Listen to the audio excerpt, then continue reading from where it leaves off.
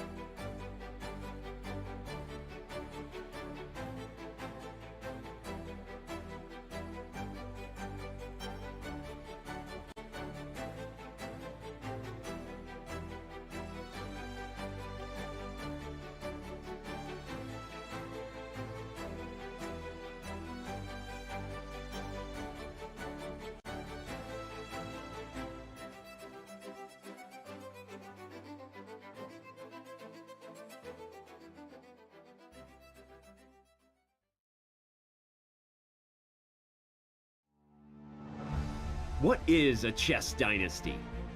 Unceasing dominance, move after move, again and again and again.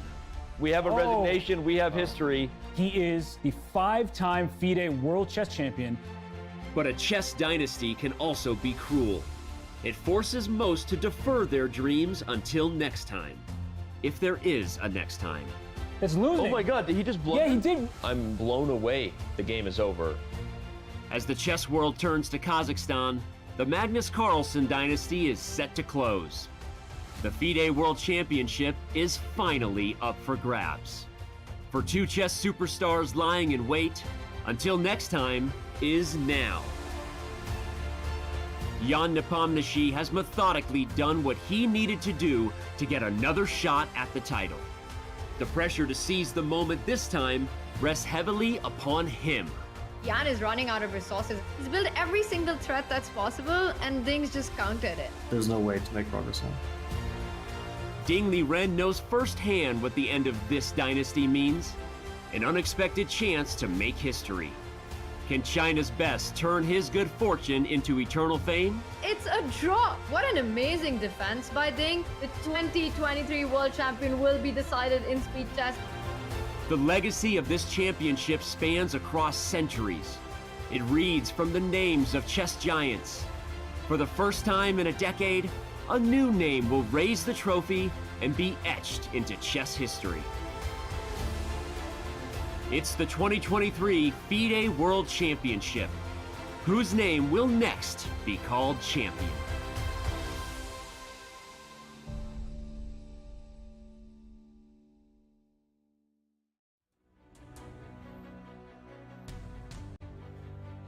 It's Championship Sunday in Astana, and not far from here are the buzzing halls of the St. Regis Hotel. Like every game day today, Jan Nepomniachtchi and Ding Liren will step into this playing arena. But this is like no other day. They'll walk into the glass room and today, with the stunning trophy inside, play their hearts out. And in the end, one of them will be the new world chess champion.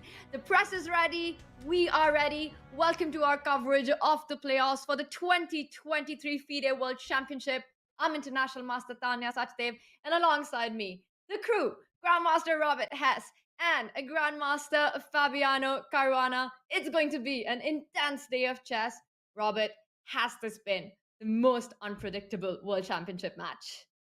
It's been an absolute roller coaster, and perhaps that's what happens when there are two evenly matched players like Jan Nepomniachtchi and Ding Liren, the numbers 2 and 3 rated players in the world, just a few rating points apart, coming into this match with just about an equal head-to-head record. It's been exciting, it's been fun, it is Sunday Fun Day, but for the players, there's a lot on the line.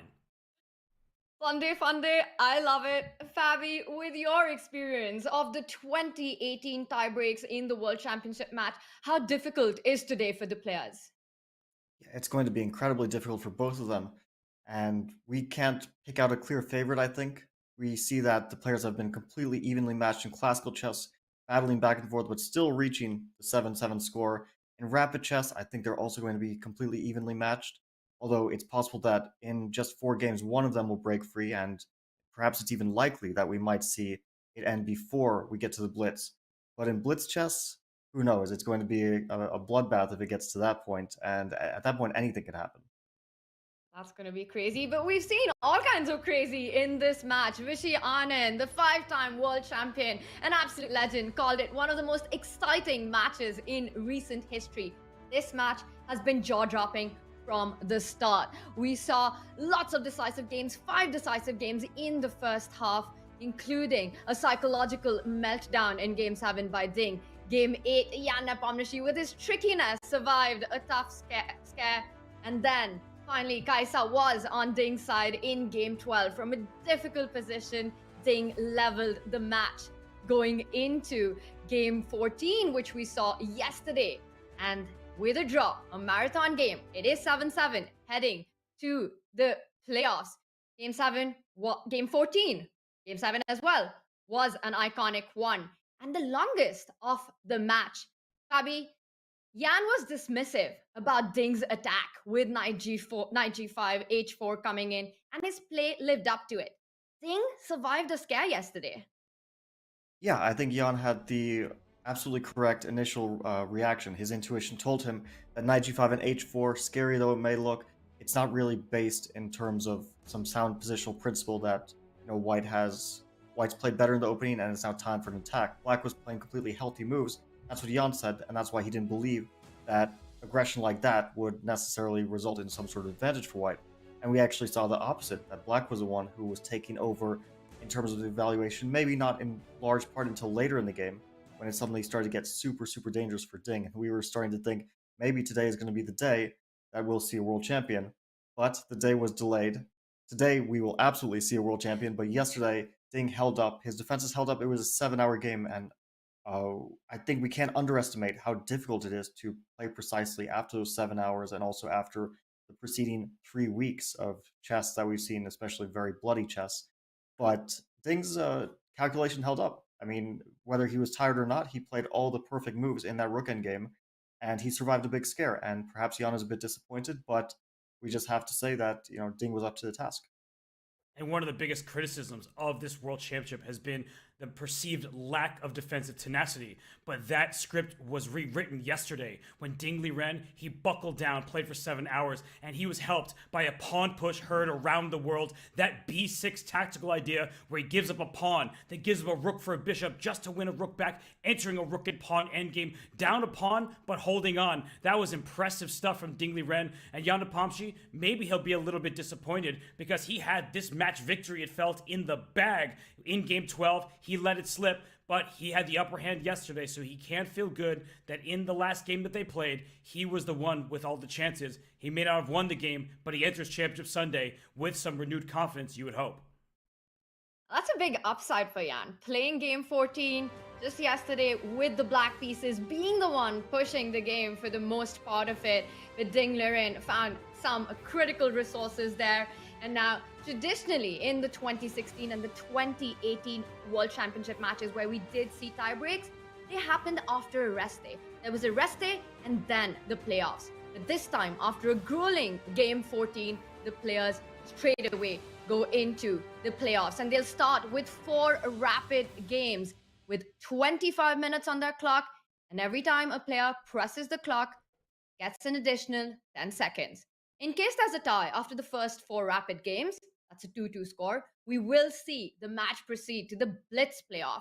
And that will be a best of 2 with a 5-minute and a 3-second increment. If that one ends in a tie as well, then we go down to the final tiebreaker, which will be with 3 minutes on the clock for each of the players and a 2-second increment. The games will be played at till we have a decisive result. Robert, we're going to start with rapid. We're going to potentially have blitz. Is there, in either of these 2 formats, a big favorite? Such a big question. I know that's what the people want the answer to. Who is going to win today? And going into the rapid portion, we do not know. I know Liren, he has the slight nod in terms of rapid rating, but he's inactive over the board. And Jan Nepomniachtchi has played some excellent speed chess. He won the Rapid Chess Championship in 2022 on chess.com. He beat some big names along the way. So I feel like it's hard to pick between these two. They are both well tested online and over the board. They have been at the top of chess for over a decade. I don't know who to pick. It is going to be an amazing fight, and we do know that the players have played each other a bunch of times in speed chess as well. These are their head-to-head scores, but past scores are the least of the concerns for these 2 players today. It's a totally different universe that they're in. None of the rules apply here. The only takeaway that we have from this graphic in front of us is that it's going to be a close call. As Robert said, it's hard to pick a favorite. But then we didn't need a graphic to tell us that it's going to be a close call. It was clear in the classical games, just the kind of fight that we're going to get today. Now, what's going to matter today is going to be energy. Both are extremely fatigued, not only from game 14, but all the games preceding that as well. It's been a big fight from the very start. It's going to come down to who has those extra seconds in time scrambles. Grit, determination, stamina will come into play. Fabi, is it fair to say that today will be more about the player who makes the last mistake and less about accuracy? Well, I think accuracy will play a huge part in deciding who makes the last mistake, because very often these mistakes that come at the last moment, they're the result of pressure that builds up throughout the game. So if you're on the back foot throughout the game or throughout the day of rapid chess, then that's likely to lead you astray in those critical moments, because we know the pressure, it's not just a momentary thing, it builds up in your mind and your body. And so it might be down to like just who plays the best chess, and we might only see it manifest finally in some like huge blunder when they're both down to time trouble. But we have to recognize that mistakes and blunders don't come in a vacuum. They're the result of previous factors that build up. Yeah, it's really well worded by Fabiano there that we often think, how could they blunder this piece? That's what spectators may think, but it's because of continued pressure. Tough moves have to be played, and it's not just single moves, it's strategies, ideas. And when you're in rapid chess, you can't sit for 30 minutes because guess what? You don't have 30 minutes to start with. So I think when we look at this match as a whole, Jan Nepomniachtchi has been the quicker player. He's also been the first into the playing hall, and that is true today as well. And I feel like for Liren, he knows he can't sit in for those long things. He is going to have to find ideas quickly. He is capable of that. We have seen in some of the best players in the world, they may be slower in classical chess, but they speed up when the time gets lower. As Jan Nepomniachtchi walked into the playing hall, he did glance at that stunning trophy that we saw earlier on. That is the ultimate dream for these two players. So much pressure, so much tension, but champions play their best chess in exactly these clutch moments. Now, we also had the drawing of lots after the press conference yesterday, and Liren does start with the white pieces, the first rapid game. And it is going to be a lot about what the team Ding come up with for this game one. A result in game one could potentially set the tone for the rest of the rapid games. Fabi, how crucial and how critical is game one for these players with 4 games ahead? Yeah, I think that will really set the stage. And if we see a decisive result, it could uh, really lead to some momentum for whoever wins. Although we have a lot of recent data in terms of 4 game matches between top players, in the Champions Tour, this is the format. And very often we see a lot of back and forth.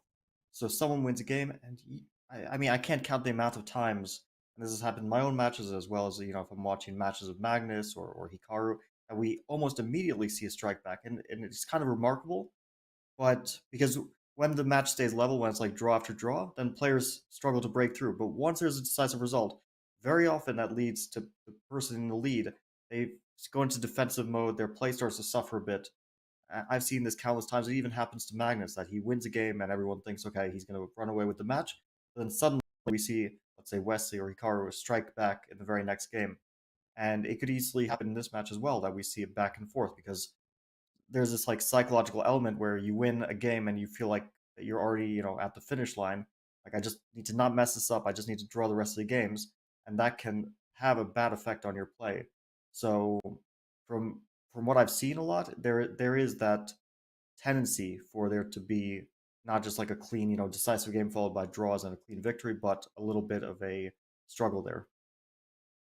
It's going to be a big struggle for these two players, and Liren with the white pieces, Jan Nepomniachtchi with black, looking ready to start. And Robert, before we get the game action going, this one's for chat, and this one's for both of you, actually. A prediction. You know I love predictions. Will we see this match go into Blitz? And I'll start with Robert. Always put me on the spot. I do not think that we're going to blitz. I don't know who is going to win, but I do think we will see a champion crowned in rapid. Mistakes happen more frequently in quicker time controls. I think one side will take the lead and will not relinquish it at a certain point, and so we will see a champion crowned in rapid. Robert predicts a match in rapid. What about you, Fabi? I'm going the opposite direction. I think we've already seen so much back and forth. I don't think it's going to stop now. And I think you might call me superstitious, but I think there's going to be an element of fate here in terms of the dramatic twists and turns of the match, and that will continue. And it just feels like these guys are so evenly matched that it's hard to imagine them not going the distance. And we do have the first move on the board. Liren goes with the trusted queen spawn opening that we've seen him employ in the match so far. And this is a new position. First time in the 2023 World Championship. Well, when Dig is playing with the... Yeah, I like it too. When Dig is playing with the white pieces, every opening is a new opening. He has played pretty much everything you can imagine after we see d4, knight f3. He played one time the London system, bishop f4, one time the Coley system, e3, and now he's going for a third move, c3. Will we? I mean, he doesn't want to put that pawn on c4 anymore, so he's choosing between all these small systems that are kind of a little bit interesting, a little bit poisonous. I know the c3 system because Levon was quite enchanted by it, and I don't know if you remember, Robert, when we were at the Olympiad, Levon was telling us a bit about this c3 stuff, and It's an interesting little system. It's like a modern approach trying to pose black some original problems, and we see already Ding took a pawn and is trying to hold on to it by any means. Bishop on e3, a bit unusual, but it does defend the pawn. Yeah, and I actually really like these approaches when it comes to quicker time controls. And this is rapid. And you may see Ding's clock at 25 minutes and 56 seconds and be wondering, didn't they start with 25 minutes? They have increment. They will gain some time with every move. They will gain 10 seconds. And I like stealing pawns if it doesn't compromise your entire position in quicker time controls, because this pawn on c5, good luck winning it back. At some point, Ding will push his pawn to b4. That's why his pawn's on c3. And if he can establish the defense of that pawn, Black will have a lot to prove. Compensation is often a vague term. What compensation does Jan Nepomniachtchi have? He has 2 pawns in the center to 1 for white. So there's some good news for Jan. I think there's more bad news at the moment. I think this was a smart opening choice, but we're just getting started here. We're only 6 moves in, too early to predict, but I do enjoy this decision from Ding Liren. So wait, what happens after knight g4 now? Because, yeah, I do want to get that pawn back. And if the bishop goes to d4, there's e5. If the bishop goes somewhere else, we take that pawn. So you have a few choices, I guess. You can... He decides not to, but it looked interesting to attack the bishop there. Yeah, he castled, but let's look. Knight g4, bishop d4, e5 is fine. To get this bishop out of here, I guess there's h3, taking this knight away. And it's a very forcing sequence where white takes the knight, you take this pawn, this knight hops back and takes here. So I think Black's position looks quite flimsy. I would not have advised going for this if I were Jan, and he didn't. He castled instead. But he does, after d4, he does regain the material because the g4 pawn will be hanging. And yeah, you might be right that after knight e4, maybe the h-file being opened is actually to white's benefit. But we didn't see that. We saw castle and Ding decided to hold on to that pawn. I was going to say, like, instead of bishop g2, he could have played b4 as well. Just clinging onto that pawn. And now knight to g4 comes. Wow. What? So Jan knows this position. He must, because that knight may reroute to e5 and over to c4, control some of the squares. But Tanya, I was saying I like grabbing pawns. I know Yasser Saron will be proud. What about you? Do you like white's opening choice thus far? I don't know if this is something I would go for in a game, but Robert, I love what we're seeing. And to just add to the excitement, after Jan Nepomniachtchi made the move knight c6, that's a position I don't have in my database. It's a brand new, fresh position right out of the opening. Now, when you're playing in a rapid game, time is such a big factor. I don't believe that Ding would have played on in this fashion and in this manner in a classical game, but in rapid, this just makes it so exciting and so fun. Ding Liren hanging on to that extra pawn and bishop d4 on the board. The ideas that you were talking about, e5, it reminds me of some kind of a Grunfeld way of trying to win a pawn back, but reverse in colors. So definitely sort of thematic here to try and get e5 in to go into those complications. But this is fire on the board from the start. This is more than what we could have asked for in game 1 of the rapid. And Robert, I love the position that we have. It's going to be fun. Tanya, quick question. So you said what moves had been played? So queen c7 was Jan's pretty quick choice here. So this is still familiar territory, or do you think they're starting to get on their own? Bishop e3 is actually when it stops. After bishop e3, shot castle has been played 3 times, and that's about it. So already it's a very fresh position. Knight c6 never been played. It could be some sort of a transposition, and which is why I'm so amazed to see the speed with which Jan Nepomniachtchi is playing. Fabi, you mentioned that Jan is perhaps familiar with this sort of a setup. Wait. Now after e5, I don't understand anymore, because there we were getting h3 and the h file was opened, and black couldn't take on b4 in the end because there was queen b1. I don't know if we can just like show that very quickly. Like if we go the previous move. It's a queen c7. Yeah, I think that queen c7 was quite a clever move, because here e5 h3, ed4, hg4, dc3, knight c3, and if knight takes b4, which is a very important pawn, then queen b1 would win the piece because of queen h7. So that's why I'm a bit surprised that he castled now, because with the rook no longer on h1, all of this stuff, knight takes b4 can be played. And it's still a question. Knight takes b4, there's a3 in that final position. If we go down the same exact line. dc3, knight c3, knight takes b, or no, I meant like knight c3 and if knight b4, then a3. This is a pretty critical line, I think. And that, I was gonna say, Fabi, that's why Jan is sitting and thinking this is really deep stuff. So, we see the engine off to the side saying white is better. Do you think Ding knows this position? He might. He's playing very quickly, and he didn't really pause after Queen C7 either. And this is like a very concrete position. So you would, to figure these positions out. Yeah, I think that he must know this position. It must be in his prep. He continues And to that blitz looks at h3 on the board, e5. We might be seeing this line, and we might see a bishop drop down on that long diagonal in the end. Robert, I don't see a way for white to actually avoid, for black, for Jan to actually avoid this setup that we're looking at with a3 in the end. Yeah, I mean, maybe you can retreat, and I'm just scared of the variation we were looking at, and Jan will be digging deep right now. He's down on the clock. People might be surprised by this. Wasn't Liren the one who was always in time trouble? But he has come extremely well prepared. He answers the question, excuse me, Ding, your preparation was supposedly leaked. You haven't been pressing with white so much, at least not in the opening stage. He came to answer that right here, but knight f6 as a retreating move. The e5 pawn is defended twice. That would force the bishop back to e3. And so what I'm saying is that black has this strong center. White has the extra pawn. Fabi, how do you assess that trade-off? I think black always has a degree of compensation. It's something which you're a bit hesitant to go for because there's no like concrete follow-up after knight f6, bishop e3. You'll play a move like you can play rook to d8, you can play bishop to f5. You have like various ways of playing the position for sure, but nothing which immediately gets back to pawn. Very often black will maybe even play b6 and just try to trade off that pawn and then use the open a file and the better structure as compensation. But it's one of those, yeah, here like maybe b6, b5 you get scared of. This I think, okay, we can kind of live with this kind of compensation perhaps, but after b6, b5 is a bit concerning.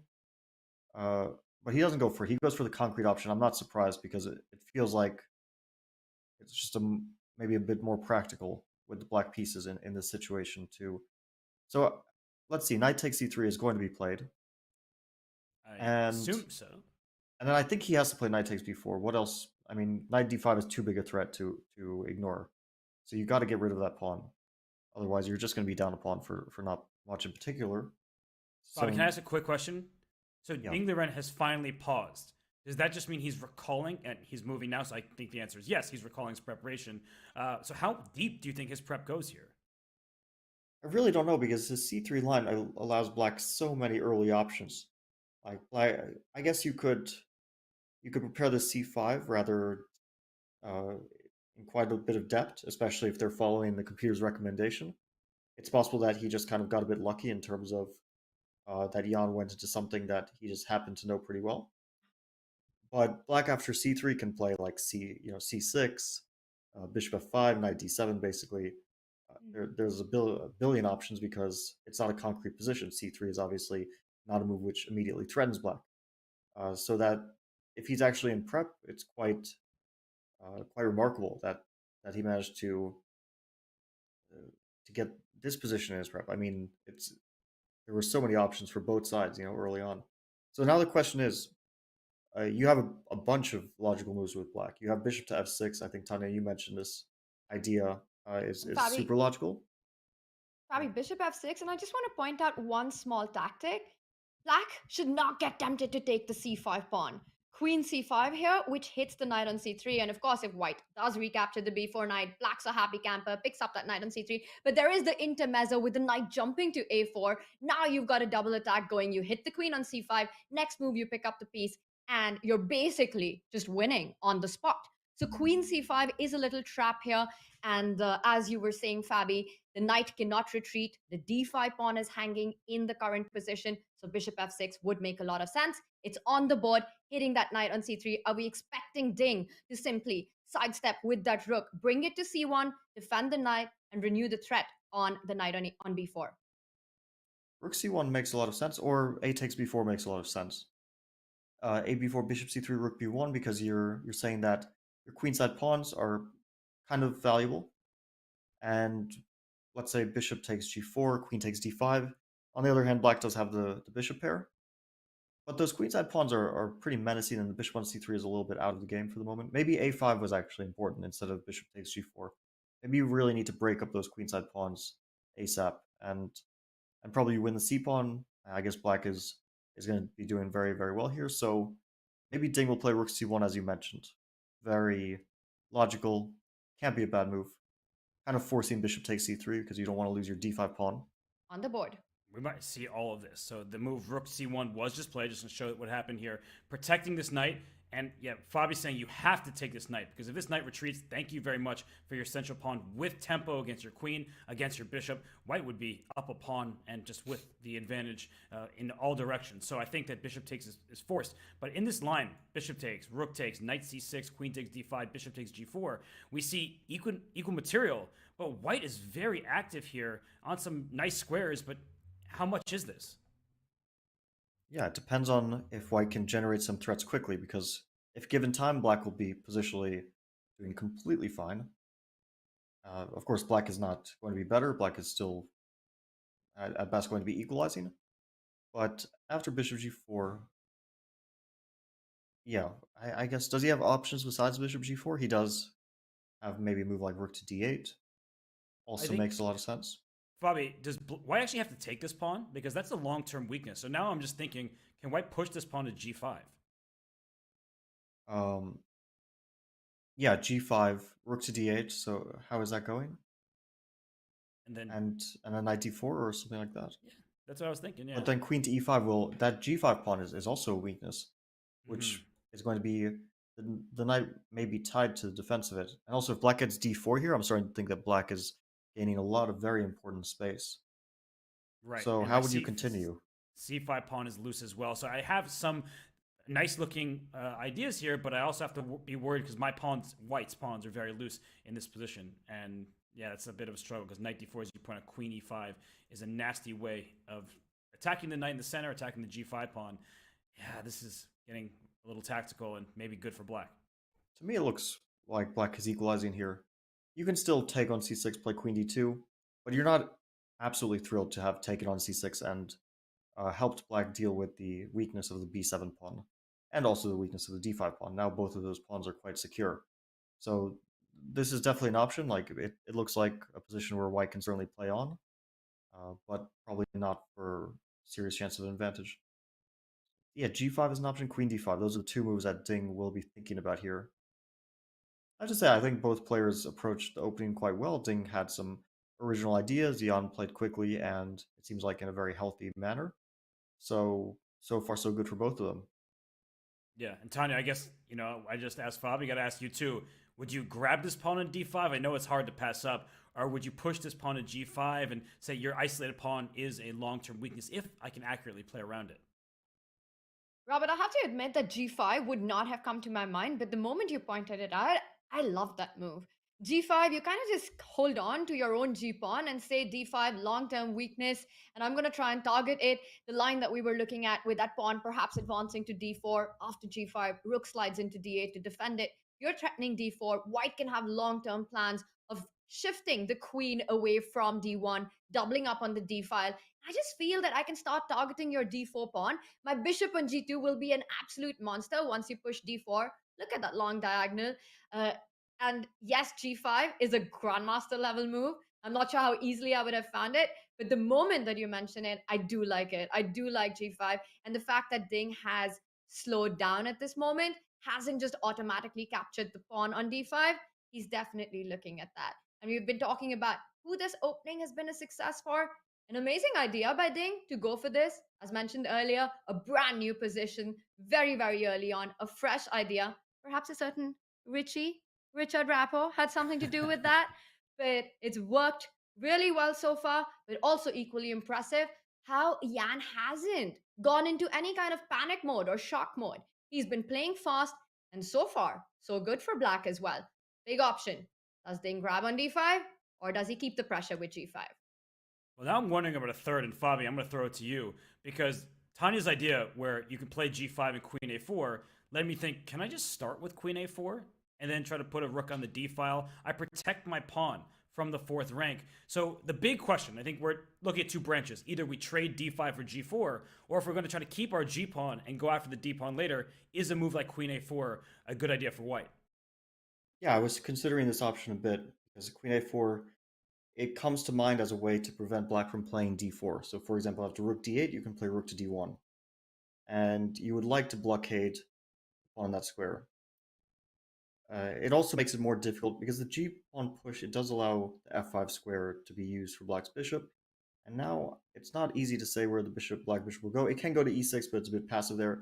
It can go to d7. I don't think tactically white can take the d5 pawn yet, but I don't see what it's doing on d7, especially here. Knight to e7 would win material, so white would have to wait with capturing that pawn. But then white could maybe consider g5 at a later moment. I'm not sure how black can use this, let's say, discovered attack on the queen, unless it wins material tactically. Because, for example, g5, knight to e5, I think white can play either queen d4 or queen f4. Both are very logical moves.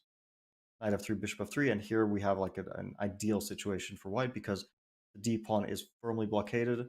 It's not advancing, and white can also consider a kingside attack with king g2, rook h1, and potentially targeting the h7 pawn. It's not guaranteed that this will lead to some sort of victory because black has bishop f5 at some moment to defend that pawn, but overall white is definitely pressing here in a very, very safe and comfortable way. So for rapid chess, this is like dream for white and nightmare for black. But after queen a4, I was thinking also rook d8 is super logical. But then I think knight... How are you dealing with this? Maybe knight to d4, because e3 allows rook to e4. And now knight d4, queen d4, rook e2. It does grab a pawn, but... Fabi, oh! Checkmate in one. Oh my god. There you go. Don't take on d4. It's okay. It's rapid chess. I forgive you. But ding. I mean, he hasn't moved yet. So queen a4, queen d5, g5, 3 logical moves. So do you think queen a4 is now becoming increasingly likely the more he thinks? Or what direction is he going to take this game? And, well, he just answered it immediately by taking on d5. I think the most likely option is queen takes d5. I say that after the fact. So this is logical. I mean, here he can continue with rook to b1. I think that's a pretty interesting way to continue. He also can like play queen to e4. I think he would like to see a trade on f3 because that would give the white the very powerful bishop compared to black's knight. But it's not. I think maybe queen a4 was a little bit more of a testing option, even though they're probably equivalent moves. I just like keeping control and trying to establish that blockade on d4. Here it's more like black can probably calculate his way out of any trouble if that happens. Yeah, Tanya, I mean, you actually inspired me with that queen slide to a4. So I agree, but I guess the question is, do you feel like now Jan's pieces are more free and that he has more ideas of his own and maybe Ding should not have swapped those pawns just now? It's definitely a very open position. And as we can see, black is coming in with more development with tempos. That queen on d5 can be targeted with the rook sliding onto d8. That pawn on e2 can be targeted with the other rook sliding into e8. So it does look like the next few moves are going to be easier for Jan to make. And what's the follow-up here? You've got this c5 pawn. You've got to watch out for that. c5 and a3 are pawns which have been disconnected. Perhaps something to worry about in the long term. But that's a far away endgame possibility. But just something to keep in mind.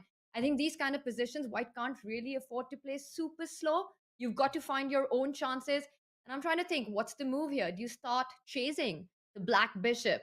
Does a move like queen g5 make sense? I want to attack your bishop. I want to start doubling up on the d line. You're going to laugh. And maybe you both will laugh at me or with me.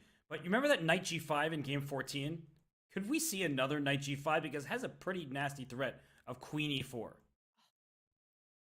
Yeah, that's nice. I mean, both of those moves that you guys mentioned are very interesting.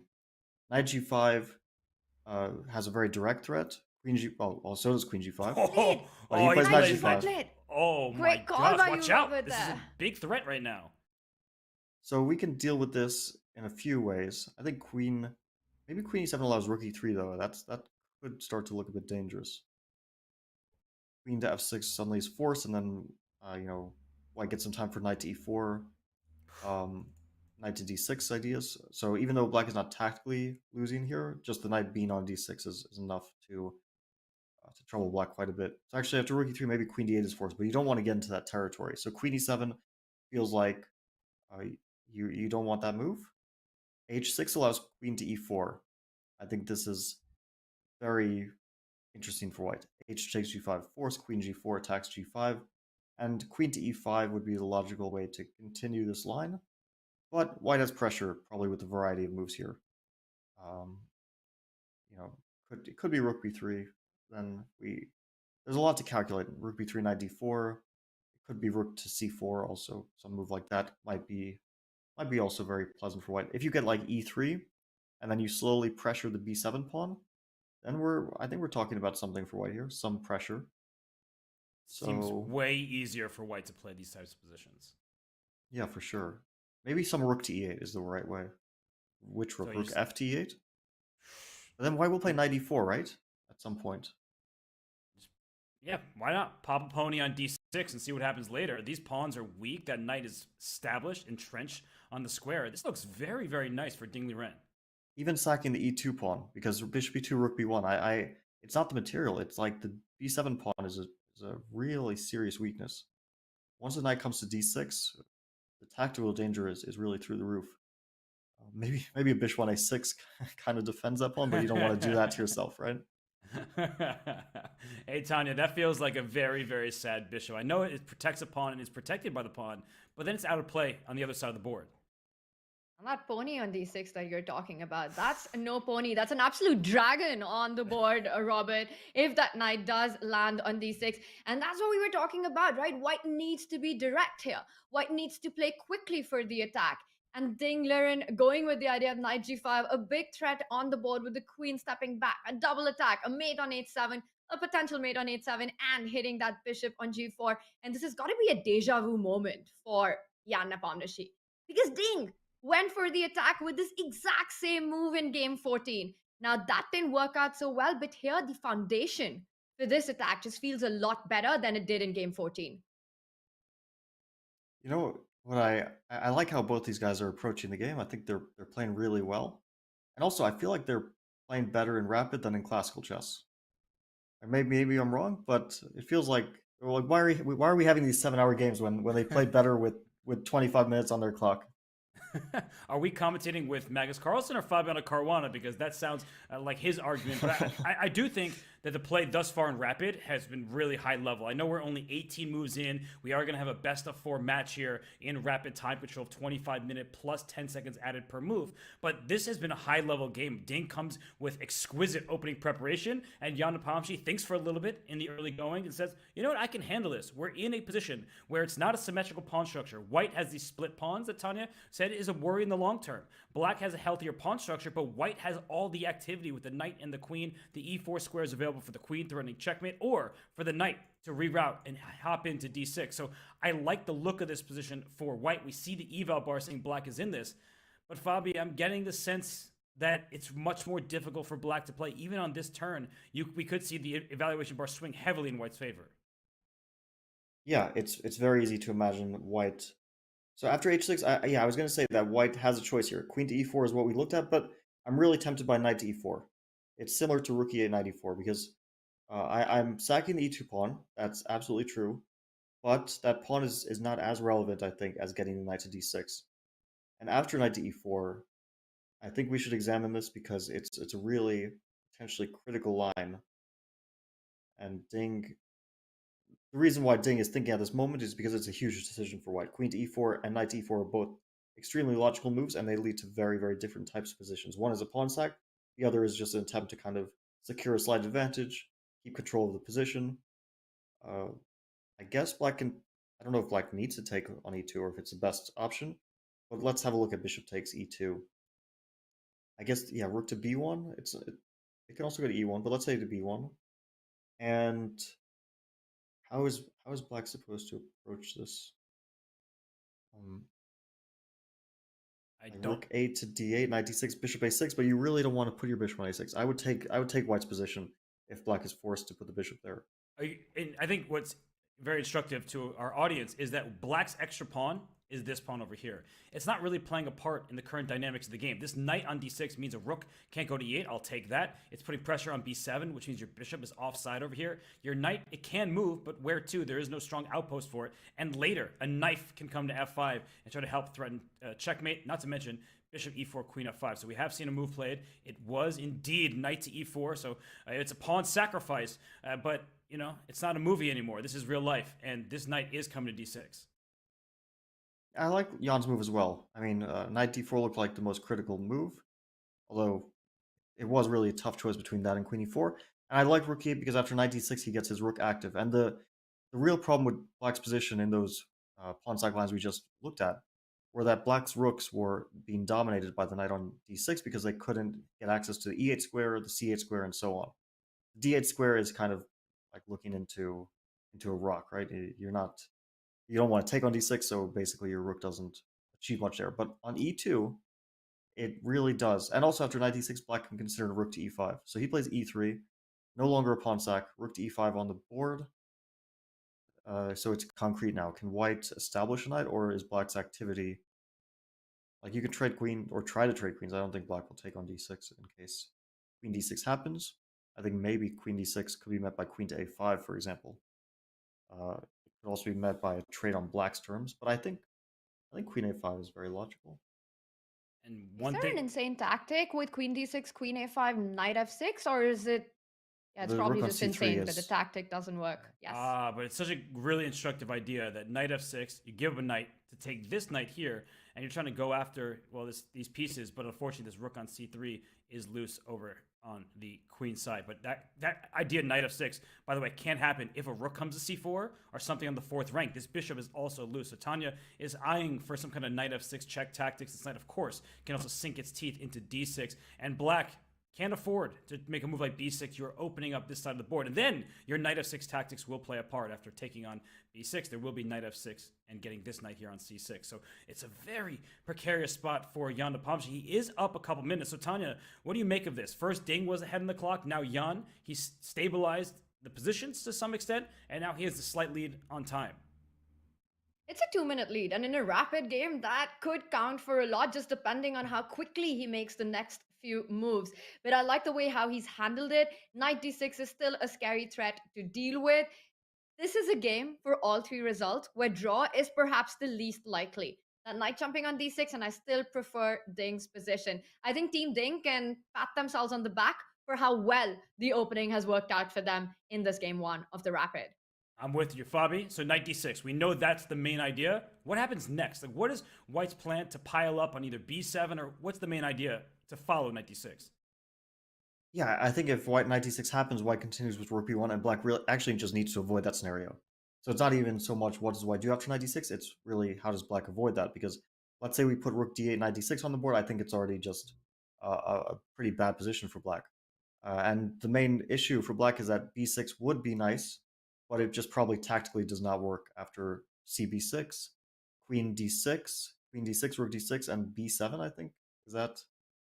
I mean, it's actually quite sharp, but knight b8, rook c8 does seem to win the game, so...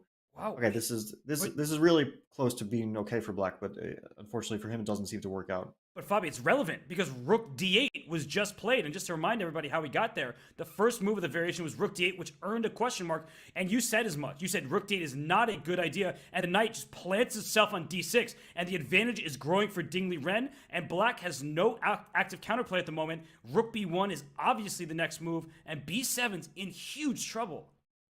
I think he missed the b7 in the end. He was probably thinking b6 works out. And maybe he should have played queen a5 instead of rook d8, because like before, my second point before he made the move was going to be that white black needs to prevent knight d6 at all costs, and maybe queen a5 was a way to do so by trying to target the c5 pawn before. Because now after queen a5, I think it might be too late to target that pawn. White can just try to defend the c pawn with maybe queen c2. There might be other ways, but then black has to deal with the knight b7 threat. So I think black needed to get ahead of the knight d6 move, and he maybe thought he was by playing b6 here, but b6 we saw it just doesn't work tactically because the pawn on b7. It's a bit surprising maybe visually that black doesn't have knight b8 there. It feels like black is able to cover the 8th rank with something, but after b7 you just don't have anything to cover the 8th rank. It's just very concrete. One move and black would be fine, but so he's gonna do something else, because this is clearly. But b7's extraordinary. Every other move, it seems like black has chances, but b7 would win the game. Instead, rook h5. So this feels like rapid chess. We are seeing a rook come to an open h file. Is there going to be a checkmate? Well, if this knight gets to e5 into f3. So Tanya, I know the eval bar is going up in white's favor, but this is at least double-edged. Yeah, this is why you don't care about what the eval bar is saying, because your opponent makes a move like rook h5, knight e5 ideas, and also queen d7, bishop h3. I really want to get my queen onto that h5 to give a checkmate. These are things that you start thinking about, you start worrying about. White's plan is clear. White wants to go for the b7 pawn. Yan's plan is clear. He wants to go for Ding's king here. Who gets where faster is the question. I'm expecting Ding to slow down and actually judge how dangerous this attack really is. A move like rook b1 is what he's considering, but then just does black start following it up immediately with a trade of the fianchettoed bishop on g2? That is the key defender in white's position. It would be an absolute dream for black to get these bishops off the board. I have to show. Fabi, I know what you're going to say, so let's say it together. That rook b1, there's knight to e5, because if the rook takes b7, thank you for a free pawn, I'm getting your queen. But knight f3 check is devastating. If you move your king, thank you for your queen with check as well. If you take, bishop takes, that is unstoppable checkmate on h1. So rook b1 would be a huge mistake from Ding Liren at this point. Yeah, absolutely. Rook b1 allows, I mean, it would be very strong enough for this knight e5 idea that you demonstrated. And then the question is, how does white deal with both the idea of knight e5 and the other idea, Tanya, that you mentioned, of bishop to h3? Because if white made some passy move like a4, I think black's idea would not be knight e5, because then f4 would come, but to play bishop to h3. And obviously a4 doesn't, wait, what, the Valbar didn't, a4 was my kind of demonstrative move, and then the Valbar didn't move when you played a4 there, so maybe a4 is a good so move. a4 is not a bad move, but it doesn't do anything, so there must be a better move. Well, I think what it means, Fabi, is that white's just better here, because you have a knight that's sitting on d6 and can't really be kicked out. So even if the bishop trade happens, and this is informative for us, that we're looking at this like, okay, bishop h3, that looks scary for white, and the computer's probably laughing. I'll just take and play king g2. So he played rook b1. You saw Jan? He's looking like, are you sure about that? Because knight e5 turns the tables. Oh, he wants to play e4, but black can play queen takes. Oh no, black can't play queen. Okay, I got excited. And rook b1 okay, was knight the e5, he wants most to play tempting. e4. And you even move, you want to make it in a bullet game, but knight e5, you need that rook on f1 so that you can get f4 in, and the f3 square is controlled. And Yan in seconds plays knight e5. This is turning around and getting super dangerous for Ding now. And he plays. Yeah, he wanted to play e4 for sure. That was the idea, but it feels a bit shaky. And now you don't threaten rook takes b7 because of queen takes b7. So black is given room to breathe, and also, Fabi, I think I see it.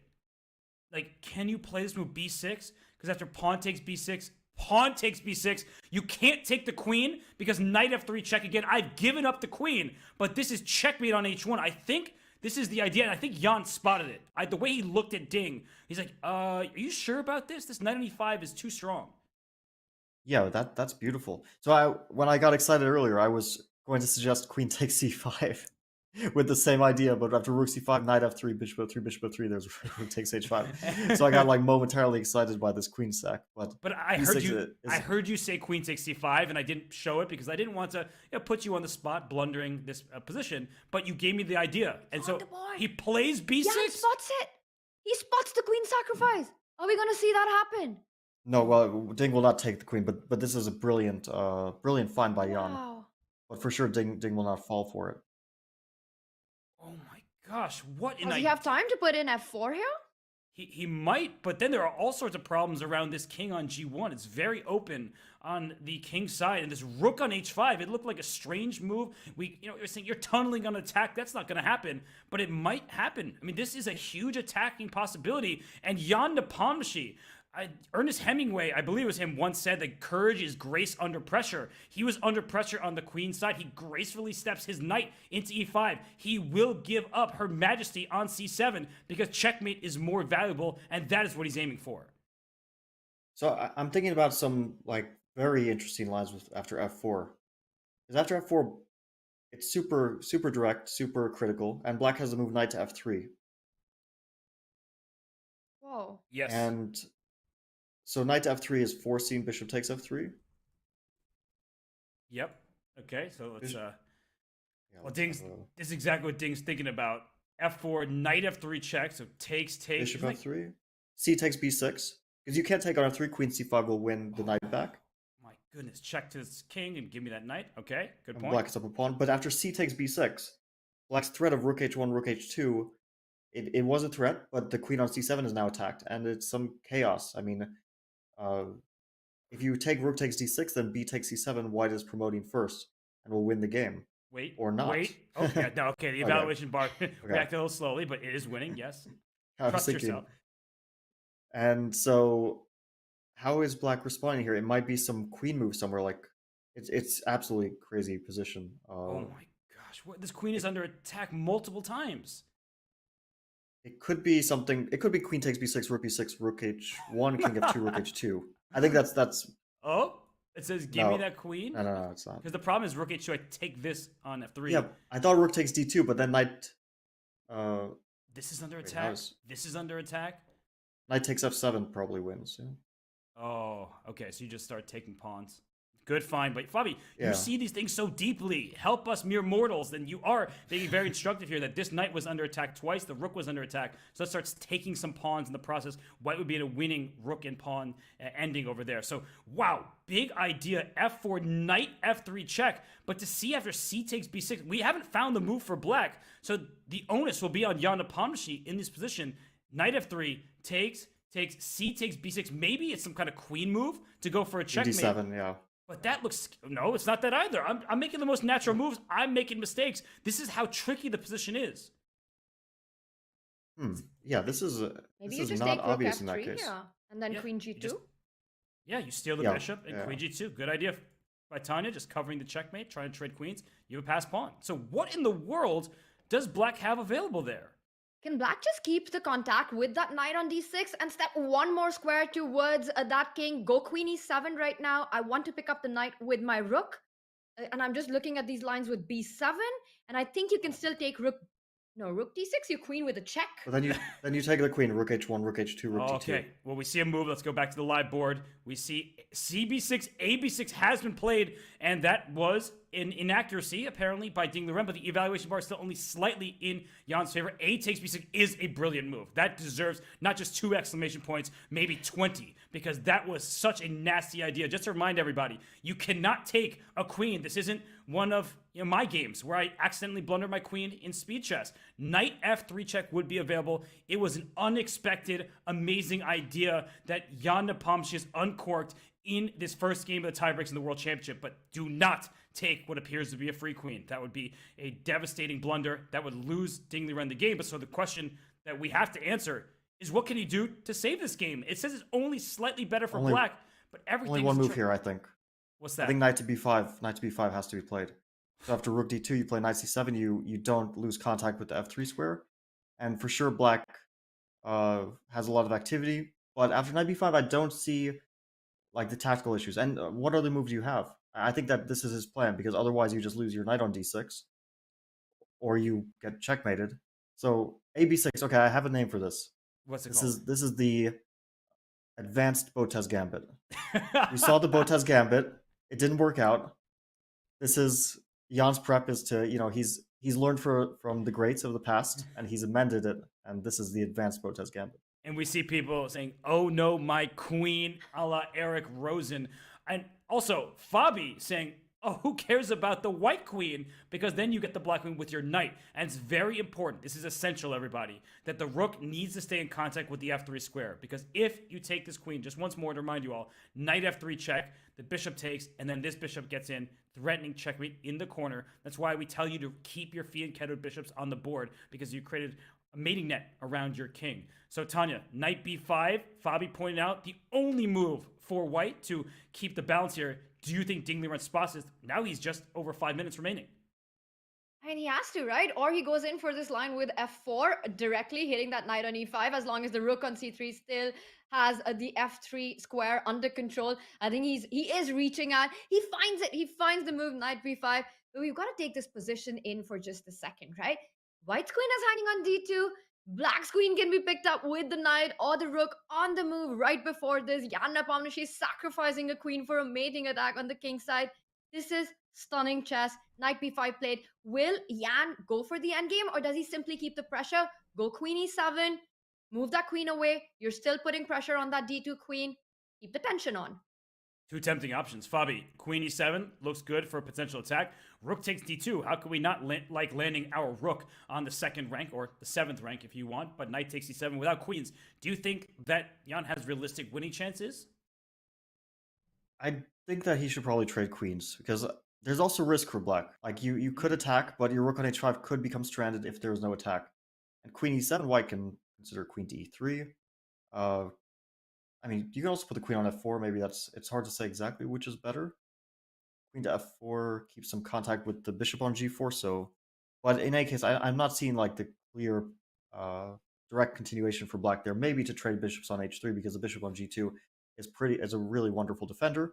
But I'm looking at rook d2, knight c7, and knight to d3 as a very concrete approach. I mean, rather than moving about and going for some vague play, let's go for a direct play. It's usually how you're supposed to play when you have the initiative.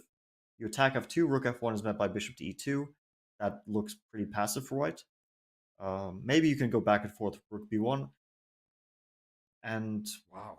maybe white's holding. But here it's nice for black because you have the safety net, the drawing. You can play bishop g4, bishop e2, and so on if you want. And after bishop g4. But Fabi, just quick thing, you're such a super GM that you accidentally find 3-move repetitions that nobody else would find. Like, yeah, this bishop is g4, rook f1. Okay, Anish will have a field day with this one. But okay, so instead of after rook f1, or where did you want to? Well, if white doesn't play rook to f1 and white tries to avoid this and plays, for example, f3, I'm getting super worried that just like the simple bishop to h3, that white just starts to get checkmated. I mean, if you'd think like you don't checkmate in an endgame, but actually you do sometimes checkmate in an endgame. And for example, bishop to h1 here, I can play. Yeah, you don't want to do that, but after rook g5, I think it's like, I mean, I'm threatening checkmate and whatever. Yeah, and here, king f1, rook f2, and there is your checkmate. So white might have to be super precise, but this rook f1, maybe he's very fortunate that he's holding it together that way. I think Ding has seen this, and that's why he was pausing with the move knight to b5. But somehow Jan took over the initiative fully. Amazing. Jan's going to keep the queens in this position, Fabi. He's going to be so tempted to keep the queens and the pressure on the board. Look at Ding's time. He's down to less than 6 minutes on the clock. And it's really not clear what's the path after queen e7, because you are hitting the queen on d2. You've got ideas of bishop h3, knight f3 in the air. I'm predicting queen e7 by Jan. No trades here. But I think what we have to consider is the match situation as well. Because if this were a one-off game, I think queen e7 makes a lot of sense. But as Fabi's saying, there is some risk here. This rook on h5 is in an odd spot. It doesn't really have too much mobility. And if we can firmly defend our squares, then white can also look at this b6 pawn as a target. This knight can go through c7 back to d5 at a critical moment. And I know that I have to keep my queen safe first, but I could see that being risky, and Jan does take on d2. I think the match situation plays a big role in his decision-making. A draw with black is a good result overall. It means he'll have 2 whites in the rapid, and Ding Liren will only have 1 remaining. Yeah, I think that it's just a practical decision. He sees after knight d3, white's probably only defense is rook to f1, and then at least he has a safety net of the draw. Also, with the queens on, I just had a flashback. Game 12. I mean, it's obviously a very different position, but the rook was on h6 there. With the game which Jan was winning but lost, that really crucial game. I mean, the rook was stranded. It was an attacking piece which ended up getting stranded, and you can easily see this. You think I have a bunch of pieces surrounding my opponent's king, but the bishop on g2 usually defends things really, really well. So unless you see something concrete there, you don't want to go for it, because I would see shades of that game 12 where Ding starts to vacuum up the queen side. In this case, the queen side is 1 pawn, but he plays queen to e3. He attacks the b6 pawn. He takes it. He gets a material advantage. The attack doesn't work out. You start to wonder, why didn't I go for what was the objectively correct approach, which was rook d2, knight c7, and now the only question to me is, okay, Jan will have a draw in hand if he wants it. Even that is a very good outcome. Will he have more after knight d3, rook f1? Does black have a try there? I see rook to c5 as potentially a try. Knight d3, rook f1, rook c5 is coming to mind here. And we see Jan, I mean, he is thinking about this position because he can hop his knight in, and Ding Liren, look at him. He's analyzing right now. He's darting from left to right. Both sides of the board are under his focus because his f2 pawn, that's the pawn that we expect to be targeted. He knows he can slide his rook over in the defense of it. But as Fabi is saying, that black rook on h5 will have a new availability along the 5th rank, and that could pose white some problems. So we see Jan has made his move. He was bishop h3 instead.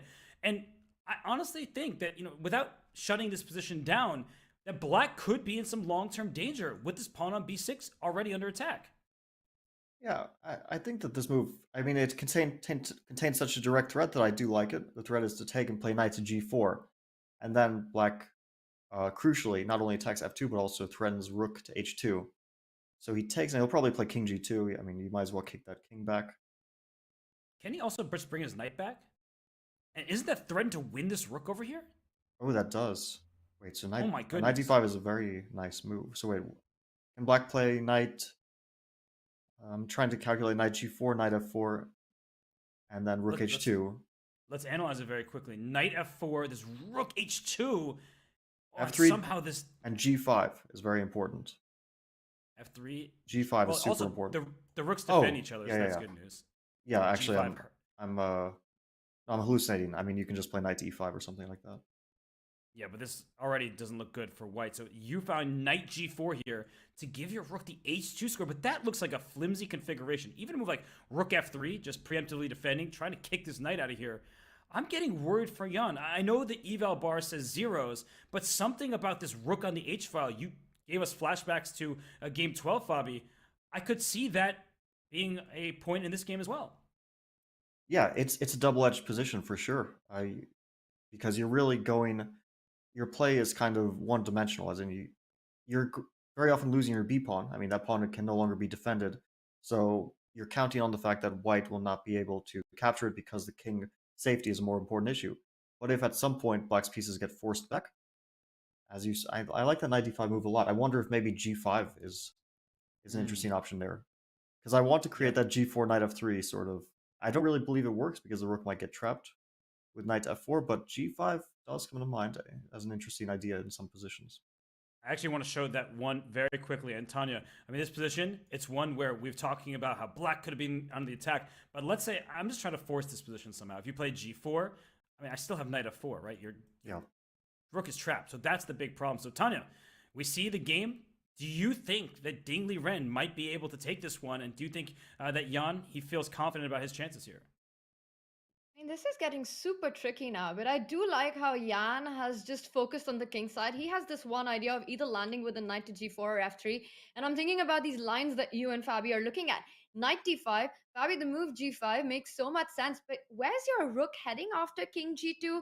I was struggling to find a safe spot because suddenly the rook can't go back to h5. That knight on d5 will jump over to f6, but there's a different approach that Liren takes. He first hits that rook on h3, and after rook h5, he could very well be heading to d5 with the knight. You're still coming to f4. You're still hitting the pawn on b6. But now with this king on g2, knight g4, the checks become real. There's rook f2, rook h2 coming in with the check. So now I like knight g4 a lot more in this position. Oh, but what a move. Rook Nice. b5. He pins along the 5th rank. And, okay, black's... What does black do here, Fabi? Maybe g6? Oh, I mean, then there's like knight e8 to f6. Knight e8, knight g4. We're Okay, keeping F2 it together. Mm-hmm. I think maybe because how else are you dealing with this? I mean, oh, by the way, after g6, knight e8, there's also... I know there's not rook takes f2, but there almost is rook takes f2. Yeah, these tactics are going to be everywhere. Yeah, g6 is the move here. Also, knight d5 there is met by knight to g4. But you know what I'm looking at? What's that? Is it a draw? g6, knight d5, knight to g4, king to f3, rook takes f2, king g4, rook g5, and repetition. Wow. Oh my King goodness. h3, not a king h4, because, yeah, king h3, rook h5. I don't see the mate after king g4 for black. Because f5 crucially blunders the, like, e5, g5, it's not mate because king takes h5. So, Very important point. I know I'm, like, thrilling all you guys with one draw after the other. You are. But we take this draw. This was fantastic. But Wait. a different move by Jan. He goes rook d1 and he wants to try to set up the mate, but he's coming in with the other rook to h1 and start threatening a mate on g1. That's what he wants, but the e5 knight, he's got to watch out for that.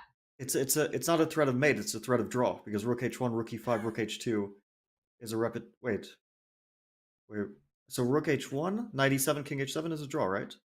Okay, that's actually an essential save at this point because it looks like you just blundered into a mating net. Either rook to h1 sets up checkmating ideas, but this rook to go rook h2 and Dingley Ren, he's down to 3 minutes and 21 seconds, but he is finding great defensive resources. So I love rook b5. Knight d5 also looks valuable because he has this check to keep that rook in contact with the knight, and that means rook h1. One of these ideas could be a mistake. Well, I think rook d to h1 is a draw, and it's what we're going to see. Yeah, nice game. Well played. And knight e7, king h7, rook e5, rook 1 to h2 leads to a repetition of moves. And this is going to be seen on the board any second. I mean, white king can't step up to f3 because the rook on e5 hangs, so he has to stay connected to that rook on h1. And there we see what a draw this has been. Handshakes. The first game of the rapid playoff ends in a draw, but it was anything but peaceful, Robert. Oh my goodness, we saw fireworks on display. It's only 5:51 a.m. in New York, but I feel like I'm at a festival. That was some exhilarating chess. These players brought their all to game one. I thought the opening advantage was Dingley Ren's, but then he misstepped after planting his knight on d6. So Jan Nepomniachtchi, I think he escaped to some extent with that half point. Yeah, that was a really fun game. The accuracy rate of this game, Fabi. If you had to take a guess on accuracy, how much do you think this would be? Probably like 94%. It just felt like the players were playing the best moves in this game one. What a thrilling finish that was, ending in a perpetual after sacrificing that piece. And in the tie breaks, the players start with a level game. This will just set the tone for the rest of the 3 rapid games remaining. It's going to be fireworks from the start. And now Jan Nepomniachtchi will start with the white pieces. Robert, some big moments in this game. Some huge moments as early as move 4. In a previous game, I mentioned that you could take this pawn c5. I was curious if Dingley Ren would go for it. He does indeed. And after e6, plays the awkward-looking bishop e3, saving his pawn. So Fabi, I mean, the early stage of this game, advantage Dingley Ren. Yeah, I think overall Ding was definitely dictating the result of the opening. And it was a really nice opening choice from him. He was well prepared. The critical moment was probably after that rook to h5 move. I know we're going through a lot of really tense and unclear positions, but they were just playing perfectly. And then at some point, Jan made a mistake. Maybe it was this rook to d8 move, and maybe it was based on missing that b6 loses the game because of this b7 move that we spotted, which is really crucial for white, proving an advantage here. Not just an advantage, but the win. And then Jan went for this remarkable rook to h5 idea. I think it was a brilliant practical try. It was based on the tactics that we saw in the game.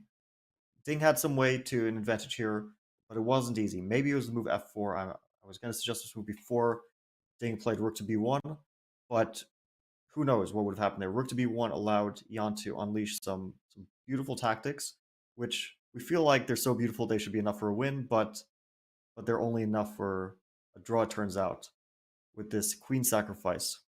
Beautiful. I mean, this deserves so many exclamation points. To show you all once more, rook c7 was met by knight f3 check. You can avoid checkmate, but you lose your queen and then your knight. Black steals a piece. And if you take and say, I'm up a queen, well, you're down a checkmate. Rook h1 would end the game. So Dingley Ren was not falling for that. He played his only move, knight to b5. And after the queens were swapped, there were some chances here. The rook on h3 was almost trapped. Some great moves like rook b5, but Jan was able to bail out just in time. After rook to d1, he brought a rook to h1. And the whole point is that after the rook takes on e5, if you take back, thank you for your rook in the corner, that still would be equality, but let's just force the draw. No risk taken here. So we saw a draw in game one. There was a lot of fight in that one. Despite only 35 moves, the players really were trying to throw their punches. Yeah, I really like this game. I think that they were really, not only was it beautiful for us to watch, but it was also really, really well played. I mean, we can only really spot to one moment, I think, to criticize from each player, maybe. Rook to be won by Ding and rook d8 by Jan. I'm not even sure if we can criticize that move because it was so complex.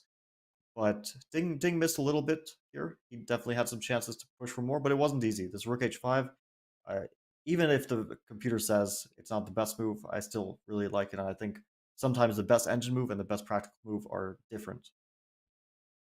think it's safe to say that we just saw one of the best games of this World Championship match.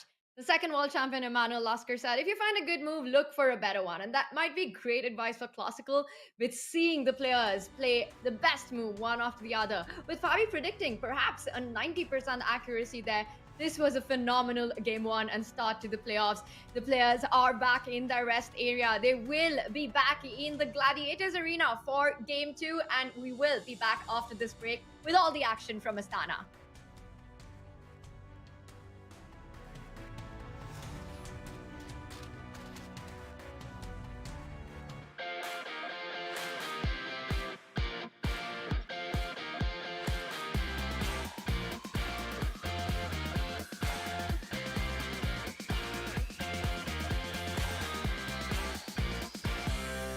Hi everybody, International Master Danny Wrench here, Chess.com's Chief Chess Officer. We are here and excited to be collaborating and partnering with World Quant as an official partner of the Champions Tour in the year 2023. I'm now speaking with Chief Strategy Officer for World Quant, Nitish Maini. The people have met us, and now time for the big questions. Jumping right into the basics, tell everybody a little more about World Quant and what exactly is it that World Quant does? Thank you for having me, Danny. And you already introduced me. I'm the Chief Strategy Officer at World Quant. World Quant is a global asset management organization. It was founded by Igor Tulchinski in 2007.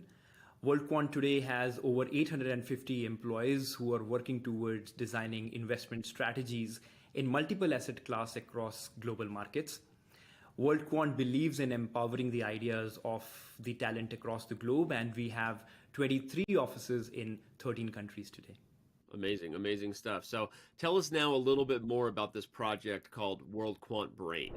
So World Quant is built on the belief that talent is global, but opportunity is not. And we strive to take this opportunity to everyone around the globe. World Quant Brain has been designed as a tool which empowers us to take that opportunity to anyone. That's fantastic. Seriously, that's amazing. I had no idea about that. Learning about this along with our viewers, and obviously as a website and a company with a mission to also connect global communities and increase the opportunity for chess, that makes it even more of a natural partnership. Tell me a little bit more from World Quant's perspective why you guys run the IQC. So World Quant has this mission of democratizing quantitative finance. And International Quant Championship is one of the tools we have to spread the message about this opportunity which World Quant is offering to everyone to be a quant in the in the quantitative space. And International Quant Championship empowers the individuals to utilize their ideas and show that they can do it, and gives us an opportunity to take this message to them wherever they are. That's great. Now, you said the finals will be in person. Was I right that it'll be in the Bahamas? That sounds like a pretty great location. Can I come? Yeah, absolutely. Absolutely. I can? Okay, so I don't know that I'm qualified to be in the IQC, but tell everybody a little more. So the finals are going to be in the Bahamas. What will that be like for those who make it? Yes, so the finals, as you said, is planned to be in Bahamas for the IQC. So World Quant celebrated its 15th anniversary last year in 2022. To celebrate that occasion, we are getting the whole World Quant organization together in Bahamas this year. And we decided that we will organize the finals of IQC at that event. So this will give an opportunity to our finalists to meet the World Quant team in person.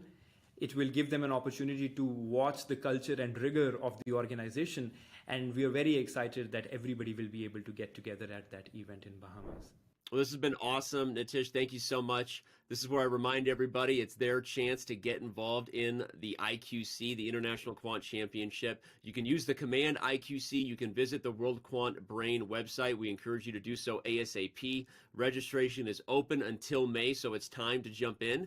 And maybe you'll get to meet the CSO and others in the Bahamas. Maybe I'll be there. If I'm lucky. I don't know, but it sounds like a great time either way. And Nitish, the Chess World and the Champions Chess Tour, thanks World Quant for their partnership. And we're looking forward to the rest of the year together. Thank you, Danny, and good luck to the community for participating in IQC.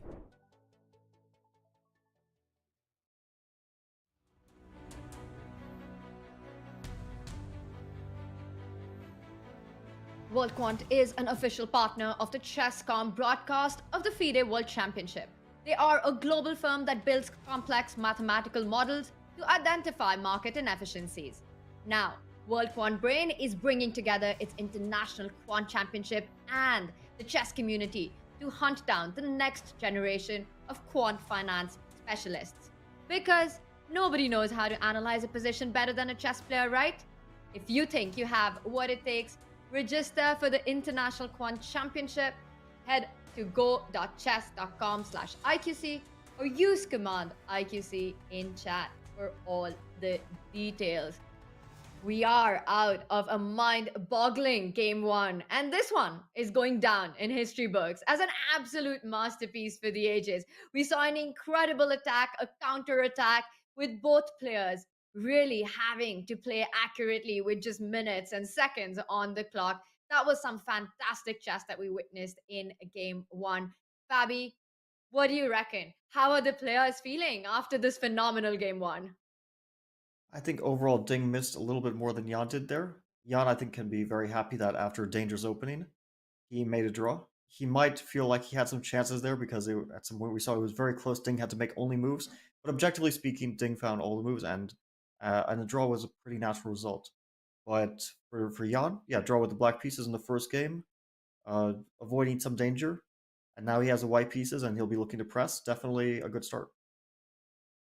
A great start for all of us here. Loved every moment of that game, Robert. We see Ding has arrived. He is meticulously adjusting his pieces on the board.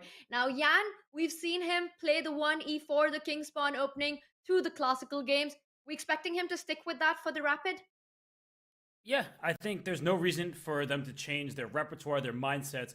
They played a very interesting classical 14 games, and here in the Rapid, that game one, I don't think that means that anyone needs to change anything. That was a hard-fought, accurate game. Great play from these two. It's an exciting start for the fans, probably a bit of a nerve-wracking one for the players, but it wasn't too scary. Neither player was under too much danger, even if it was a little bit worse for Jan out of the opening. Yeah, I think that for sure it was a position which was dangerous for Ding at some point. And dangerous for Jan, but never to the point where they thought, I'm going to lose this game or anything. So I don't think that they were super, super scared or nervous at any point during that game, although Jan probably realized when he's played Rook H5 that he is bluffing a little bit with this. It's the good thing with that bluff is that it was a bluff with a very, very clear, concrete idea, and it worked out to perfection. Amazing resourcefulness there in that last game. And we see in just a few moments, the game two will be in action. And Ding leaving his chair for just a second, so maybe we might have a couple of minutes that might be delayed.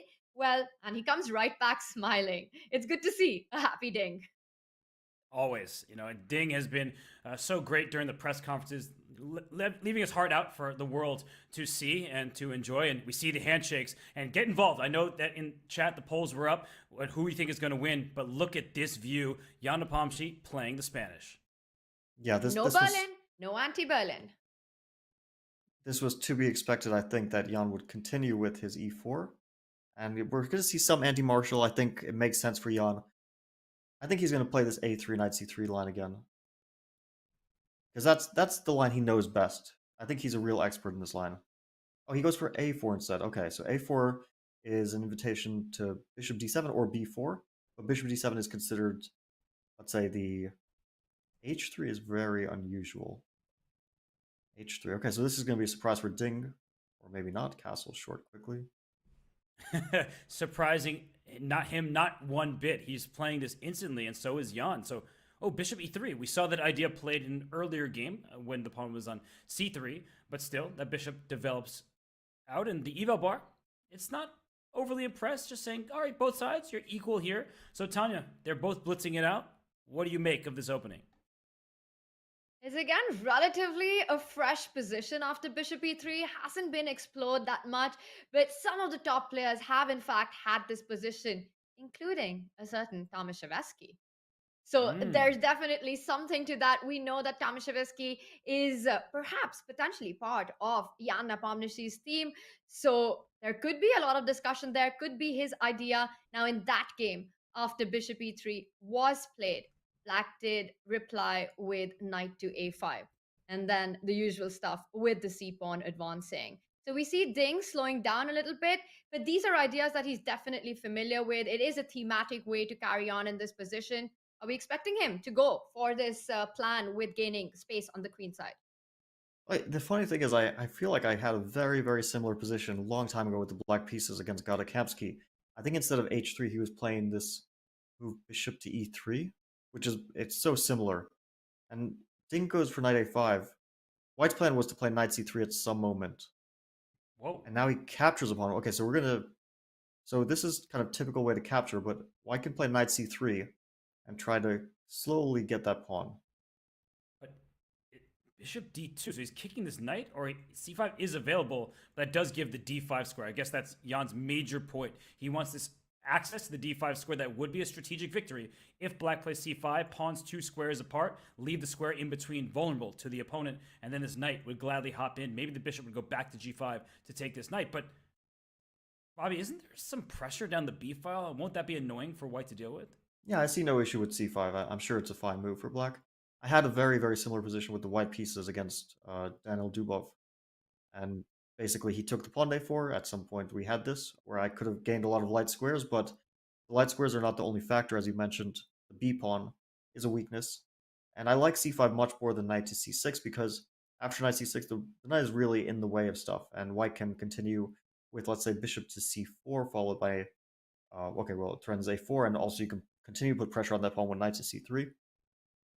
And knight to b7, at least it keeps contact with the bishop on d7 no longer is blocked from the a4 pawn. Knight c6 he plays. Maybe, I mean, it might be a fine move, but it looks unusual to me too. Because after bishop c4, you're threatened to lose that pawn immediately. So how do you respond to that? I don't know. I mean, this knight c5 felt so natural. And Tanya, you were the one calling the shots in one of our earlier games in this match. With that rook b8, there was pressure on the b file. But do you think that bishop c4 and the a1 rook is opening too fast for black to make pressure down the b file work? That's a lot of pressure to predict what is White's idea here, but it's clear what you're saying. Black will, after doubling up on the A file, make the most of this B file for the rook. We can quickly expect him to start targeting, Ding to start targeting the B2 pawn. And I was just, while you guys were discussing these opening subtleties, I also want to just point out that that game by Tomaszewski was against a certain Eric Hansen, played online in a speed chess game. Now, in that game, the move order was different. It did not arrive exactly the way we saw this one, but the same position. But the change up, the switch up from what Eric did was, in fact, when Ding decided to take the pawn on a4. The move of choice in that game was the move b4. So keeping a more closed position on the queen side. And eventually we saw the game develop with the c-pawn advance. But none of this happened in this one. Ding Liren again choosing the most direct way to play. He does capture on a4, knight c3 on the board. By Jan Nepomniachtchi. So he wants to get to the a4 pawn with his knight, also defending the b2 pawn. And now Ding has to be a little careful because there is a weakness on a6, and that's a lifelong weakness for this game. But yeah, you can play.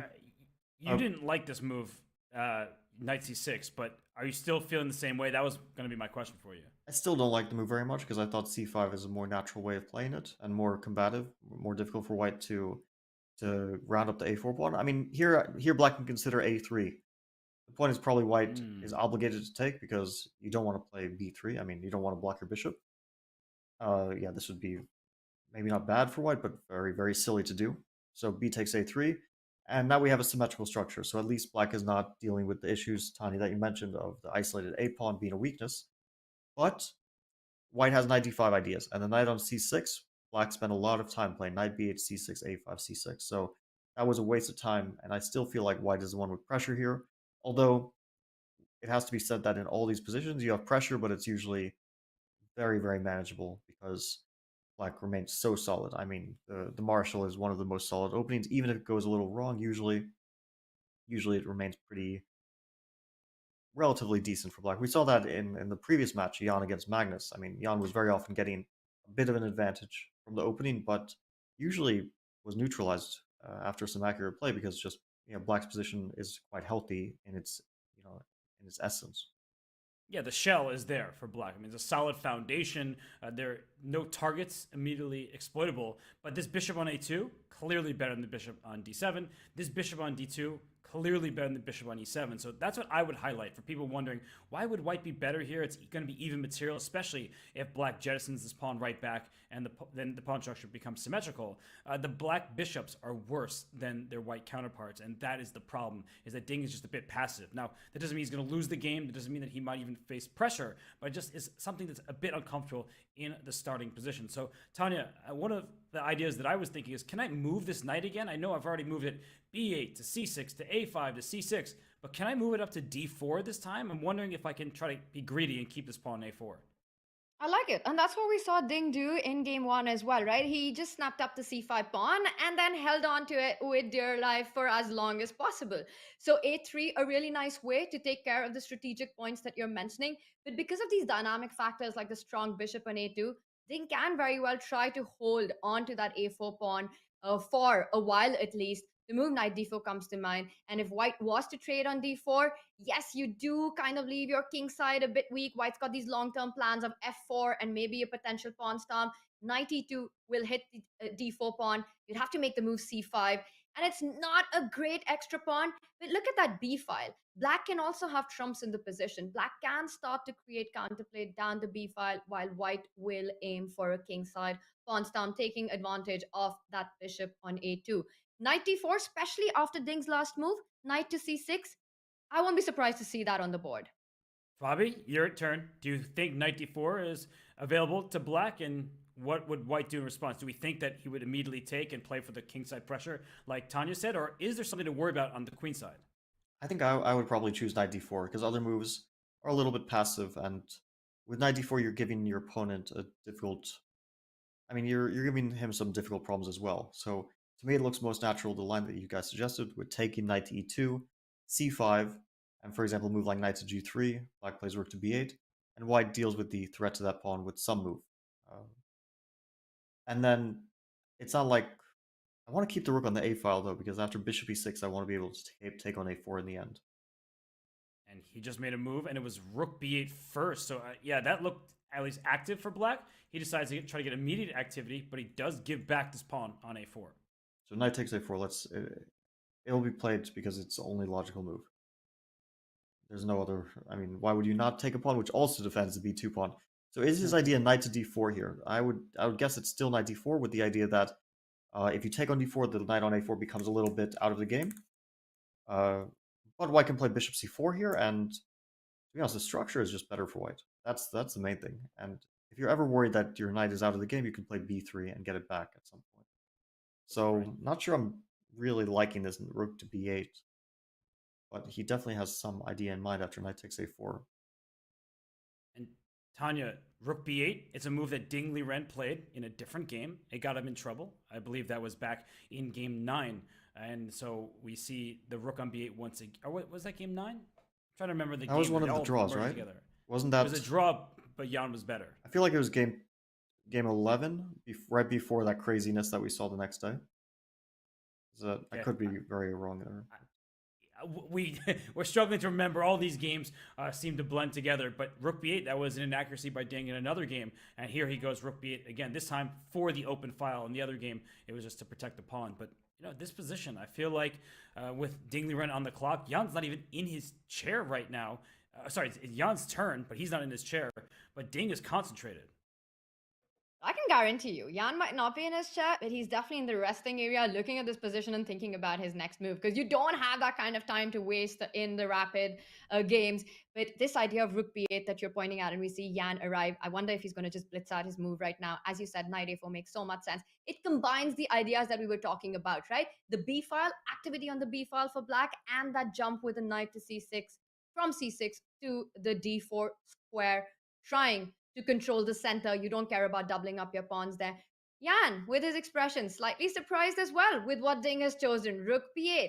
He's wondering, why would he do that? Why just jump with the knight to d4 already? But that's the move of choice here, expecting Jan to go knight a4. And in that final position we saw, it's still a lot to play for. Black's bishop could perhaps come to b5. Well, we'll see. What is Jan Nepomniachtchi's decision? And what is the idea behind rook b8?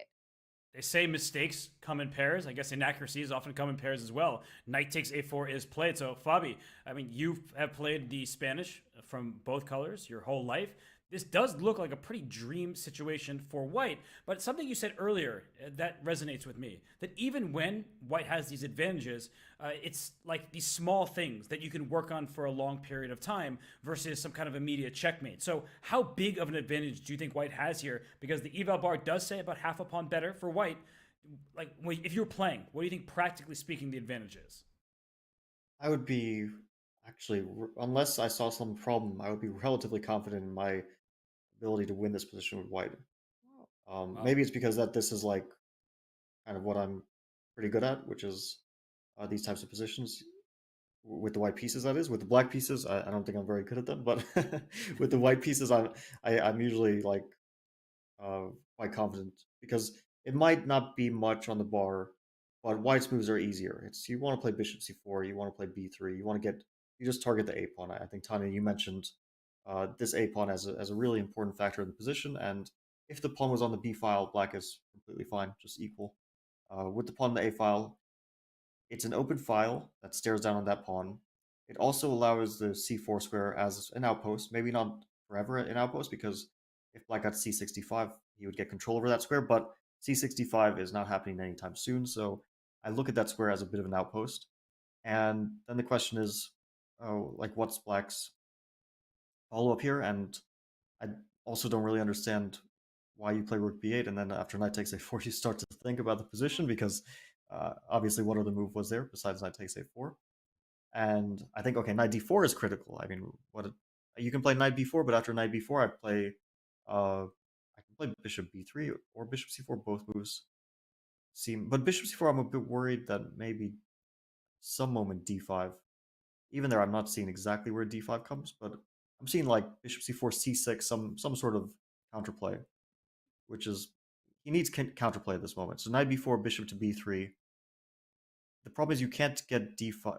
Yeah, he plays knight d4 set. So take and bishop c4 will probably be played, right? And Fabi, this reminds me of that game that Robert brought up earlier. Even in that game, Ding rushed with rook b8 and then went into a long think on every move after that. We see Jan Nepomniachtchi in this game 2 of the Rapid has already broken away on the clock. He is up by almost 6 minutes. 23 minutes to Jan, about 17 minutes there to Ding Liren. So can Jan keep up building the pressure on the clock? He's got a very pleasant position out of the opening. The line that you wanted to check out, Fabi, we're expecting a trade on d4 because the knight on a4 is hanging right now. So after knight d4, black will pick up that knight, and then you move the bishop to c4. That's the idea, start targeting the weakness on a6. And I'm just wondering, does that give Ding Liren the opportunity to not only defend the pawn on a6, but offer a bishop trade to move bishop b5? I really want to get rid of this very strong, monstrous, light squared bishop that white has. I don't want to speak for him, but I'm guessing Fabi's going to say you just play b3 and you just work around it and leave this pawn on a6. And we have seen the move bishop c4 played before the exchange of knights. So he doesn't double black's pawns in the center. He said, you can take me on f3. That just gets my queen out into the game over here. So bishop b5 is still an idea, but this knight now will be able to go back to c3. So he says, you can keep your pawn structure undamaged, but my knight gets more activity this way. Yeah, an important little tactical point here. And Tanya, I think your idea of bishop b5 is actually really important for black to even play at this moment.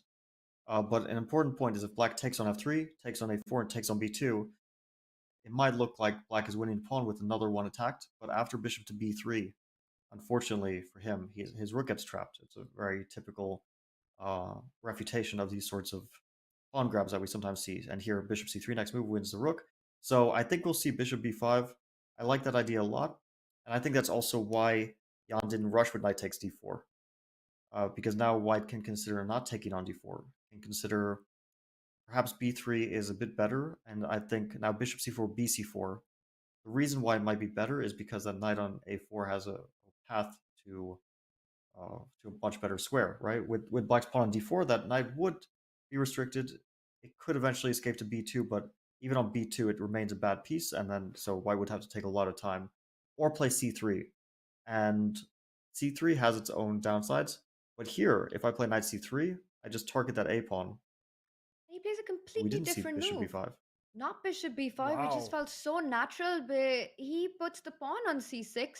He's offering the a6 pawn, And I am trying to understand, are there some tactics if white gets greedy here, or is black just looking for a central break with d5? He's playing for d5. He heard Fabiano Caruana speak, saying, I desperately want some counterplay. I don't want to sit passively and have to defend my weak a6 pawn. Have it.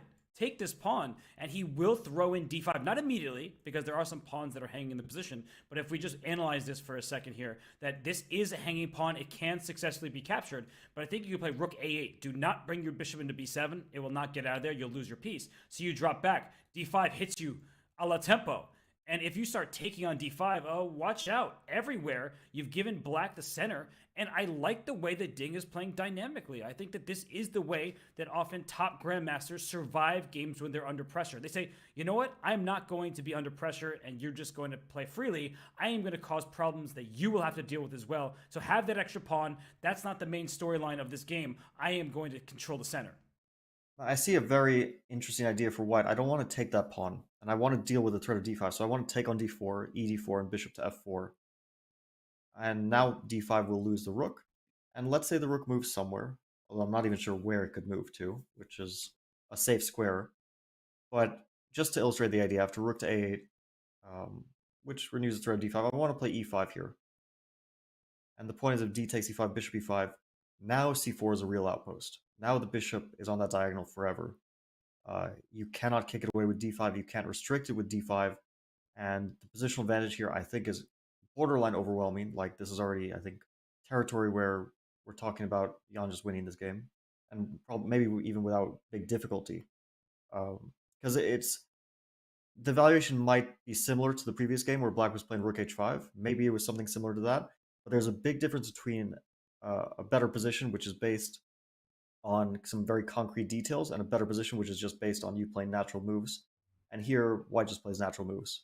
It's one of those positions that plays itself. It might at some point become difficult to convert this, but that might already be when it's like, an objectively winning position. This I think that most top players win with the white pieces. So taking bishop f4, I really like that for white.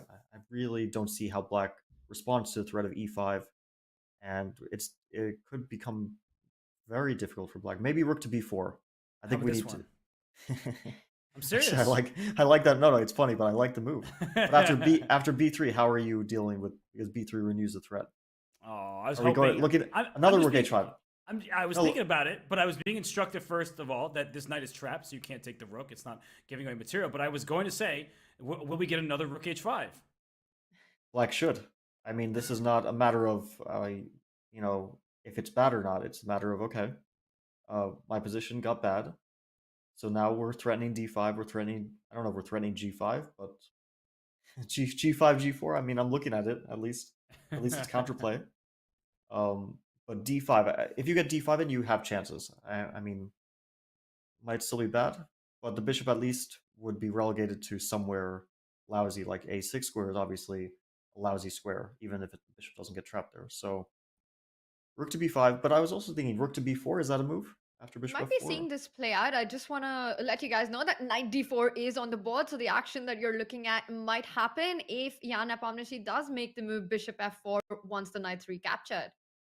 Rook b5. Robert, I sometimes feel like we're commentating with Petrosyan and not Robert Hess, with all your exchange sacrifices. So I've always loved the exchange sacrifice. Always. And bishop f4 is played. So is that Jan Nepomniachtchi sitting there, or is it Fabiano Caruana? Who knows, because they're playing the same ideas. But I love a good exchange sacrifice. You'll hear me do that.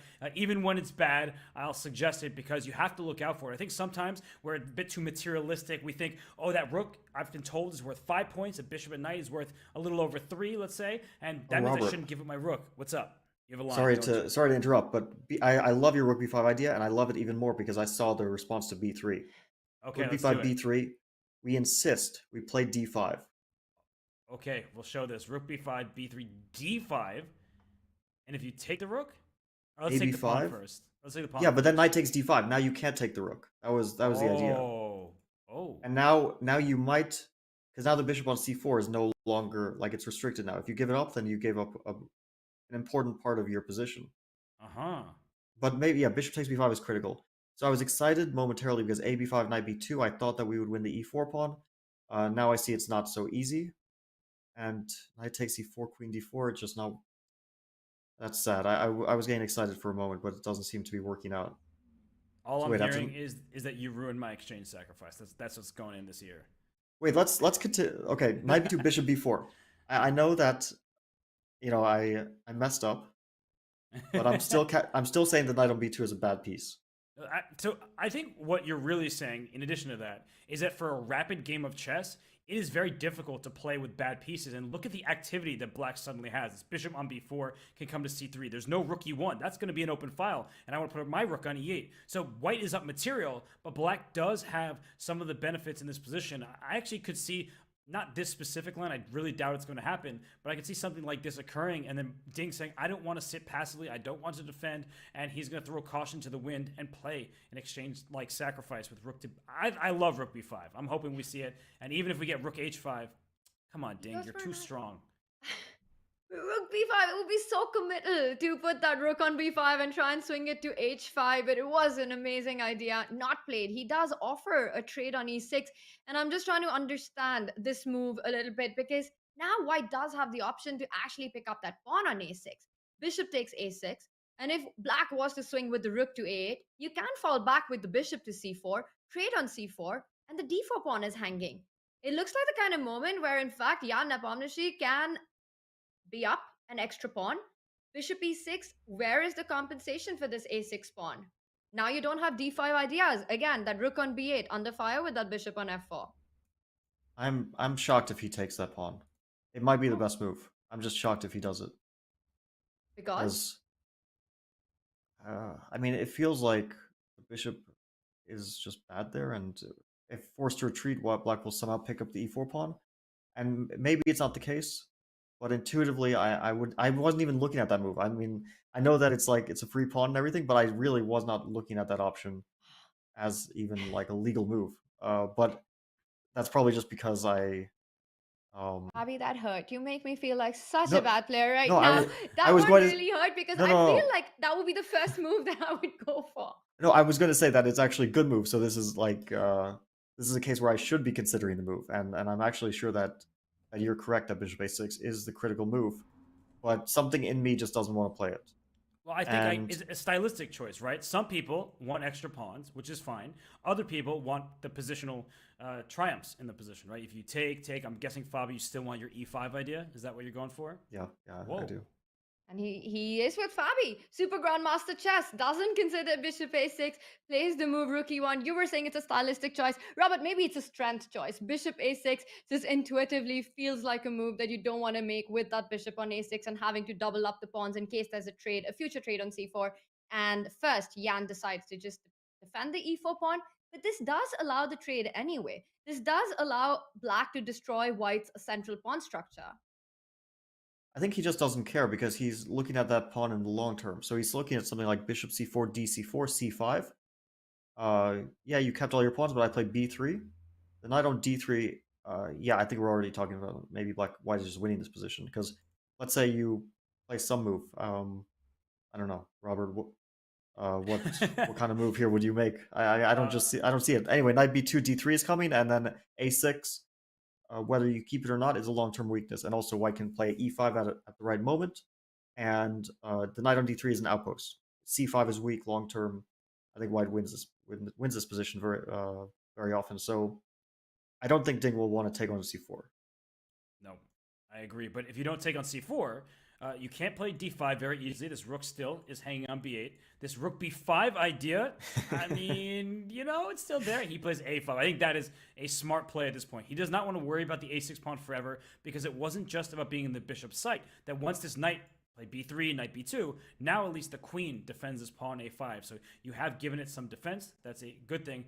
And at some point, d5 may be in the equation. I know this rook is hanging over here, but this rook is likely to move, and then you have to look out for d5. Or we could see take and e5 at the right moment, but black will get play of his own. That's the good news for Ding. If the f-file opens up, there will be some activity for Ding, and he's not just going to have to sit and wonder, what am I doing here? What about a preparatory move? So you're not afraid of bishop c4 at the moment. d5 is for the moment not a threat. Because of bishop takes b8, so maybe bishop to h2. And my point is I want to take on e6 and e5, but I don't want the bishop to be potentially attacked with knight to d5. So I play bishop h2, and my idea is to take an e5. Can I just tell you how much of a super grandmaster you are? Let's ask the chat. Be honest with us. How many of you were thinking about this calm, retreating move, bishop h2? And I want your full honesty because all of you found it, of course. But Fabi finds this great idea saying that, let's say I make a waiting move like h6, then I take, and h6 may be particularly troublesome, and I play e5. I'm trying to crack open the position, and I didn't want my bishop in that rook site. So if you take, I could take with the rook and hit e6 and put more pressure on a5. I could take with the bishop to attack d4 and attack the b8 rook, but I'm not giving black that much needed activity. I'm not giving a sort of tempo shot. So yeah, great idea by Fabi and by all of chat. I know you saw bishop h2 as well. But isn't it kind of amazing in that final position that you were showing that black wasn't doing too terribly? Maybe it's a lot about piece activity, and black's pieces are getting active in those positions. The structure is a mess. I mean, you don't have to be Jan Nepomniachtchi to see that black structure is pretty lousy. But maybe the piece activity is, and he plays queen to f3. And I was going to say maybe the piece activity is compensating for the structural problems in that position. So queen f3 also makes sense. He's preparing e5 in some cases. I like this approach. Maybe he also wants to say that knight d7 could be met by queen to g3, but then bishop h4. So what's wrong with knight d7 here? I want to make that move because I want to potentially use the e5 square. For example, bishop c4, knight e5 ideas, things like that. Not sure if that's really what black wants, but knight d7 feels like a harmonious move here. So how are you responding to that move? Well, e5 is no longer available, and it looks like Ding, he's on the clock here, but this looks like a very good try because e5 doesn't have the same force to it. As you see, the evaluation bar drops. Well, here d5 is disastrous for white. Your bishop gets in trouble, exactly. So rook b7 played instead. That's a very Ding move, and I mean that in a complimentary way. Tanya, Fabi plays bishop h2.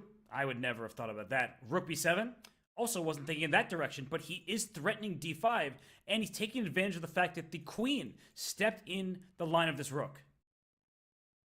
Rook b7, another one of those prophylactic moves, similar to the concepts of just moving the back from h2, right? Just clear up and make sure that your pieces are safe.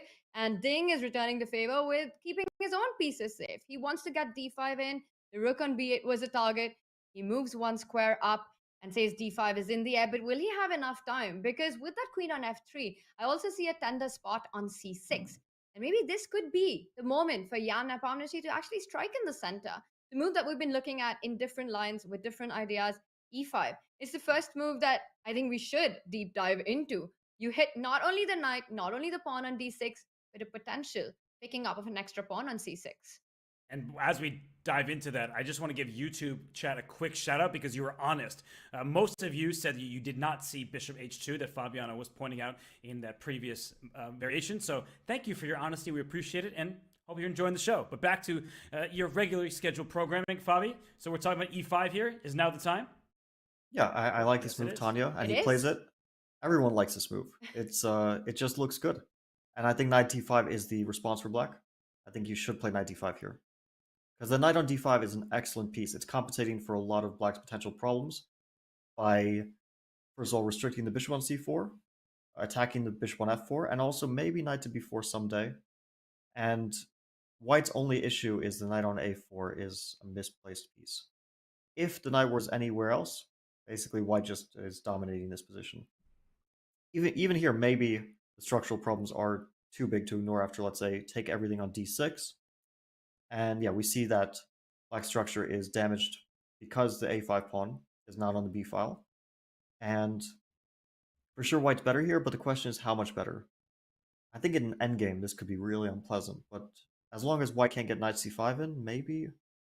I'm going to show what you're saying just because I think it's very instructive for everyone to understand why in endgame you get access to the c5 square, but we do have a move, and the move was knight d5. So this is relevant stuff, what we were just looking at, that if we see these trades, Fabi was saying white wants to trade queens, get that queen e5. Black will not want to trade queens. So that line that we were just looking at, just one more time, that in the event of a queen trade, white takes the upper hand. Knight c5 is very, very dangerous. a5 is a weakness, and white just is in control. The knight can't really move. The bishop's here. The knight can't move it also because the pawn's under attack. White has all the fun. So Okay, knight d5. If we get all these trades, Tanya, do we think that Jan or Ding will feel more comfortable? We know that Jan has the advantage. Both players are aware of that. But whose style does that resulting position better suit? And that's the big question, right? Because he does have the option to go for these trades and get this simplified position, or once again, Yan could just keep the tension with falling back with the bishop. And it will be a very difficult position in the center for both these players to play at. And the clock has got something to say on that as well, because Yan currently is up 2 minutes. He does return on the board. And Robert, you hit the nail on the head that it is stylistic. And Yan does go for the option of actually trading. I was thinking he would end up keeping the tension, but we saw him do that with a queen trade in the last game. And now we see him repeat that. He's going for these more simplified positions in the rapid. Yeah, but Fabi, you've said this before, that instead of simplifying, sometimes you actually give yourself the best chances, even if objectively you've made the best move by simplifying, sometimes by a practical perspective, that if you keep more pieces on the board, you keep the tension when your opponent's moves are more difficult to find. Now the next few moves for Ding, they actually do feel easier because his pieces can breathe. Yeah, well, I think that this bishop g3 was probably an excellent option. But it might have been based on some calculations after knight to b4, because black had that counterplay with the threat of knight takes c2, and it's understandable, I think, that Jan didn't want to go there. I mean, I was trying to like consider that position a bit, but since we've had so much happen on the board, so the question is, okay, he played queen e4, and can black play knight to b4, or is that too much? You allow the destruction of your pawn structure, but you get some counterplay in return. It's possible, although I would be very hesitant to make that move. There's also knight to f6 here.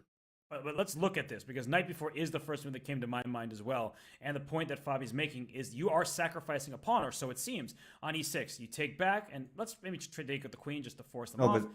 But the endgame is terrible after rook e2.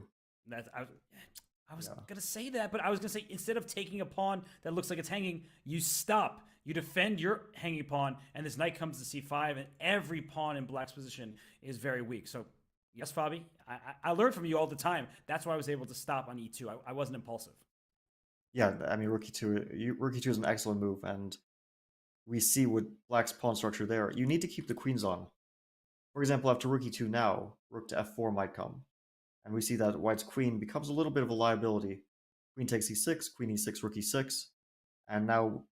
Yeah, I'd rather have the rook on f8 in this position, but at least I'm grabbing the c2 pawn, coming back to b4, attacking d3. It's still a tough fight. White's knight can at some point go into c5, which is a very nice place for that knight too, but black is getting counterplay. So Ding is thinking about two moves after queen e4. One is knight b4 that we looked at a little bit. One is knight to f6. But knight f6, I think he'll probably reject it, because after queen e5, we enter some endgames that are not looking super fun for black. Yeah. So probably, I mean, there's also knight to f4 here, but I don't know if knight to f4 does anything in particular.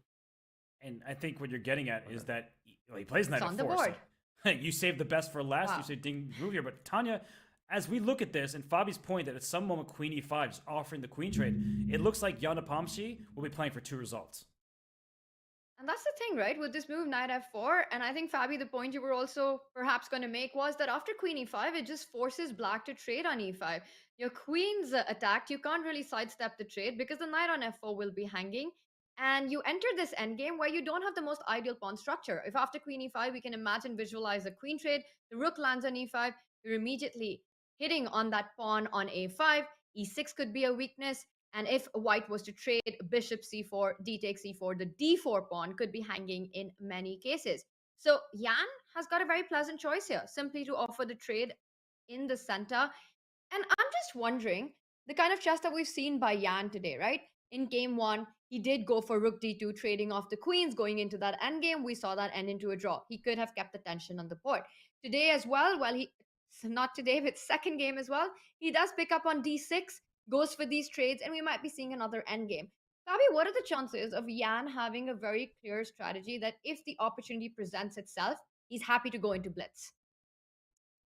I think that he doesn't mind it for sure, but he also, of course, will try to take his chances. And I think that he went for this line only because he saw something that he likes after the move d3, which is for sure black's idea in this position. is to play d3, and I think probably right now.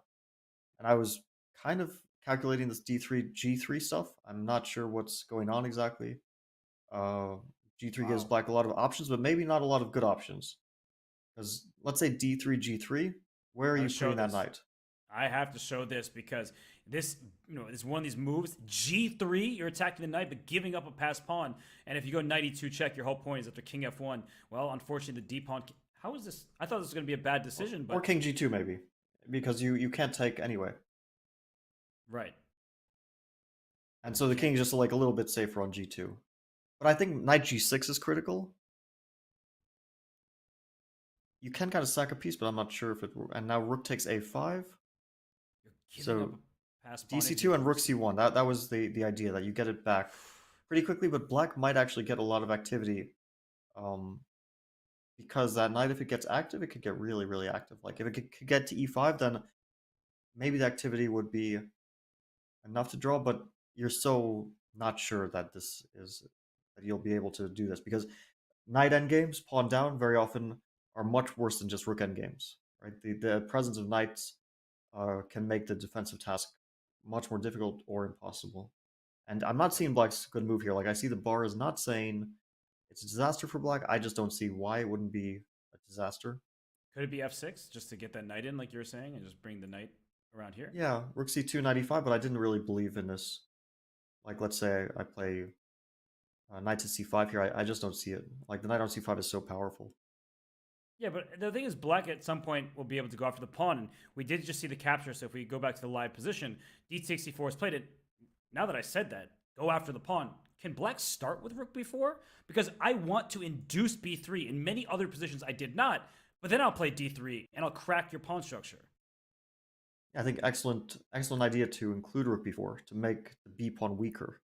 Because on b2 it's defended, on b3 and d3 it potentially won't be defended anymore. So rook d4, rook b4, it also allows, it allows a lot of stuff. A lot of stuff which is a bit better for white, but nothing which is like clearly better. I mean, even like rook b4, rook takes a5, rook takes c4, rook c5 is a pleasant endgame. But then you're feeling like you probably hold that, right? So also rook b4, g3, white can, I think, consider. But then you have to consider knight takes h3 too, so I like rook b4. I think that this is a move you should go for. d3 didn't look like the best option. Yeah. Go for rook b4.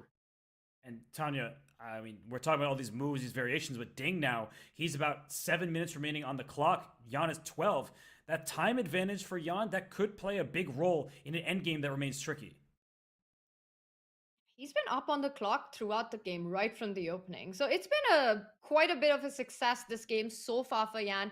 And Ding's the one who's dealing with weaknesses. He can't just sit tight. He can't just go on the passive defense and expect to hold on this kind of an endgame. He has to go for these ideas of hitting on the c4 pawn with a move like rook b4 or an immediate move like d3. I don't think it's possible to just start defending the a5 pawn with passive moves like rook a8. And indeed, Ding does provoke the move b3, because once that happens, d3, that blow that you're talking about, will be so much more powerful because the b3 pawn will be weak. Rook b4 on the board, rook c4 ideas. And I'm just wondering, can white throw in g3 here? Fabi, you mentioned that h3 pawn is weak, but after knight h3, king g2, I'm hitting the knight. Not so many squares. Is f6, knight g5 the escape route? But doesn't that create a lot of weaknesses on the king side? Yeah, this was my idea, but it's white can start to capture some queenside pawns, which might be more relevant than the h pawn. So it's a good. I mean, g3 looks like a very critical move, and then black can decide where to put the knight. It can go to e6. That's kind of the most natural square, I think, for it to go to. It can go to h3, but yeah, that comes with a lot of risks, as you said. And g6 I don't like, because then rook to c5, and I think white gains control, having stopped the d3 threat, and will slowly be able to make progress. He's reaching out for the rook. Wow. Rook c5 played. And d3 D3. immediately blitzed that. Right? The speed. Did you see the speed? Insane. He knows he has this, and that's the thing about Ding Liren right now, is if the pawn takes, it's all forcing. Now your rook's under attack, and if you take on c6, I take on b2. We start trading pawns, we liquidate. I mean, black does need to be a bit careful, because this rook on a1 is staring at this a5 pawn. Just to quickly show a forcing variation that could happen if black goes for it, that if pawn takes, knight takes, rook c6, knight b2, knight b2, rook b2, rook takes a5, you see the advantage go up for white because you're a healthy pawn ahead. There is no back rank checkmate as the king has the h2 square. So I don't think in the event of cd, knight d, rook c6, that black is going to take on b2 because there isn't a rush here. Maybe you can make luft for your king. Perhaps you can make your rook 95. to an open file. 95 is a nice move. Wow, I didn't see the backward knight moves. Hardest to find in chess, so they say. And white will have a small edge here, but nothing dramatic. I mean, black is pretty much just holding on here. So after d3, Jan has to find something else. That just leads to what looks to me to be quite close to a draw. You can't play g3 because a knight to e6 comes, and that's... Well, I could just take on c2, and your knight's hanging, right? Oh, that as well. That as well. And, But although, I mean, knight e6 is already playing for an advantage, so that's why maybe you can start to get a bit ambitious there. But yeah, definitely. I want to show a crazy line. I mean, I don't know if it works or not, but check this out. After g3, what if black actually, dc2, great idea, but what if you actually start with rook a4, I push my pawn to d2, and I don't see a way for you to defend it, because you can fall back with your rook to a1, but I might have knight e2 check and knight c1 stopping that. And then I queen with my d pawn. That is beautiful. The knight blocks the rook and you get a queen. All sorts of tactics still available in endgames. I think sometimes people, they think, oh, endgames, they're boring. What's that manual they talk about? It's like 7,000 pages. You should read Devretsky's endgame manual if you're an improving player, or there are many online courses that you can do. But still, these endgames still have rich tactics available. And so even Fabi's knight takes, and then retreating your knight. That's a hard move to process, especially when you can take pawns. I know I just made that mistake. I'm willing to admit it in front of all of you. So there's a lot that's still happening in this endgame with many pawns under attack. But if you are Jan Nepomniachtchi, I think now's the time to just admit that the game should be a draw. Don't do anything funny. No G3s here, none of that stuff. Just liquidate, make this draw. It'd be 1-1. You both get one more white game remaining, and that's okay for the players. But what great defense from Liren. He's always playing these accurate moves. I think rook c5 was, it wasn't a great decision by Jan, because d3, I mean, it's a good move, but it's also kind of comes to mind as like the only move. So he's going for it. I don't know what exactly Jan. Maybe he thought he can play rook c6 here and thought he's getting a rook endgame with the c pawn with the two rooks, which is quite nice to play in rapid, and he missed knight to e5. That's possible. Right. But I think rook c5 was definitely a careless decision from Jan. Great news for Now the clocks are level as well, and that would explain a lot actually, because Robert, as you pointed out, knight backward moves are indeed the hardest to spot, and that also from far away. Rook c6 would look like a stable advantage with an extra pawn, but knight e5 does not completely neutralize white's edge if Jan was to take on c6. Yeah, that leaves him with no winning chances whatsoever. And other moves looked interesting for black. I mentioned just creating luft, so there's no back rank checkmates. Rook to e8 just to activate your rook, because it feels like white's pawns aren't the healthiest. They will be under threat. So knight e5 just says, why am I going to be down a pawn? I don't have to come up with compensation. I will restore material equality, and the game will result in a draw. And you look at Jan Nepomniachtchi, he knows that this game is about to peter out. Great find by Liren. He's been making these moves quickly. I think that this match deserves to be level, and it's super exciting because if they draw, and it's not guaranteed just yet, we'll be at 1-1, only 2 games remaining in the rapid portion of this World Championship match. Yeah, so far it's looking like a balanced... It's like Fabi, you've been calling out the whole game. Sorry, go on. No, it's, you're absolutely right that that knight e5 is kind of securing the equality, and I'm sure Jan will be disappointed with this because he really had a nice opening. He rook c7 he's playing. I think we can play knight c4, why not? We can also play rook c4, but I think knight c4 is a bit more direct. Yeah, I don't think I would be playing rook c4 because this rook is very active, and knight takes c4 just keeps this b2 pawn threatened, and we may just see that move happen next, and b2 is lost, but so is a5, and that's clearly a draw. Yeah, once knight takes b2 happens, the trade on b2 followed by rook takes a5, this game will end. I mean, Jan can invite that by playing something like g3 or some neutral move. He can also play b3, knight d2, knight c5 to force it.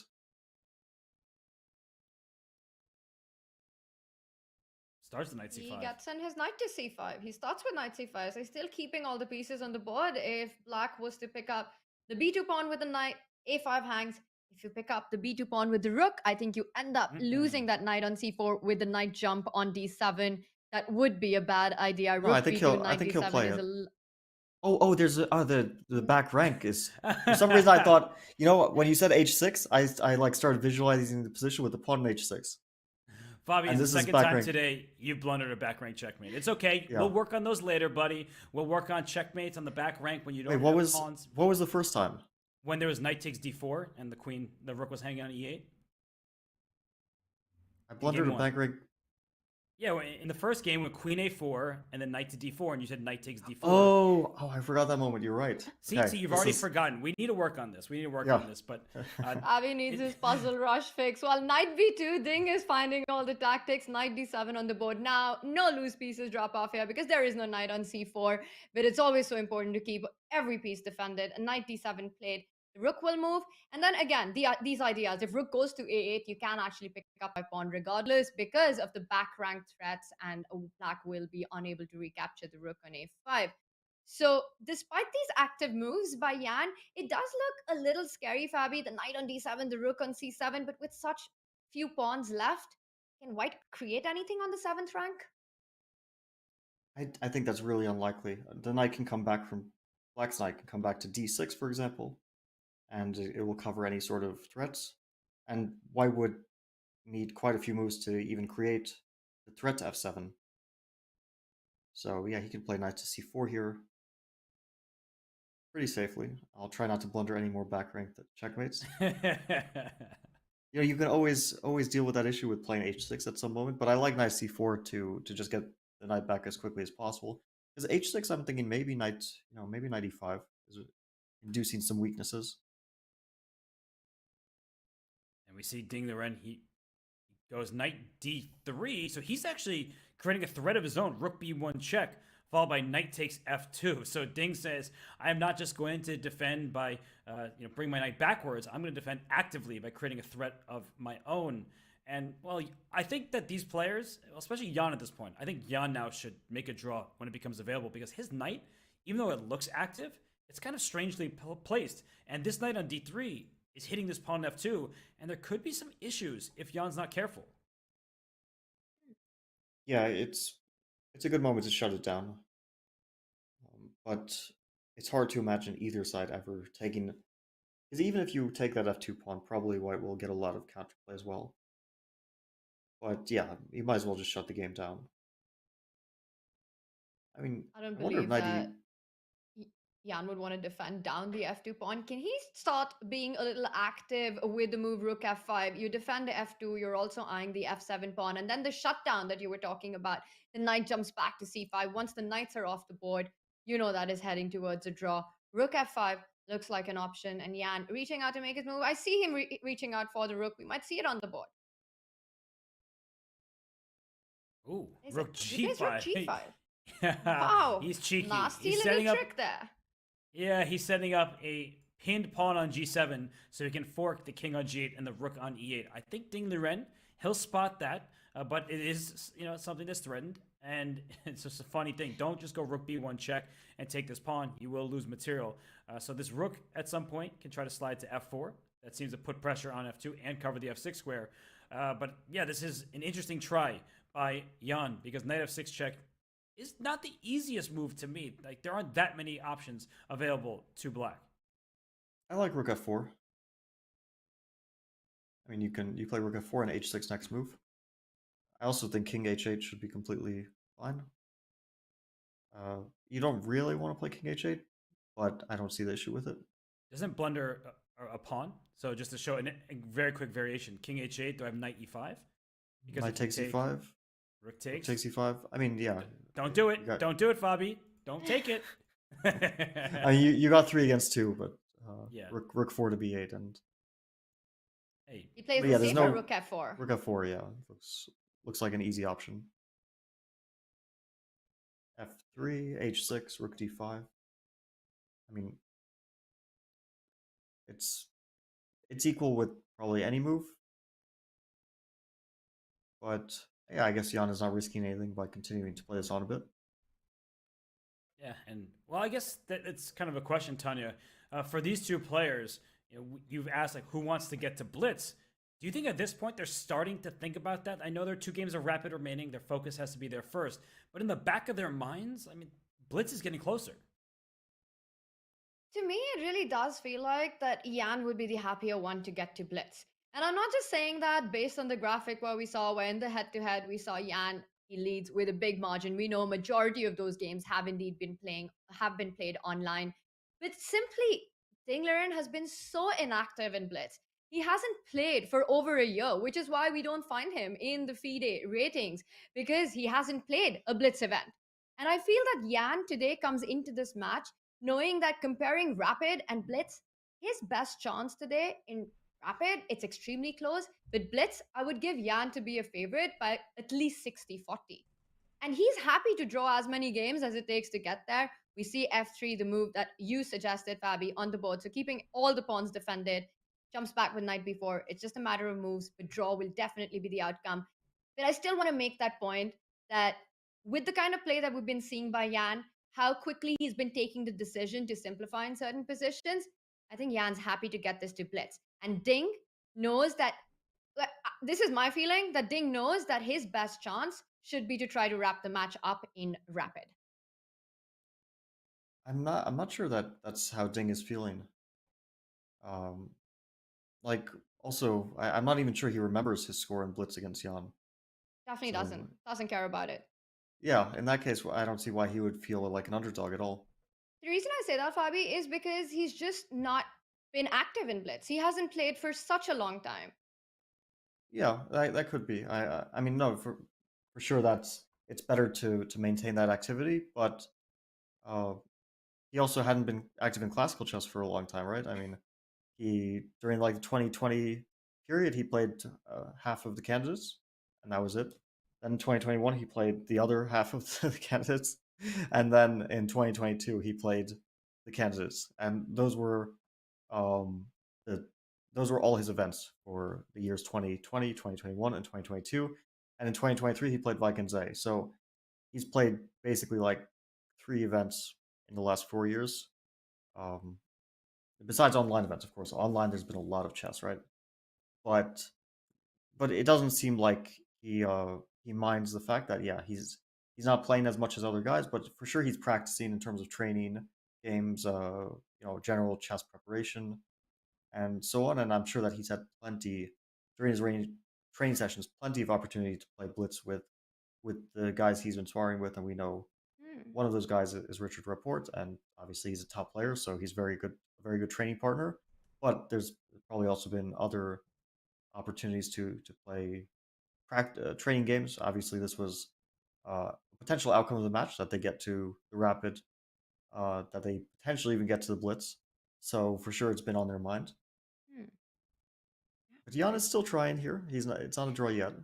He's not shutting this down. He is following that knight on b4, and not so many squares for that knight with the rook on d6 and the rook on b7. Speaking of shutdowns, well, it looks like Ding's the one who's trying to get that in, offers a rook trade. It's been denied by Yan. He doubles up on the b file, not only threatening the knight, but a potential rook b8 coming up next. Yeah, he's going to get the moral victory. Because after knight d3, rook b8, it forces rook takes b8. Oh, he plays rook d8. No moral victory for Jan.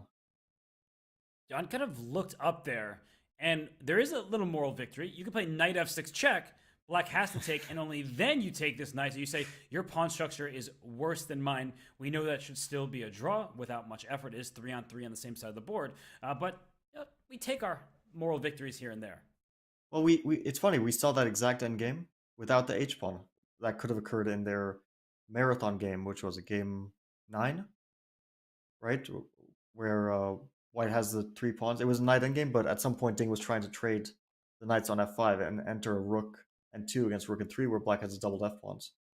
But here, Black even has that h-pawn, so it's a draw either way, but it's very nice to have the h-pawn to eliminate any doubt. Will Jan try knight to b8? It's funny. If White's king was on h2, I think knight to b8 would actually potentially be a winning move.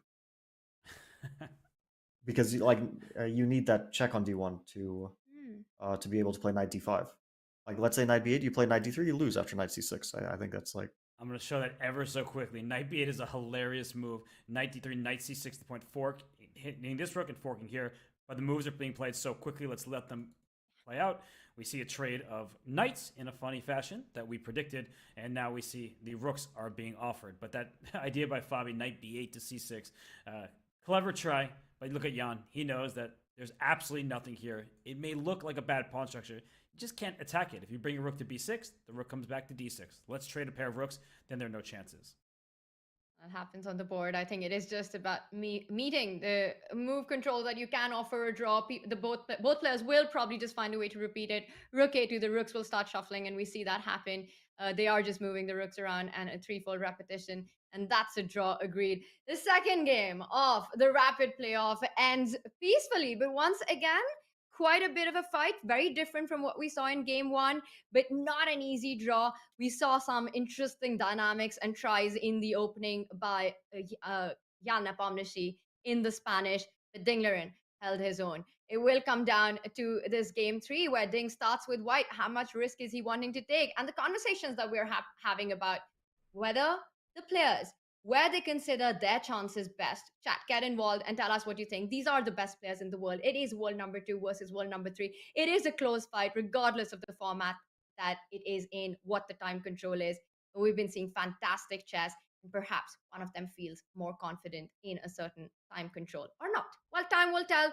And with this draw, wow, the match is still level. Robert, what were the big moments in this one, and what did you make of it? Yeah, it's 1-1 in the tiebreaks after 2 draws. Neither side can defeat the other, but if we look at this game, it was an opening advantage for Jan Nepomniachtchi. So what we've seen in games 1 and 2 of tiebreak has been an edge for the player with the white pieces. And we saw Jan, he go back to his tried and true Spanish from the white side. And let's speed up a bit. Let's get to some critical moments, because around here, this is where Ding decides to take this pawn on a4. It was a pretty big decision. And Fabi, his next couple of moves, it felt like he was on the back foot after taking this big choice. Yeah, I think that Jan was prepared for this, and he played bishop to d2, and we saw maybe an accuracy at around this moment. I mean, especially his rook to b8, which had Jan looking at him like, are you crazy? Why are you playing rook to b8? We were also, I think, correctly critical of this move, because after knight takes a4, white definitely secured an advantage, and maybe the move that Tanya suggested with knight to d4 was a better option than this rook to b8, and here Ding started to suffer. He really found this nice idea with c6, and bishop e6. I think Ding started to play really, really well, defending this unpleasant position with a lousy structure. And it was perhaps his ed6 was a moment where Jan could have, maybe bishop g3 would have been much better chances for an advantage, because the endgame, it looked like Ding was holding it quite well. Right, and bishop g3, keeping the tension. It's something that we've been advising for many of you out there, but he didn't. He released it, and then there was this really nice find by Ding Liren playing rook b4, inducing the move b3, and if not, it was rook c5, but that led to quick liquidation. All the pawns were traded off on the queen side, and this resulted in a pretty easy draw for the players. It was rook and 3 against rook and 3. It is now 1-1 here in the tiebreaks of the World Championship match. This is getting very intense, and I know I brought up this conversation at the start of the show, Robert, that what are the chances of us actually getting a blitz? And we've got a 1-1 tie and just 2 rapid games remaining, and I think for Ding, the next one with white is so critical. We've seen him come up with a fantastic opening idea in that first game of the rapid. Has Team Ding with Richard Rappo prepared something for game 2 as well that might just work this time? But Jan Nepomniachtchi has been so solid, so confident. This is truly the match between the best in the world, and we will be back in just a few minutes with Game 3 action.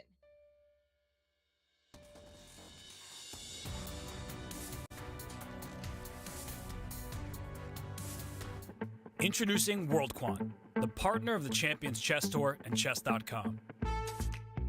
World Quant is a global firm in the field of quantitative asset management. If you don't know what that is, it's the job of building complex mathematical models that seek to identify market inefficiency. For 2023, World Quant Brain is bringing together its International Quant Championship and the award-winning Champions Chess Tour to hunt down the next generation of quant finance specialists. It sounds very exciting. You put your skills in practice in a case competition where you get a real challenge. And I signed up. World Quant is seeking new talent and new energy, and it's looking at the world of chess to help. Because nobody knows how to analyze a position better than a chess player, right? No quant experience? No problem. So, do you think you have what it takes to compete in the International Quant Championship? Sign up and be the next quant champion.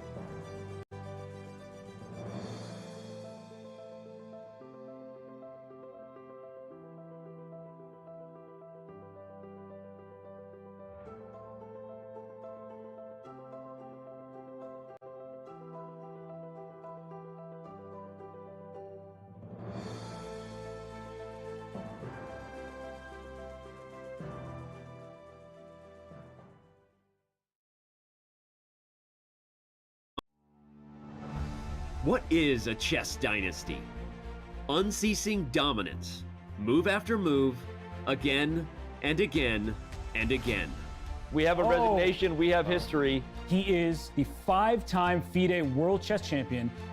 But a chess dynasty can also be cruel. It forces most to defer their dreams until next time. If there is a next time. It's losing. Oh my god, did he just blow? Yeah, he did. I'm blown away. The game is over. As the chess world turns to Kazakhstan, the Magnus Carlsen dynasty is set to close. The FIDE World Championship is finally up for grabs. For two chess superstars lying in wait, until next time is now. Jan Nepomniachtchi has methodically done what he needed to do to get another shot at the title. The pressure to seize the moment this time rests heavily upon him. Jan is running out of resources. He's built every single threat that's possible, and things just countered it. There's no way to make progress now. Liren knows firsthand what the end of this dynasty means. An unexpected chance to make history.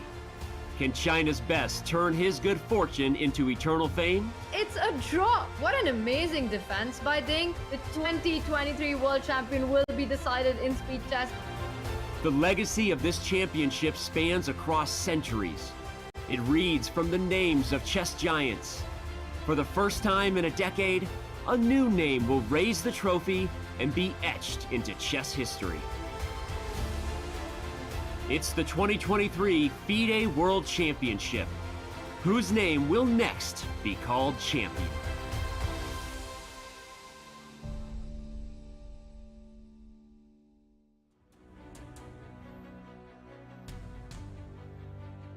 History is being written in Astana as Jan Nepomniachtchi and Ding Liren will come back to this glass room to play their third rapid game. We are down to the playoffs. Welcome everyone to our coverage of the FIDE World Championship match, and if you missed the action so far, you have missed that on two remarkable games. So make sure you don't go anywhere, get the popcorn, because we're just getting started. Two more rapid games coming up. The score is level, and I'm trying to remember, and I can't remember a world championship which actually came down to a blitz playoff and was decided in blitz. We are 1-1, and we spoke about this at the start of the show. I'm going to throw this question out one more time. What are the chances that changes today? What are the chances that does happen today and we go into a blitz playoff? I'll start with Robert. Uh-oh. I mean, you're putting me on the spot. Of course, I expected at this point. That's the one thing I can expect in this match, because everything else is just chaos. But I have to say, the first two games of the Rapid here have been very high quality. I want to give my praise to these players. They have found great ideas, some really nice defensive resources. Jan giving up his queen in that first game, and then Ding in game two, he was able to stabilize from an iffy position. So whether or not we go to blitz doesn't matter to me. I just love the chess that we're seeing, and both players are giving it their all, and I think they're actually showing their best stuff at the end of the match. Bobby, in 2016, 2018, we did see playoffs happen, but the matches were decided in the rapid portion. And you've been saying this from the start, that there is a big likelihood of seeing a big fight in rapid, but getting a final decisive result in blitz, simply seeing the way the players have been playing. Are you sticking to that prediction? Yeah, I'm sticking to it. I think it's a very high chance that we're seeing a blitz playoff. And of course, anything could happen. These guys have played pretty well. I mean, the first game was, I think, excellent. Second game, Ding defended a really unpleasant position out of the opening, and I think Jan missed a few chances. Overall, in these two games, it feels like they've been able to pose problems with the white pieces. It looks like they've been getting under a bit of pressure, both of them playing with the black pieces, and we'll see if that trend continues. Or if Ding has a new idea, Ooh, different and first he move. starts with knight f3. That is not a move we've seen by Ding in this World Championship. I love this view, and we see knight f3. And is it going to transpose into some kind of Catalan, or will he keep the d pawn on d2? Wow, a reti. Very classical approach from Jan. Bishop to e7. Invitation to the Catalan. Castle, and here d4 would transpose, but b3. He played like this against Anish in the in Vikings. Ding got a really big advantage, winning advantage, but lost the game. And that was with d4 and c5. Yeah, so we're seeing a totally different approach. That game that Ding played with Anish was a wild one. If anyone watching wants to see a crazy game that Ding recently played, that was one of them. This is going to be a more quiet approach. White plays bishop to b2, followed by d4. There's a lot of theory here, knight c6 and d4. Jan looks completely unbothered by what's happening on the chessboard. So you said it's a lot of theory. Jan, he's been preparing for the candidates in 2020/21. He played a world championship match against Magnus. He played the candidates again and won those. He's playing this match. He seems like he knows his theory. Yeah, for sure. He knows this line, I'm sure, very, very well. And he prepared it for the match. We didn't see it in any of the classical games. What Jan wanted to play against knight f3. Because knight f3, g3, and g3 is an invitation to basically like at least a dozen viable systems for black, you know? So it's really a question of preference, which one you choose. And now we found out that this is what Jan wanted to play. It's very logical because it's also could transpose to a line he likes to play against the Catalan, which he defended successfully in the candidates, and in the World Championship match against Magnus, we also saw a drawing that Catalan with the bishop to e7. So it makes sense from let's say a repertoire point of view for Jan. And now Ding is thinking queen d4 or bishop d4. I think bishop d4 is supposed to be the move. Queen d4 What? invites bishop to f6. D4? Bishop d4 and queen d4. Almost equally popular here. Queen d4 has been played by Vladimir Kramnik, by Hikaru Nakamura, so definitely a move that is that Ding is considering right now. By the way, this position that we have after knight d4, super popular with the top players. So many super grandmasters above 2700 have employed this opening. The likes of Hikaru, the likes of Artemiev. We've got Vladislav Artemiev, Gawain Jones with the black pieces. Shakhriyar Mamedyarov has played this position. Wesley So has played this position. So it's definitely something both players are very familiar with. And we do see the recapture with the queen to d4. And Fabi, you were mentioning the move bishop to f6, hitting that queen. It is the most popular response here. And the only square the queen has, you've got to fall back to d2. You've got to stay connected to that bishop on b2.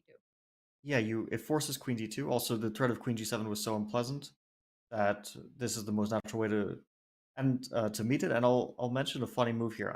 I don't think it loses. I think actually two really funny moves don't lose. One is knight to c3, and one is knight to e3. And I think that they're both very like they don't tactically lose. It looks like it's losing a piece, but probably it's like just not very positionally desirable. I'll just show very quickly. The queen takes knight e2 check, intermezzo. And if you take this knight on c3 with the bishop, there's queen takes d2. And unfortunately, you can't take with the bishop. The rook is hanging in the corner. And if you take with the knight, bishop takes c3, wins back the piece. And it's just an equal game according to the eval bar. So after knight c3, white can play, let's say, queen to c2. Knight takes b1. Maybe you take first on f6. Queen f6, rook a b1, and probably this would be completely equal. It looks like a sterile position, but the bishop on c8 is not yet developed. So, like, we won't see this, but it's just a funny... oh, he's reaching out for the knight. I saw him. He can also go to f4 with the knight. That's the other thing I was going to mention, but it has similar ideas. Yeah, almost touched the knight, and then he pulled back. Well, he's going to move his knight, but he goes knight f4. But I was wondering about this too, and Fabi, I knew that was going to be your second stop in your knight's tour. But if you just take this knight, the point for everybody watching is after queen takes, that queen is the only piece defending the bishop. So after pawn takes knight, queen takes queen, knight takes queen, this bishop is hanging on b2. Now, this is important to work on your visualization and tactical awareness so we can see, or hopefully you can remember, that black gives up a knight and a queen, white gives up a queen and a bishop. So we're trading equal material, but the resulting position will leave white with a knight, this knight on b1, or will be on d2, and will leave black with a bishop.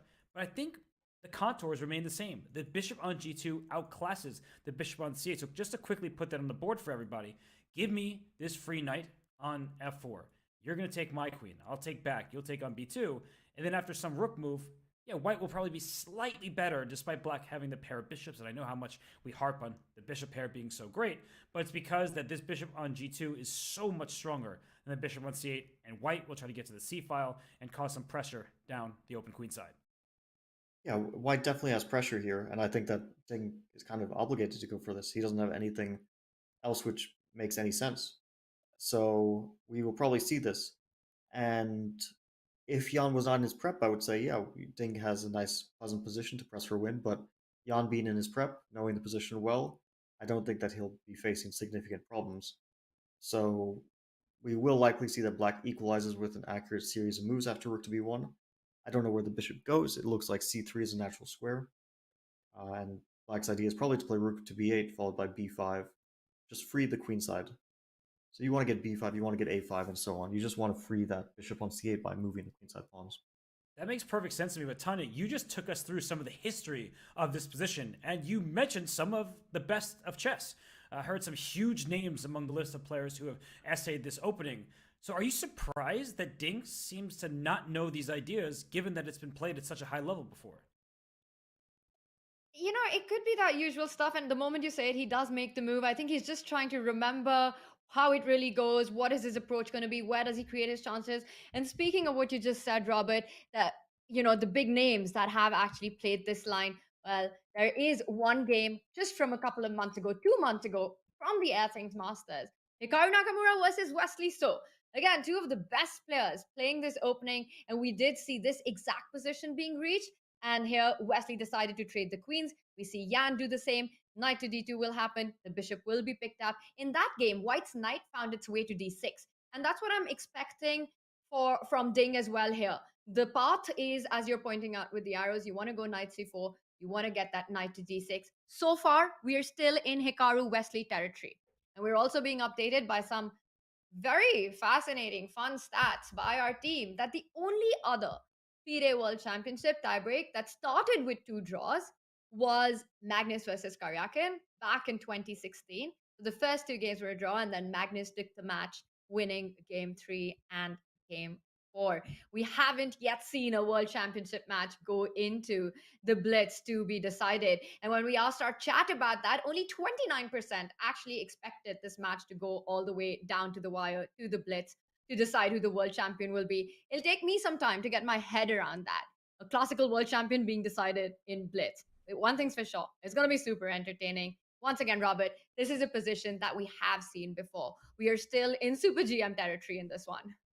Yeah, and actually, I'm going to ask Fabiano, speaking of super GMs. So Jan decides to play this line. He plays knight f4. Now that we're here, sometimes people, they know their preparation thoroughly, but they get to a position that they may not be thoroughly comfortable in. So this type of position, to my eyes, would be more Ding style than Jan style. So are you surprised at all that Jan chose this variation, or do you think that he's going to confidently play the next bunch of moves and be able to hold this position? I think that this is sort of Jan's modern approach to openings, which is just to shut the game down.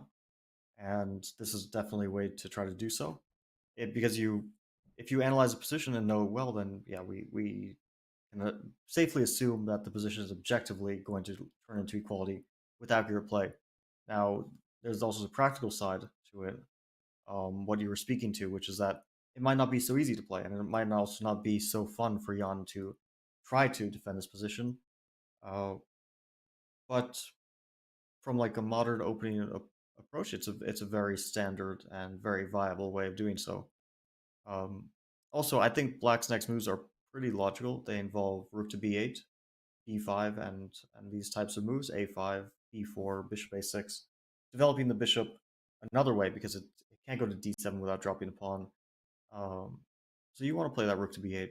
And for white, the question is, do you want to play knight to e4 here? Do you want to play knight to c4? So after knight c4, I'm really thinking the move rook to b8 is a very, very logical one. And right. I wasn't seeing a follow-up for white, that's very clear. Well, you're not going to play b5, right? Not anymore, because the knight will go into a5. So just to analyze something a little quickly here is rook b8. I was going to make a throwaway move like b4. You're not going to play b5 because then the knight sinks its teeth into this square and into c6, and Black's bishop is very bad. So I guess you could play b6 instead. But like, even if we get this type of position, maybe knight d6 is very strong here as well. But I'm just wondering, Fabi, like if you probably play bishop b7, I always have rook d7. So I feel like just Black is passive and not going to have the easiest time to defend these kind of endgames. It could be unpleasant. It would come down to concrete factors, even in this position. Bishop g2, king g2, and one of those rooks to c8. Let's say rook bc8 for some reason. I don't know why it feels a bit better. And if knight d6, rook f to d8. Right. Or rook c to d8, yeah. We don't have to be fancy. So knight d6 is probably not the way. Does that mean rook c1 is the way? Then, or yeah, you can drop the knight back. But knight back doesn't feel like it's disaster for Black. But yeah, rook c5, a4, and the pawn on a7 is tough to defend. a4, yeah. Maybe rook to a8 is still holding it together. But I think as we go back to the live board, just what we were looking at, that is clearly nice for white. And he goes to e5. So I'm a bit surprised because I thought you tend to keep this knight against the bishop because that dark square bishop couldn't attack anything. But he believes the pure rook endgame should be beneficial because rooks love what? Everybody in chat, I know I can hear your answer, open files. Whose rook is on an open file? It's white's. And if this bishop ever does fianchetto, then that rook slams on d7. So it's a safe plus for Ding Liren. And Tanya, I mean, you're a d4 player. You like these slight advantage in positions. I feel like, on one hand, what Fabi's saying is true. Concrete calculation will be required. Maybe Jan can work his way out, but Ding Liren has nothing to complain about in this position. He can just play for a win with zero risk.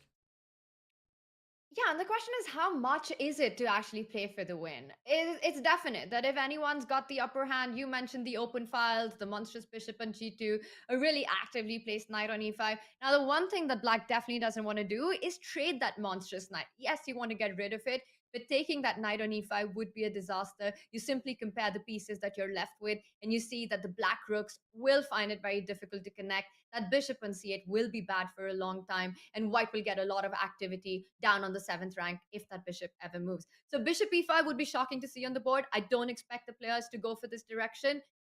The trump in black's position is that, yes, the c8 bishop isn't that great, but the fact is that there's still a bishop pair in the position. At any point, we can see an opposite color bishop happening. I think black here has to neutralize this open file advantage that you're talking about, try and trade as many pieces as possible, and kick out that knight from e5 with a move like f6. The bishop on f6 is the one that's the piece en route that you need to get that out of the way. Rook d8 is the move that comes to mind here. Trade that rook if white was to swap those rooks. Take it with your bishop, get that move f6 in, start pushing the knight out, try and get the b6, bishop b7 ideas that you're looking at, Robert, in different lines. And I also just want to point out that we're seeing a different position from the game earlier that we were mentioning. In that game, Hikaru had decided to plant the knight to d6. In this one, Ding has a different approach. He plants the knight to e5 instead. And yeah, a newish position, but not one that hasn't been played before. I'm going to point it out again. We've got another big game that actually has happened here. And that's between Artemiev and Jan Krzysztof Duda. So I'm pretty sure both these players are definitely aware of this. Fabi, do you think they are actually? Because the more time they take, I kind of start doubting that. I don't think they remember the details of this position. They probably know the position in some sort of vague sense, like the ideas, but it's hard to analyze this in so much detail because both sides probably have quite a bit of moves. And even if, let's say, you analyze it, you probably don't remember every line of it. And rook d8 looks like a good move. I was thinking like bishop takes e5 does come to mind as a possible move. I wouldn't be surprised, but he plays rook to d8 instead. So that was probably the best move that you mentioned. That black's idea is if the bishop comes off f6, then black can push the pawn to f6, kick the knight away, bring the king into the game, bring the bishop to d7 potentially if that square frees up, and from a pure like not even looking at the concrete factors of the position, black is doing well. His bishop pair structure is nearly symmetrical. In fact, maybe even a bit favorable for black if we consider the f pawn as a bit of a structural weakness.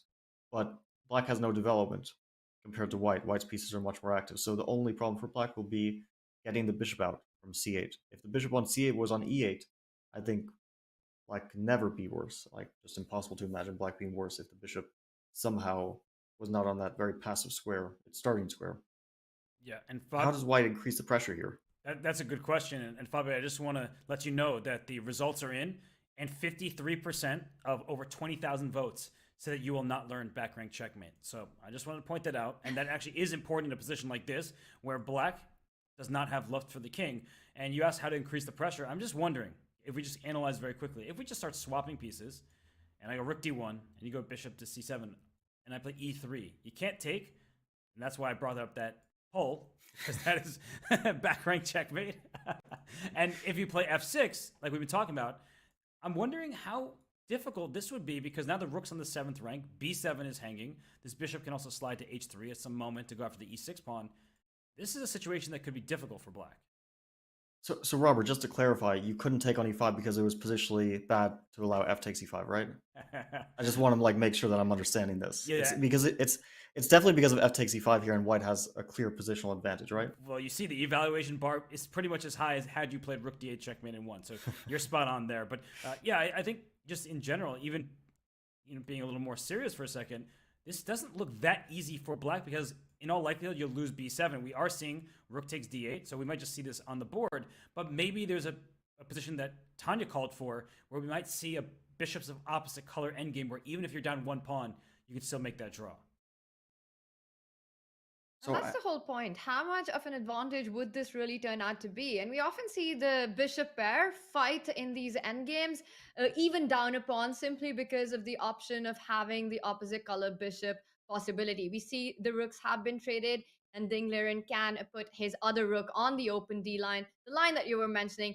I don't expect a background checkmate after bishop c7 or the strategic problems if white was to simply to capture an e5, but bishop c7 does make a lot of sense here. It's the move you want to make. It's the move you want to get in. You want to play f6.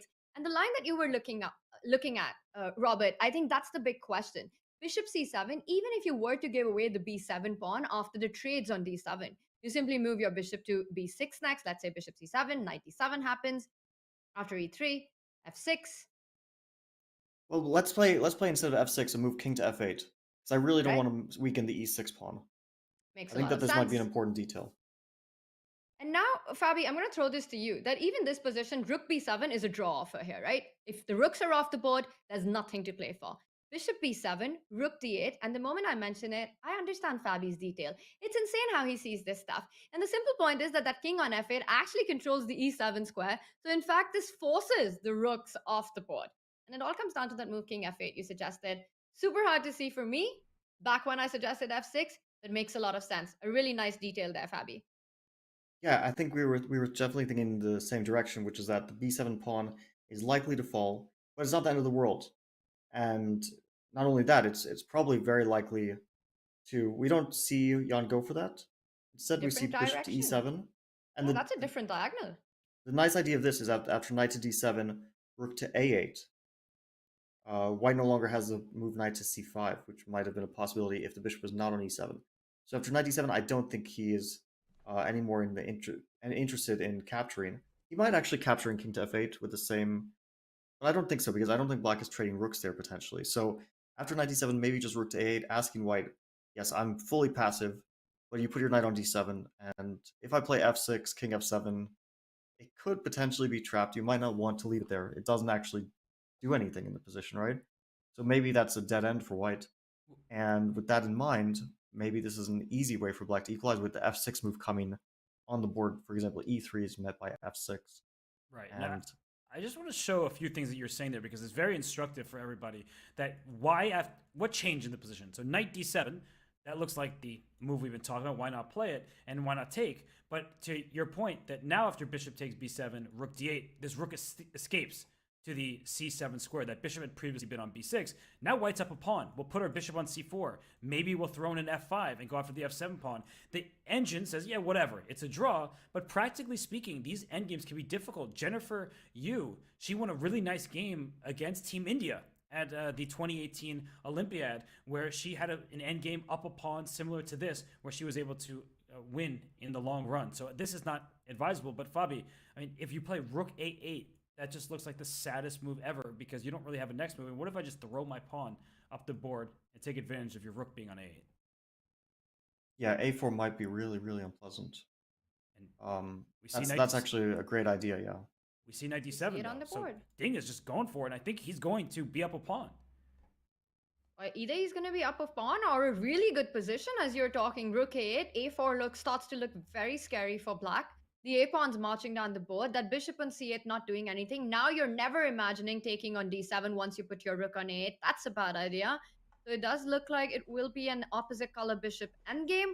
We're going to be seeing the line with a trade on d7, rook d7, and the eternal question. How much is it? Is it still going to be enough? Yes, you managed to not trade the rooks. You keep the rook and the bishop on the board. But Fabi, is that still closer to a draw? Yeah, definitely close to a draw, even if white is safely keeping that pawn and keeping the rooks on the board. But it doesn't look super pleasant to defend it. So let's see if black can try to trade rooks somehow. After bishop d7, rook d7, I think king f8 is supernatural, although black certainly can move the bishop somewhere as well. Fabi, just first step is Ding was kind of smiling when he left the board, and now Jan is thinking. So maybe he's just settling down, getting back into concentration mode, but he is down a few minutes on the clock. So I know he still has plenty of time remaining. There is the increment, but I'm starting to think about these things because, as you said, it's not going to be a pleasant hold. He will be down a pawn, and if he doesn't take on d7, which his only other option is rook a8, the threat of a4, a5, a6 is now becoming increasingly clear, and that looks terrible as well.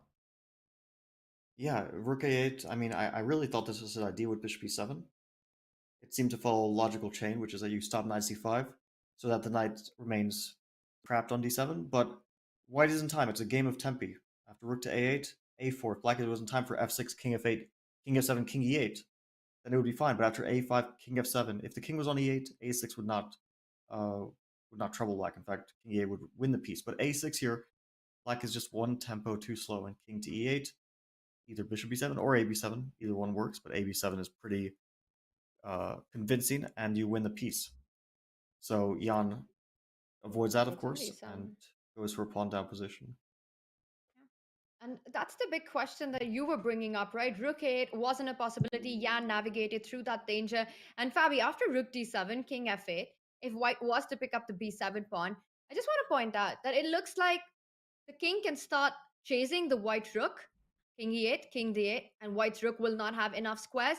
But there is a nice resource that white has in that position, and we're seeing all this being played out. Rook d7 on the board, king f8 has been blitzed out.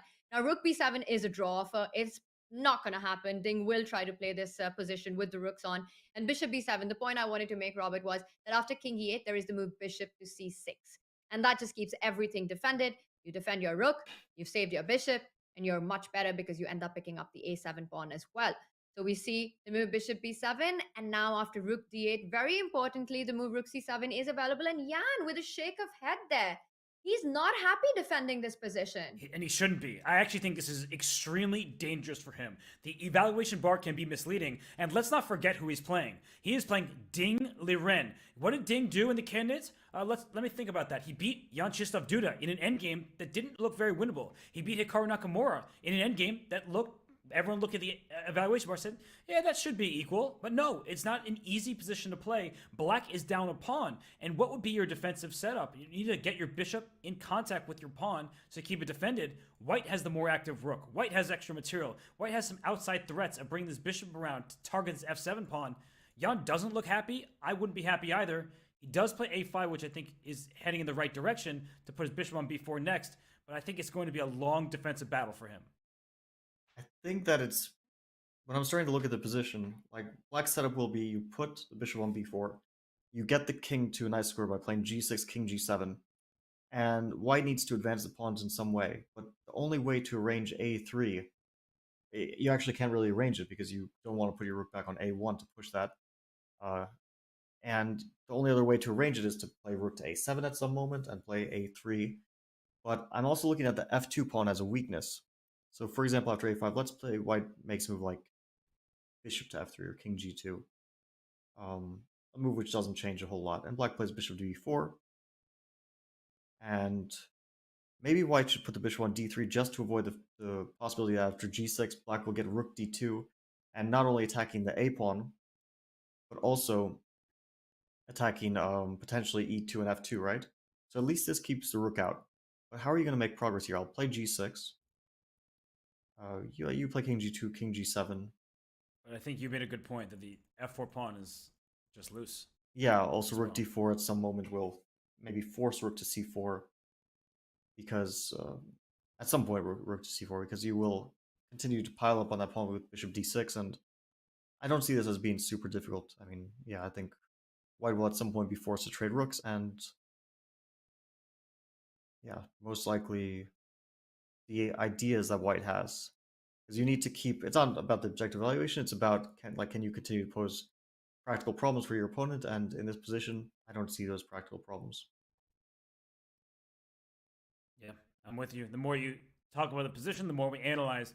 I see your point. The f4 pawn, that's an unfortunate one. And if you ever play e3, then you won't be able to block the d-file, and your f2 pawn becomes the next target. So if the rooks stay on the board, that will give Ding chances. And he's going to have to try to use the clock as a weapon at some point. I don't know how he can do that, but establishing the bishop on d3 looked like a normal starting point. Maybe start with bishop e4 and try to get f5 in. That could be something to consider. Just you want to create a weakness in black's position, and it has to be the f7 square. Well, g6 will be played. Black will be super happy to get that pawn there. Sometimes we say don't put pawns on the squares where your opponent's bishop can attack them, but more often it's the case that you need to put pawns on the squares of your opponent's bishop so that that bishop gets restricted. And here, if, for example, after bishop e4, let's say black for some reason played h6, just to illustrate like what not to do in these positions. It might be, let's say, white plays e3, and from, let's say, a purely logical point of view, you might think, I want to put my pawns on dark squares so that the bishop cannot attack them, but you play f6 here, and you're already probably just on the verge of losing after bishop g6 or something like that. Just because that bishop now has a lot of squares it can access, because your pawns on dark squares, they don't control the light squares. And as your bishop also doesn't do so, your light squares have become a terminal weakness. So you keep the pawns on the light squares. E6, f7, g6, h7. The only exception to this rule is a pawn in a5, because that pawn can be defended by the bishop. So yeah, it's sort of a tricky positional thing. It's definitely one of those things that becomes more clear with practice and with experience in these types of positions. And part of the reason is that Fabi, you're mentioning the move g6, fighting against this f5 advance. And I want to ask you about this because from a practical perspective, trying to find a setup where you've got a good chance, I'm envisioning the white bishop on c4, the rook on c7, and black's e6 pawn gone. From a practical perspective, would it make any sense at all for white to use this opportunity where g doesn't happen and just go f5 immediately? Say, yes, I'm sacrificing the pawn, but in return, you double up your pawn. I want to head my bishop from a6 to c4, start putting pressure on f7. I know f5 is the kind of move that perhaps the engine will hate and say, not happening, doesn't work out, you're giving a pawn for free. It doesn't make any sense from a practical perspective, because I feel in a game, this would definitely come to my mind. Yeah, I have a strong feeling the engine would like this move. Not in terms of, like, let's say, giving white a clear advantage, but I would say that it's a decent move along with some others. And yeah, it's a good idea because it's more Let's about test the it by activity. fire. Yeah, Let's let's test this by play fire. f5. f5 think is a white, fun move. White will keep a small advantage there, so f5 probably black will take. Otherwise, you can also include bishop d6. In fact, maybe you should get that rook off of 7. Yeah, maybe f5 bishop d6. Let's do that to make life easier for ourselves. Well, and your point is that I think we just show what happens if e takes f5 first. Tanya was saying, let's get this bishop around, and then this bishop on e7 will have to sit passively. It has to stay there so the rook doesn't get access to f7. So what Fabi's point is, let's include bishop d6. Your rook has nowhere safe to go in the 7th rank, and only then will we take on f5. Yeah, and then white won't be able to arrange this pressure on the f7 point, because let's say rook c6, e takes f5, and bishop to a6. Black will... I don't think it's necessary to play rook d7 at the moment, but at some point, black could do it immediately, or let's say g6 followed by rook d7. Black gets the 7th rank, bishop c4, rook d7, safely covered, and then the bishop goes to b4. Everything's defended. a5, you're not passive, your bishop isn't passive, it's able to defend that a5 pawn. And the evaluation hasn't really changed. It's remained pretty much that the position is objectively a draw. But that's why you need to be accurate at these moments. Like f5 is a very good, tricky try, and I think against a lot of players, it would lead to getting some chances with the white pieces to potentially put pressure. But I think that Jan wouldn't miss this moment to play bishop d6, super accurate, and make an easy draw there. So because f5 isn't really panning out, because as you said, bishop b6 is such a nice inclusion. You don't want to be so forceful. You don't want to give Jan the obvious. Can we just put our rook on a4? I know it's awkward, but that's the only way I see us starting to push these pawns. Rook c4, bishop b4? Oh, so you're not even going to let me there to begin with. I thought you were my friend. Well, not today. We might be seeing this idea, by the way. Rook c4 played. Great call, Robert. Robert, there's no friends on the chessboard. Is that a saying? Or I'm not sure if that's actually a saying. Something like that. We'll let it slide. And quickly, bishop b4. So rook d2 suddenly gives black some double attack possibilities. And yeah, Tanya, your f5 move, we have to keep that in our mind. And black, in many positions, plays g6, as Fabi was saying, to stop f5. But I like it. It's just instructive to think about when you're up material, but the position is balanced, maybe you can restore material equality, but then you have some other advantages in your position, namely a potential target in black's camp. So rook c4, bishop to b4. I know I was the one who was thinking Ding has some legitimate chances to win. Now I'm looking at this like, wait a sec, what can you even do here? It just seems like too big of a fortress. Yeah, this is a really confident hold for Jan, and I don't see this going any other way except for a draw. And that's really good outcome for Jan. His openings are holding up well. In the first game, he was struggling a bit in the opening, but this one is showed up with good preparation, very professional draw. I think that's the right word to use for this. You draw with the black pieces and then start to put pressure with white. Ding will be under pressure in that last game. One gets the feeling as if Team Yan has looked at every single possible opening idea because Ding comes up with these new moves, these new concepts out of the opening. We saw that with the white pieces in both games by Ding. But Yan just confidently blitzing out moves, plays accurately, keeps things under control. This amazing prep there by Team Yan, and he keeps that pressure on the clock as well. Ding behind by 5 minutes, but he's up a pawn. So I don't see the clock being a factor in this one. It is whether it is advantage enough or not. And we're looking at a pawn sacrifice on f5. It would make a lot of sense if white was able to put pressure, double down on that pawn on f7, but that won't be possible. So very soon, Yan can just stop that idea forever with the move g6, keep everything under control. We see Yan has indeed left the board. And Fabi, I want to ask you at this moment, while Ding is in a bit of a think, and we know that the position is pretty calm right now, that for both these players, they know it's today, right? Today is the day. There is no tomorrow for them, at least in terms of the World Championship match. And one of them will be crowned world champion. And yesterday, after game 14, a very difficult one where Ding was on the defense for a very long time, Ding was asked if he thought about becoming world champion. And he responded saying that the only thing he thought about was not becoming world champion. And that, of course, comes from the game 14 action and him struggling with white in that one. What's the pressure like for these two right now? They can see the trophy, the stunning trophy is just a couple of feet away from them. It hasn't been there before, and look at that. You're sort of edging towards every passing game. You're reaching that finish line. What's the pressure like in this moment? I feel like it's a lot of pressure, but it really depends on the games as well. Like, I don't think Jan is feeling any pressure at the moment because his position, he doesn't have to solve huge issues. He doesn't have to solve like real, let's say, intellectual problems over the chessboard. I mean, he kind of knows that it's a draw and his moves play themselves. But yeah, these players definitely know that today is the day. As I don't know if you're familiar with the great artist Big Shaq. He also said today is the day. I think that was before his second big single, Man Don't Dance. But whoever's winning this match is definitely going to be dancing tonight. And no one's winning this game because take a look at what has happened. The rooks have been traded off. That is essentially a Liren saying that I know in this opposite color bishop ending, I don't have enough resources. And Fabi, nothing to play for here. It looks like this should be heading for a draw any moment now. Yeah, Ding will try to get the king to the queen side and play on a bit, but usually you're not able to get your king active because the bishop and king they somehow control all the squares. And also, if you ever get your king active, you start to get your kingside pawns attacked. So I think this is one of those positions where you can start to put pawns on dark squares too, because here without rooks, a bishop can't attack the pawns on dark squares, and having a weakness on the light square complex usually doesn't really mean anything. So he can play h6 here. He can play king to d6. If white's king goes forward, probably bishop to e1 at some moment will start to attack the white pawns.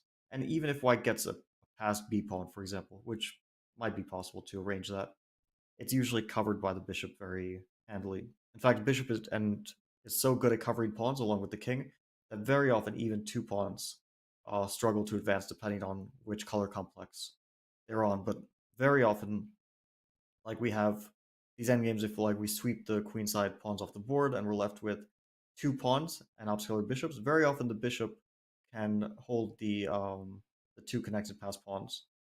Although those positions do remain rather tricky, but there are a lot of instances where even that is not enough to win. This is just an easy draw, and I don't think Jan will repeat moves. Yeah, Jan They will found a even way. struggle. They found a way to repeat the moves. And bishop e1, king e2. This has been the most peaceful game, not just the result, but also a really calm game by both players. Playing this inconspicuous opening, Yeah, Nepomniachtchi handling it to perfection, going into this position down a pawn, but a confident hold in an opposite color bishop sees the two players drawing, and we're still level in this rapid playoff, getting closer to that potential blitz tiebreak deciding this world championship. The trophy is in front of us. And Fabio, you were talking about the pressure and the players being very focused and just thinking about their next move, especially given the kind of position that they have. There's so much on the line today. Going into this final rapid game. We are at 1.5 apiece for these two players. Robert, out of all the action that we've seen, safe to say that this one was the calmest.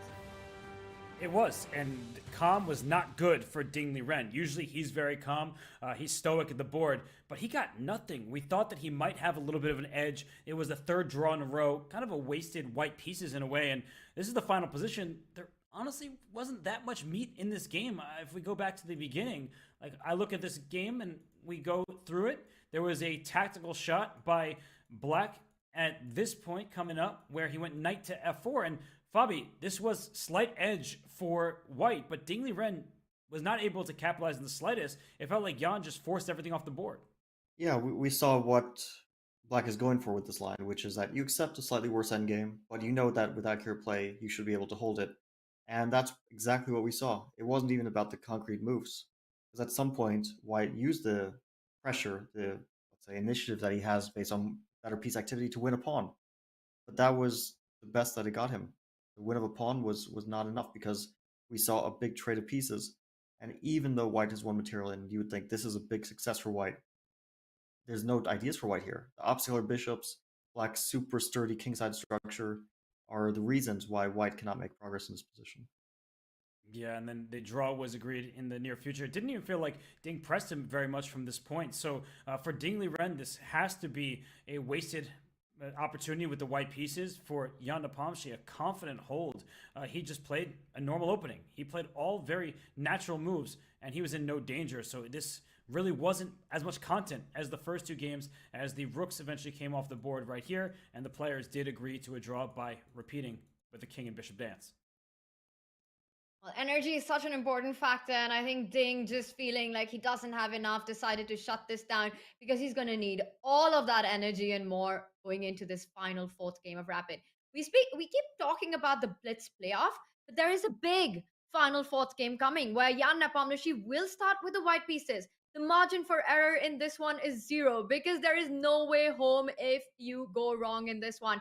Liren has to have a confident hold with the black pieces. He needs to do everything to survive this one. Jan Nepomniachtchi won 3 classical games with the white pieces in 2 classical games with the white pieces. Can he strike in this final fourth game, which will be decisive? Whoever wins this is world champion, or will we see Blitz? We'll find out on the other side of this break.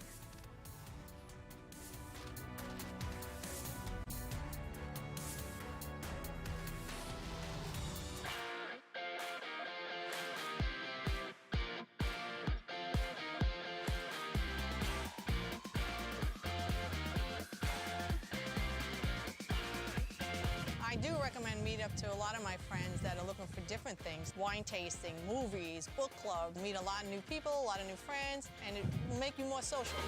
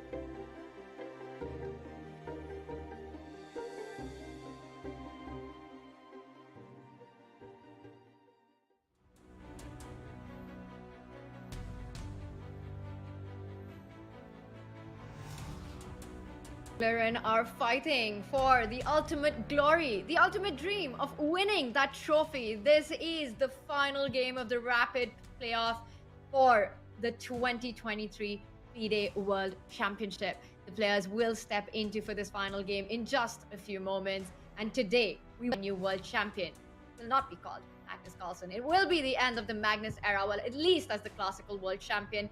Jan Nepomniachtchi in his second shot at the world championship. The first one in 2021 ended in game 11 with a convincing, crushing Magnus victory. And this one is going down to the wire. In this fourth game, Jan will start with the white pieces. How much risk is he willing to take? He hasn't lost a single game with white to Ding Liren in this match so far.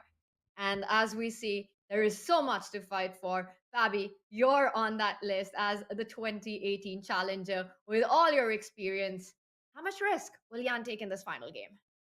I don't think he'll take too much. The weight is just too high that, if you lose, it's all over. It's not like previous games where you might have a chance to fight back. It's just the end of the entire match. And he will definitely want to press. I'm sure he'll be feeling ambitious. He can look to the second game for confidence in terms of, getting chances out of the opening and putting pressure on Ding. But you definitely don't want to be in a situation where you start to... I think this is also why it's better to start with black, because when you have white in the last game, you start to feel like... Well, actually, maybe that doesn't make a whole lot of sense what I just said.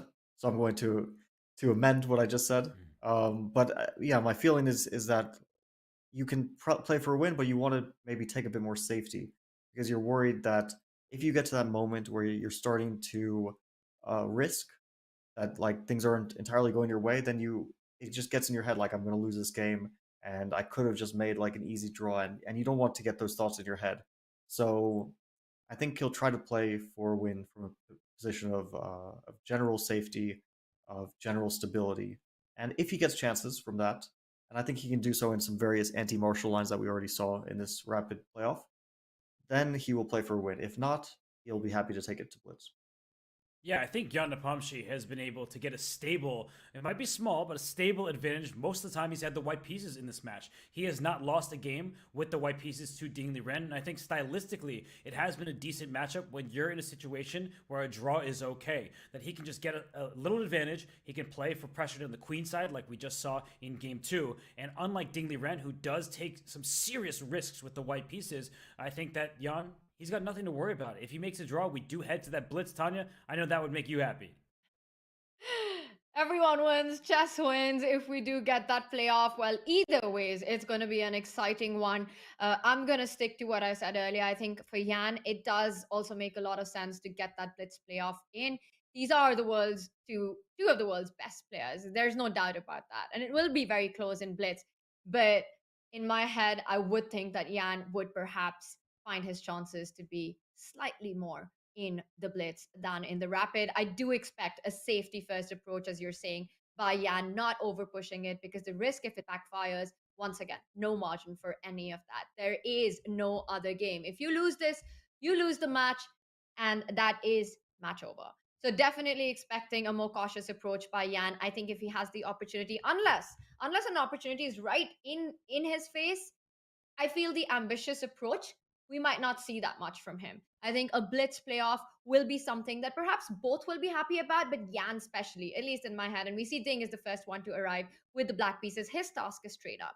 He needs to make sure nothing goes too out of hand. He needs to make sure that Jan doesn't get that big opportunity today. We see him adjusting his pieces. Jan, who's been confident throughout today, he starts the final game with the white pieces, expecting him to start with the king's pawn opening 1e4. That's what he's stuck throughout. That's been his preparation for this match. And Ding Liren, a big question. Does he stick to 1e5? Does he stick to that king's pawn opening? Or will we see perhaps another Richie surprise? I think we're going to see an anti-martial again. I would love to see a surprise, but hate to be the bearer of bad news. These guys don't want to start experimenting on the last decisive rapid game where if everything goes wrong, then all of their previous 3 weeks of work were basically in vain. I don't know if it's really time to experiment. It might not be a bad decision, but it's pretty risky too. Anyway, we'll quickly see what these guys have planned. We're going to find out. E4 on the board. As you said, E5.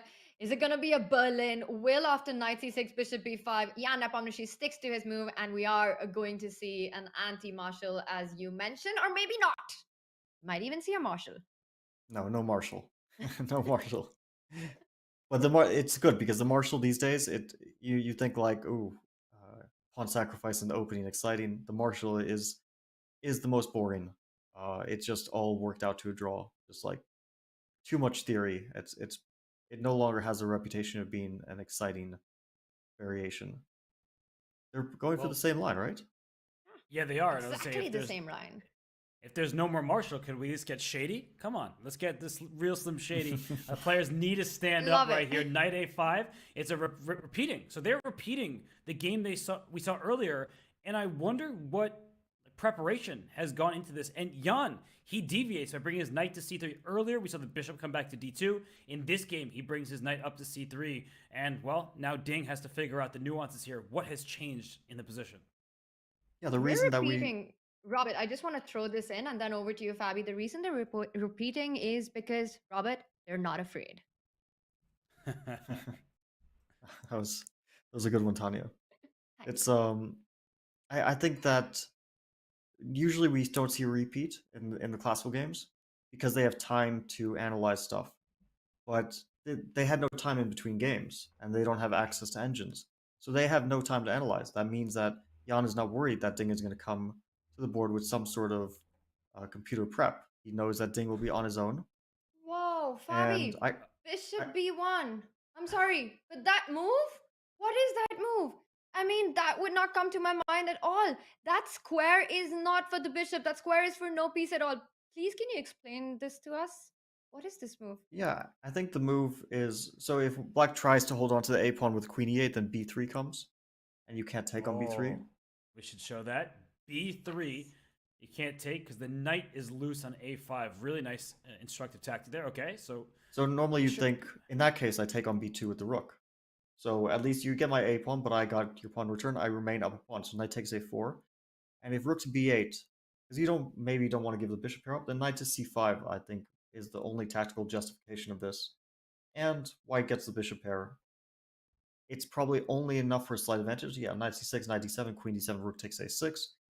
Tiny edge for white, but Jan thinks in a rapid game, bishop pair is a long-term advantage, and it might not be a whole lot, but it's something to work with. It looks like Fischer random chess. Like if you showed me this position with a bishop on b1, I thought it just started there. But it's a very interesting idea. And the lines we were just looking at, we took the vacuum cleaner out. We took on b2, a4, a6 went away. This knight traded for this bishop down here. Yeah, white has the slight pull because this bishop will see the light of day back to a2 at some point. But black doesn't have too many weaknesses either. So Ding Liren is doing the right thing. Bishop b1 comes as a surprise, but it's not a surprise where you're on your own. He knew that this was coming, so now he just has to patiently calculate and try to work it out. Rook takes b2 is by no means forced. That does force those lines, liquidation, but black can also consider things we've been talking about with c5 and other options in the position. Yeah, you can... Well, I think c5 is likely to transpose. If c5, knight a4, you can take and then take on b2, so it could come either way from either of those move orders. And it also looks like a very viable strategy. We saw a hesitation by Ding in the previous game with the black pieces to play c5 because it could weaken the light squares long term, especially if you give up your light square bishop. So I think rook b2, like, you can't really go wrong with this move, except exactly that line that we were looking at. Black just wants to equalize the position, even if it's not super exciting for black in the final position. You know, bishop pair, symmetrical structure, slight edge for white. You know that your position is still inherently healthy and solid, and you shouldn't be a whole lot worse. And Tanya, it seems like Jan would be answering your question in how much risk is he willing to take. So Tanya, opening success thus far for Jan? I'm still taking in this last move, bishop to b1. I mean, it's just visually so shocking to see this move on the board. It's something that doesn't come to your mind at all. And Ding Liren really slowing down because he's taken aback as well, or at least trying to figure out the complications with rook b2. Once again, absolutely agree with you, Robert. Feels like a Fischer random game being set up with that bishop landing on that knight square on b1. Some amazing stuff. Makes me feel that this perhaps is, of course, an idea that Team Yan had in mind for this game 4. It's not an over the board preparation. It's not over the board inspiration. You don't just show up for game 4 and make the move bishop e1 on the board in seconds. So this is part of the bigger plan, and the big critical questions now for Ding to answer is what happens after rook b2 and all these trades that we're seeing. He is taking his time, but once again, he doesn't have that much time. He's down on the clock by 4 minutes, and it could start counting because there might be still some more critical decisions ahead. And bishop b1, from a practical perspective, great choice by Yan. I think it's a smart way to approach the rapid games, which is that you prepare some positional line and then you don't mix it up. You play it twice, so that you don't have to keep too much in your head in terms of, positions that you have to remember or positions that you have to try to, understand well, or all the things that come with preparation. So instead, Queen E8 is played. We mentioned this move. B3 looks like the logical response. Otherwise, I don't think White's play makes any sense without B3. And after B3, the question is, does Black simply allow knight takes A4, play some C5, knight C6? The idea there being that the bishop on B1 is a poor piece. So White gained a structural advantage, but the cost of it was the bishop on B1 being at least temporarily rather poor. Or is there some kind of sharp rook to B4 stuff, which I don't believe at all, but yeah, rook B4, bishop D2, I don't think it makes any sense for Black, so this we can discard. I think B3, C5, knight A4, knight C6, followed by knight to D4 ideas is what Ding might have in mind. And now C3. Bishop is so ugly, so C3 is necessary, but Fabi, are you believing in this? I mean, both sides have structural damage. I prefer White's position, just because White's play is more clear-cut. Bishop C2, knight B2, knight C4. Black has to... I wouldn't mind Black's position very much, because Black only has one real weakness. And even that A pawn is not like a huge weakness. You can play A5 and support the pawn on A5. But still, I slightly prefer White's position. And he did play B3, so we've seen that. And Tanya, we hear Fabi. He would prefer to play that with White. I'm thinking maybe Black isn't so bad there. Do you think that Ding he surprise us with Queen E8? Do you think he'll surprise us with something else in this move? Well, this is an absolutely fresh position, and bishop b1 is a new idea in this position that has been found by Team Yan. Perhaps in some other similar setups, bishop b1 with followed up white b3 is an option, but not in this particular setup and this particular move order. So definitely something that is a great practical choice. B3, I think, given the clock situation, the fact that this is the final game, and these lines that we're looking at, which are slow improvement of that bishop in b1, would definitely pick White here any day of the week, and especially if Ding starts to burn the clock even more. It feels like every move is going to be a question that Ding needs to answer, starting from right now. How does he continue? There is pressure on a4. White's got simple moves, right? Knight a4 coming up. Big decision. What do you do with the c pawn? Do you go all the way to c5? Do you try to get the d5 break in at some point? Where is Black's activity? And all these questions, the answers to them, it's going to cost Ding time, Robert. It's going to cost him a lot of time. And this could turn pretty nasty. So definitely picking White right now. Very impressive little idea there with bishop b1.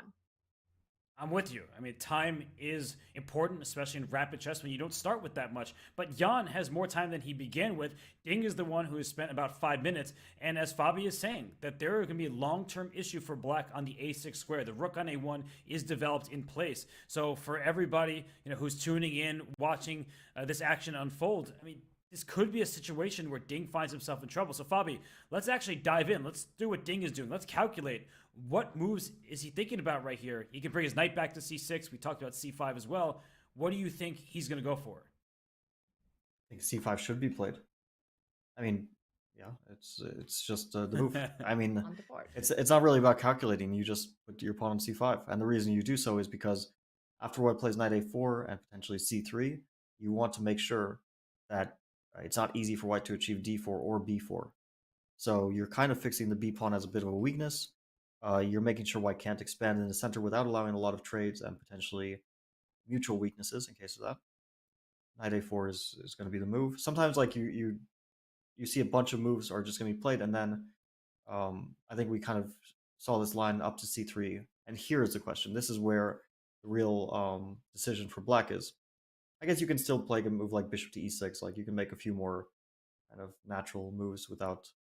And does black want to achieve some kind of f5? You can maybe play knight to d7 here, try to follow it up with f5. Then the issue is you might be in time, but you have to worry about that a pawn, right? Knight to b2 followed by knight c4 is coming.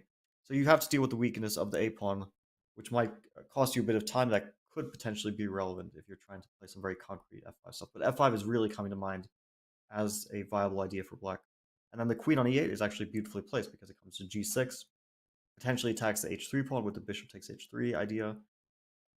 That's where I would be thinking if I was in Ding's shoes. That's the direction I would be looking at. So, Tanya, you asked the question. Fabi just answered it for us. Where is Ding's play going to come from? Maybe a potential f5 strike, and that does make sense given the current pawn structure, where black has these pawns on dark squares, giving up control over d5. At least you can't control it with a pawn, but f5 striking this way, that could be in the cards. So, Tanya, what do you think? How ambitious might Ding become in this game? He does continue to play pretty fast. He takes on a4 and Ding falls back with that knight to c6. So also eyeing a potential jump to d4. Now, Robert, you gave a shout out to everyone who was joining us.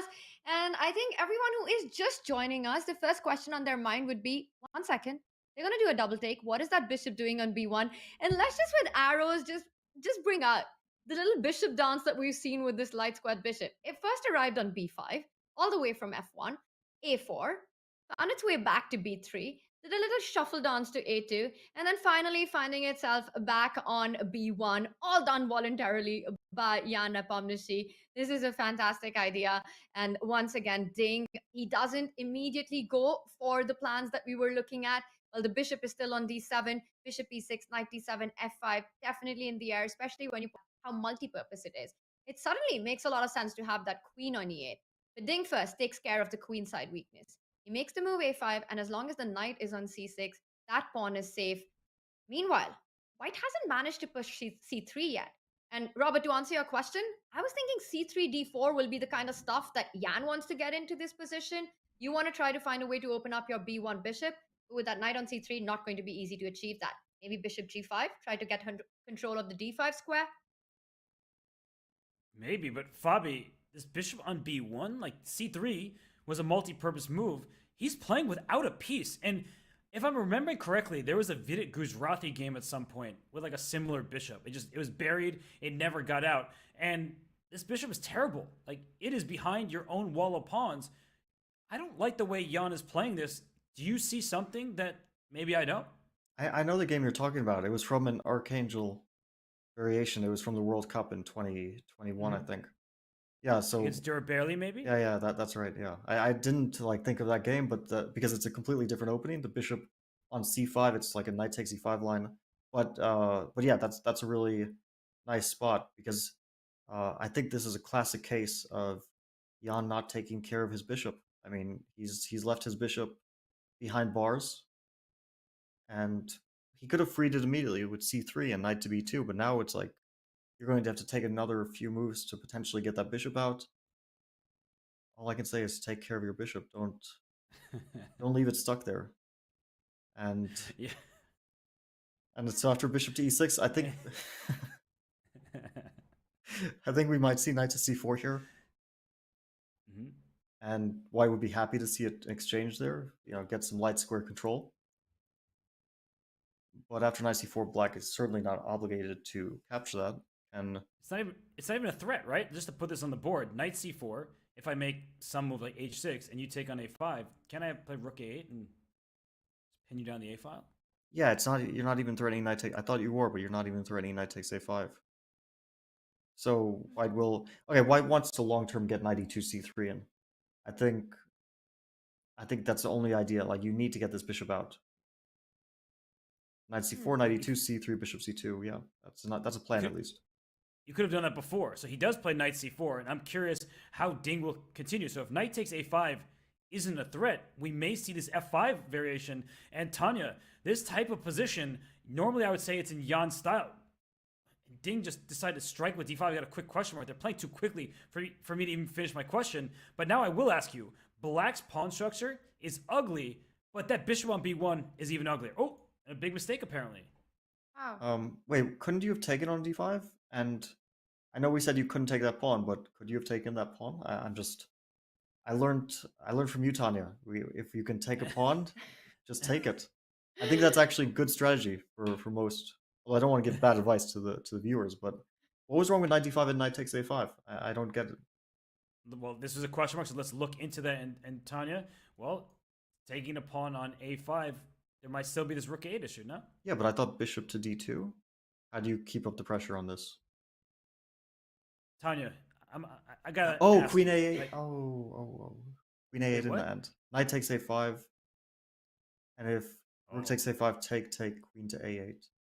Man, Fabi doesn't let me ask any questions because he's seeing too I love it. amazing of tactics. Because he saves me from answering those questions, Robert. That is the ultimate motive. So I'm going to thank Fabi for that. But once again, I think this game, it's about that bishop on b1.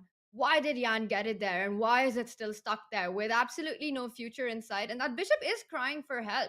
And Jan needs to find a way to actually get that c pawn moving to find itself on an open diagonal. Otherwise, the bishop will be asking Jan and telling Jan that, what was this plan? Love the way you lie, Jan.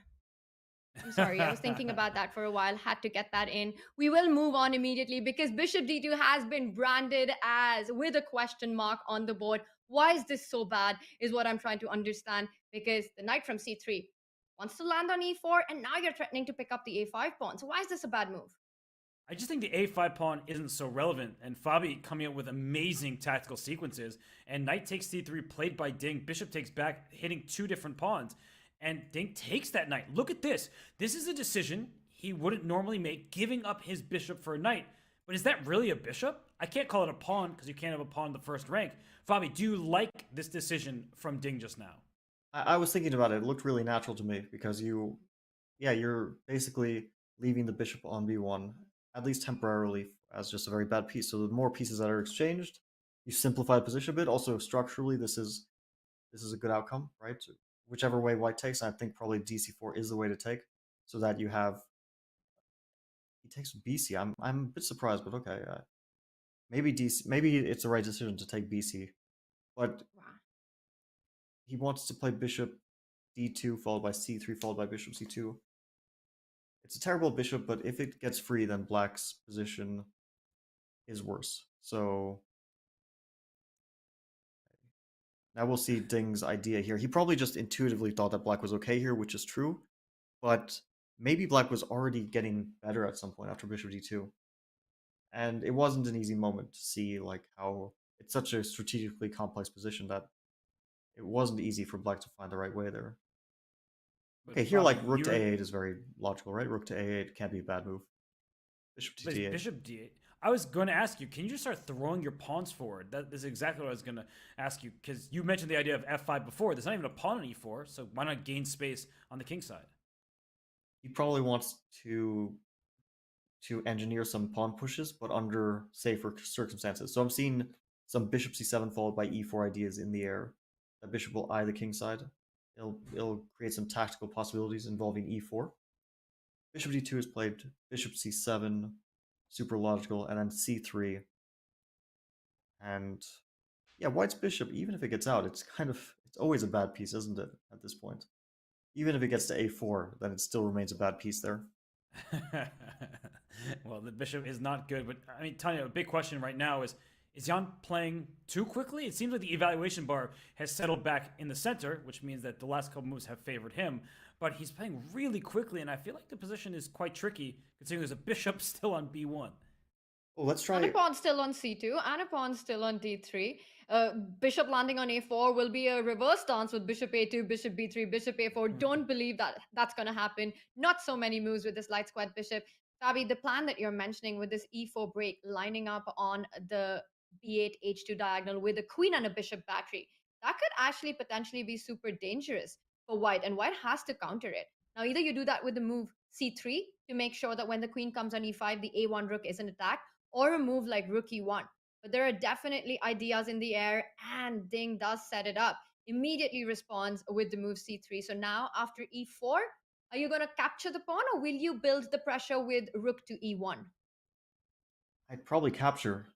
Just the general principle that if you don't capture it now, you might regret it when you can't capture it later. And e4 rook e1 invites, queen to e5, then you can maybe play f4 that follow up with taking, but e4 rook e1 also invites f5 ideas. And even pawn sacks are not out of the question. But what's wrong with d takes e4? Because I was considering this pawn sack, and I'm not seeing exactly why it's so beneficial for black after d takes e4 here. You want to put your knight on e5? That is what I had in mind earlier, but I see the eval bar says white's doing fine, but maybe knight e5, is there compensation here? Yeah, certainly there's compensation, but after queen to e2, if you get kicked back with f4, then the compensation might start to evaporate. He first prepares it. He makes the move f5. Yeah, e4 is an idea for sure. It's definitely on the cards. If this were a blitz game, I would say black wins this position a high percentage of the time, but it is rapid despite the fact that Jan is playing so quickly. But we have so many ideas in this position. E4, maybe even f4 at some moment, because f3 would be a big threat to open up your king. I know that gives white the light square, so you have to time it well, but there could be a position where you play f4 and e4 and knight e5, and then you just take control over the king side. This is a bad piece, and I actually want to put this on the board just to show everybody what that could look like. Is let's say I make some move like here, and I play e4, and I go f4, and I'm just going to make a few random moves. Where yes, f3 is crushing, but even without f3, if I put a knight on e5, this bishop is terrible. And I may have f3, and if you just stop it with f3 of your own at some point, the dark squares are vulnerable. There could be a rook lift swinging to the king side. This would be a serious attack that white may not be prepared to withstand. So I'm just looking at e4 and f4, a thematic type of pawn sacrifice to free up that e5 square. Tanya, that was one of your ideas. I love it. I love seeing f5 on the board. What you're pointing out, not just the e4 pawn sacrifice, but coupled with that f pawn advancing down the board to create more weaknesses on the king side. You asked this question, would you rather be white or black a couple of moves ago? And while at that point, I think the answer was white. Now anyone, any day of the week, any day of the year would pick black in this situation. Even though Ding is down by 4 minutes, just compare the pieces, the flexibility, the space, the control in the center, and the attacking possibilities. It just feels like a position that is easier for Ding to play. And there are critical problems and practical problems that Jan has to deal with before. Yeah, I think that we shouldn't underestimate, though, the strategic risk that black might have in these positions. If white's bishop gets active, there is a lot of weak squares and a lot of weak pawns. And yeah, we can imagine bishop on d5, probably white has a huge advantage. Of course, the bishop on b1 is very far from the sort of animal it would be on d5. And I think that black's play will be based on some concrete stuff involving e4, and white's play will be based on countering that and also trying to get the bishop active. So I like the move bishop c2 here. I think the variation that you demonstrated with e4, d takes e4, f4 is quite interesting and important, because maybe white can play e5 here. And this is why the position is more about the activity of the bishop. I think I would consider this move, at least, even if it's not, let's say, 100% the best one. The position is about the activity of the bishop more so than the material. But something like this is really, really logical for both sides. This pawn sacrifice is very thematic, e4 and f4, and something like e5 is also very thematic, trying to get the bishop active. But maybe bishop to a4 was a better choice. It's a complex position. The bar didn't really react to e5, which means it's a great practical try at the very least, because bishop a4, it works as well, but I feel like allowing f3 can be really scary with this queen coming over here. I would be too scared to play. I like e5, getting activity of your own, so that's Fabi's instinct there, and we keep talking about this. These super strong players, they would rather be, if they're up a pawn, they'd rather give it back than sit passively. They want to get activity of their own. So, oh, sorry, I clicked the wrong spot. But after f5, e4 is a threat, but maybe it's not a game-ending threat, and that could give Jan the time to play bishop to c2, and if he can, bishop out to a4. I think he's considering these lines, and it's very sharp, really sharp stuff, because you take risks with white. If black could plays rook to e1. Okay, so he's preparing against e4.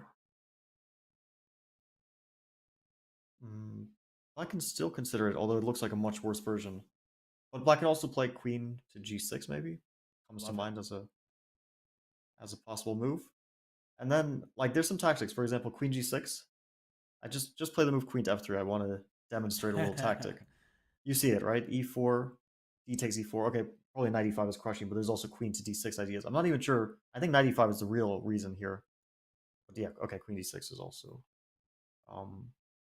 For sure, white does not want to put the queen on a vulnerable square like F3, but there's some queen D6 ideas, which is what I was hoping to highlight.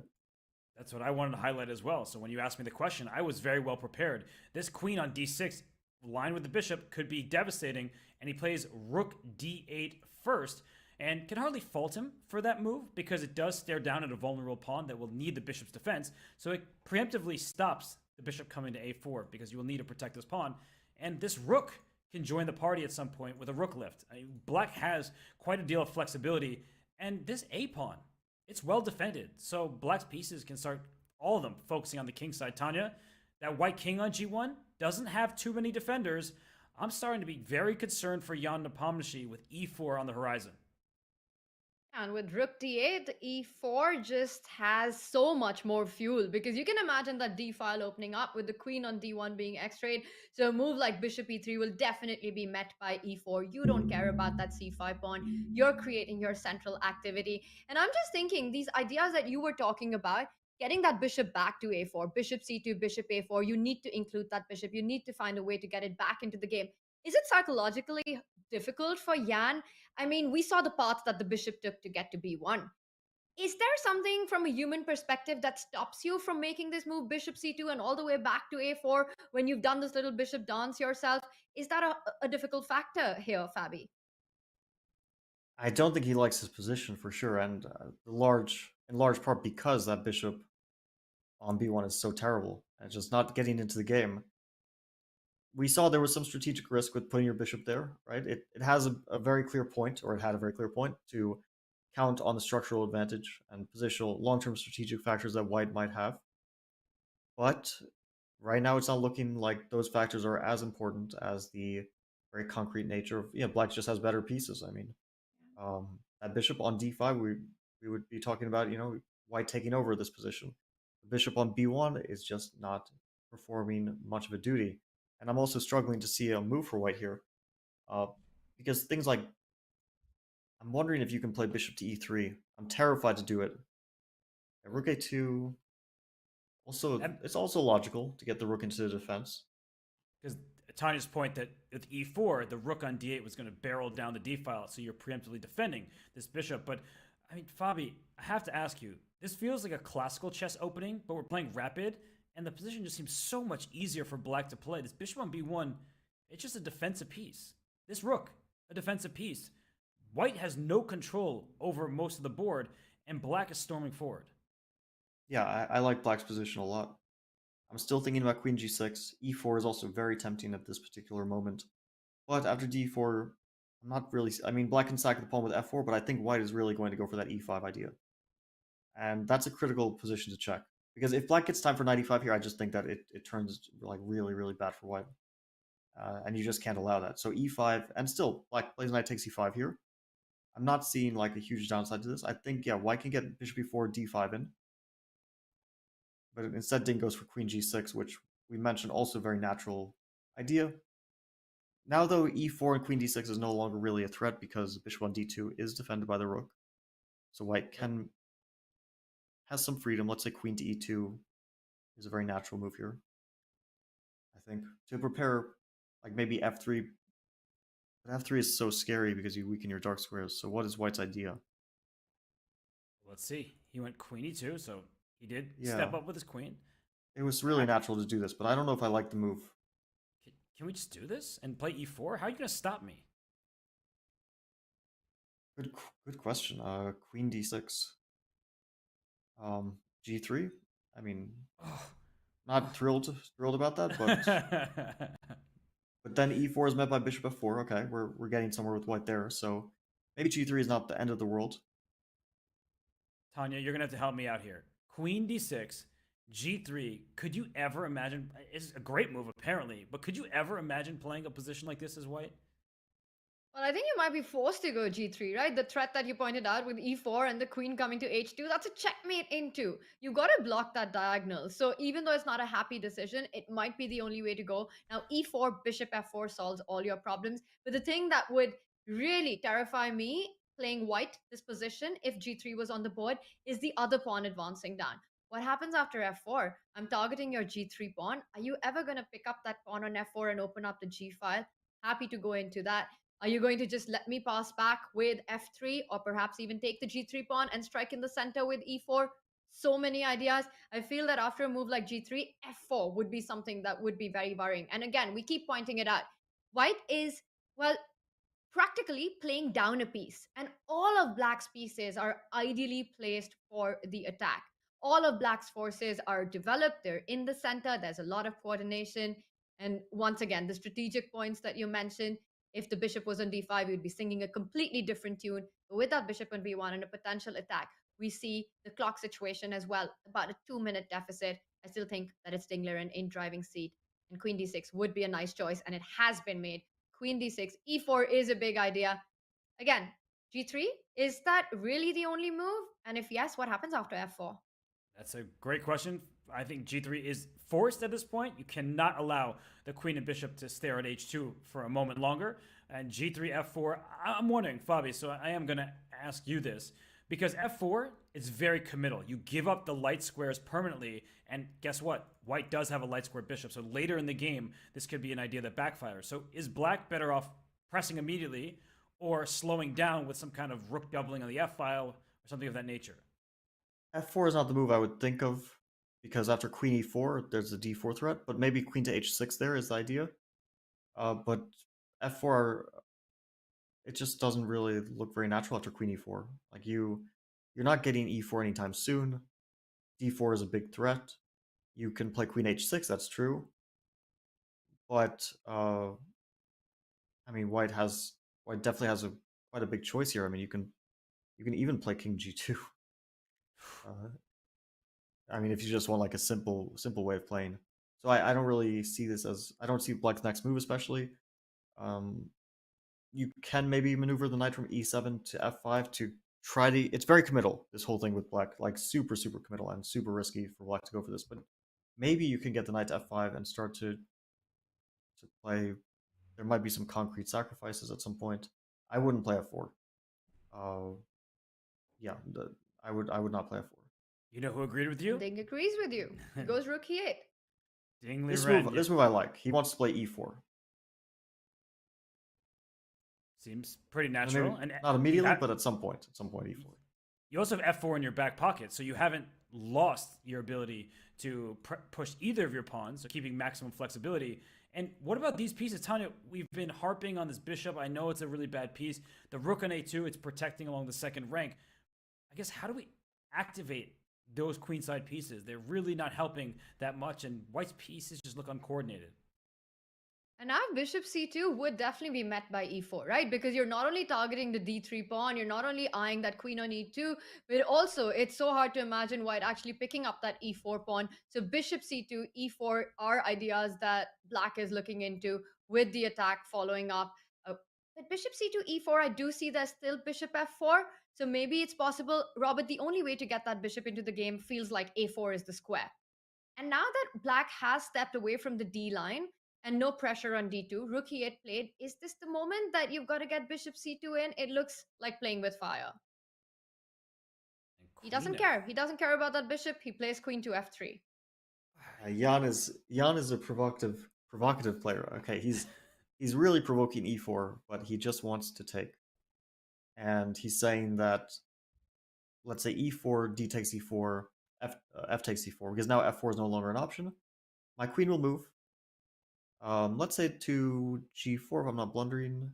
Oh no, I'm blundering 95 there, so let's put it back on e2.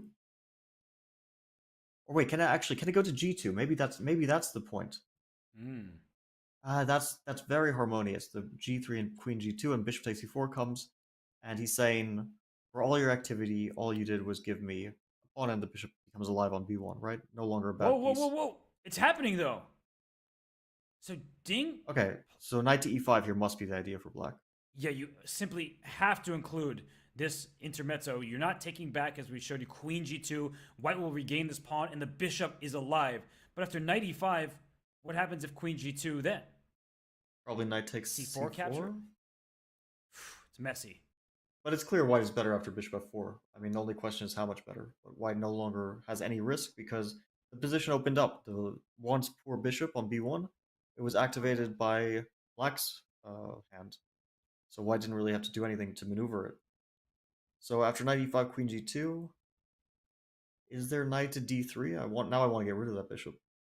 Wow, Fabi's saying, let's just ignore all the pawn captures, go in like this. And, well, the eval bar says that black's not doing too badly, but to take here, doesn't seem like white's in any real danger.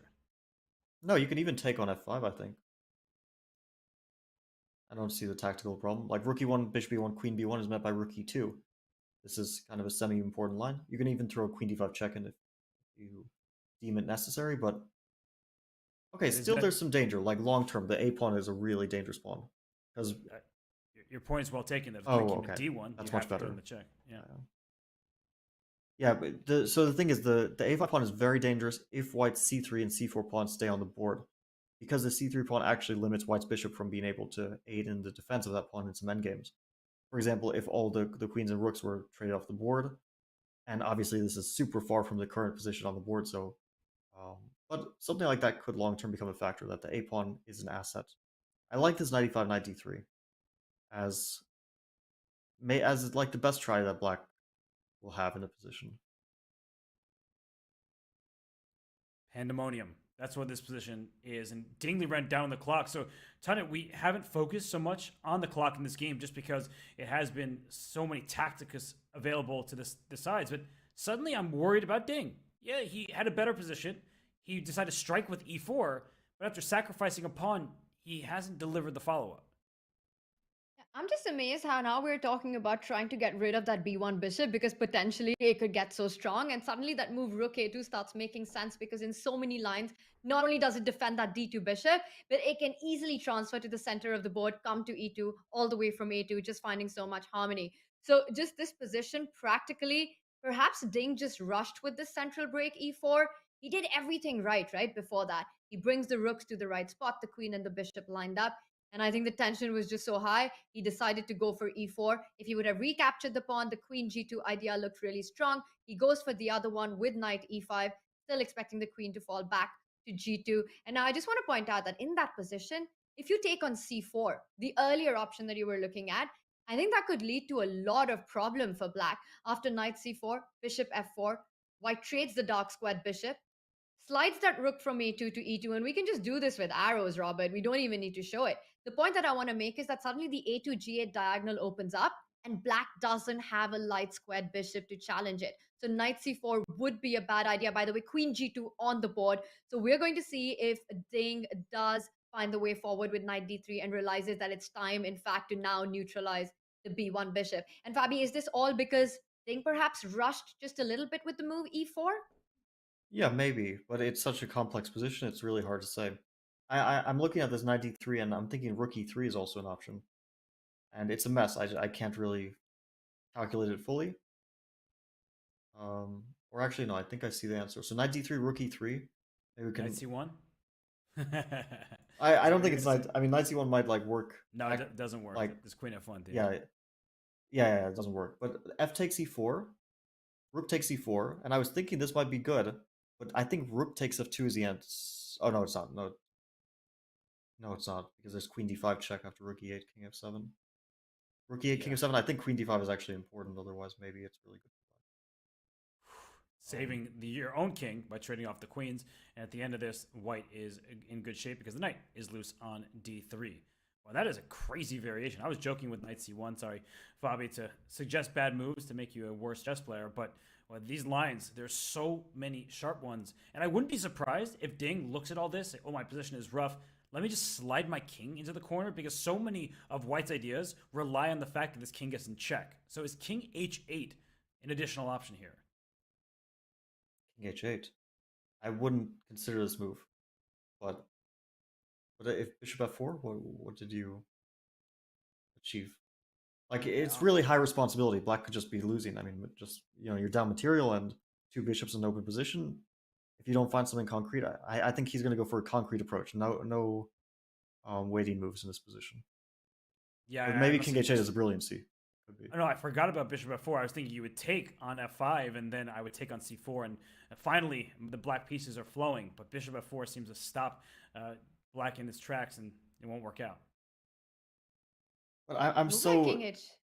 like I'm just so interested in this knight d3, rook e3, fe4 variation. I know it might never happen, but I'm like, knight d3 comes to mind, and rook e3 is definitely a critical move. It might be not a good move, but it's definitely a critical move. So how should black respond here? I think fe4 should be the move, right?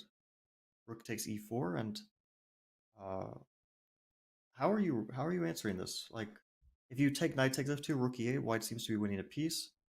Rook takes f2 loses. Rook e4, Right, queen this- e4. Knight takes f2 allows queen h7 with devastating attack, most likely. Bishop g6, bishop g5, something bad happens to you here. There's a miracle save somewhere in this position. Just knight e5. Good luck. If it's that simple. Not quite. It You looks, go rook b8 and put pressure on the b1 bishop, and also f2 is hanging, forcing you to trade on d3, and perhaps that's Aha. a trade you're happy with? Yes. yeah, that's the right way. Wow. That is a really difficult move. We exhausted all possibilities, and rook b8 there, but knight d3 is played. So that variation could be extremely important. And Tanya with the full board awareness. We're so concentrated on this side of the board with attacking possibilities.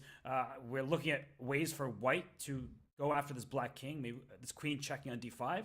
But in this event of rook e3, you can just take on e4 and bring that rook to b8. That's a really excellent find. If Liren spots that, he may be out of the woods.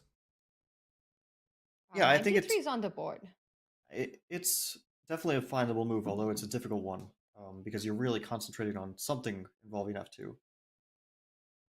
But rook e3 is not forced. I mean, Jan has a choice here. It's not an easy choice. I think bishop takes d3 is an obvious move, right? You could play that, and it's probably not a bad one, and you take on f5, and looks like probably white has some pressure, but I think he would actually be loath to give up the d3, the bishop on d3, rather the bishop on b1 and trade it on d3, because endgames become dangerous. Just the a pawn, like that bishop is a very important controller of that a pawn in some variations down the road.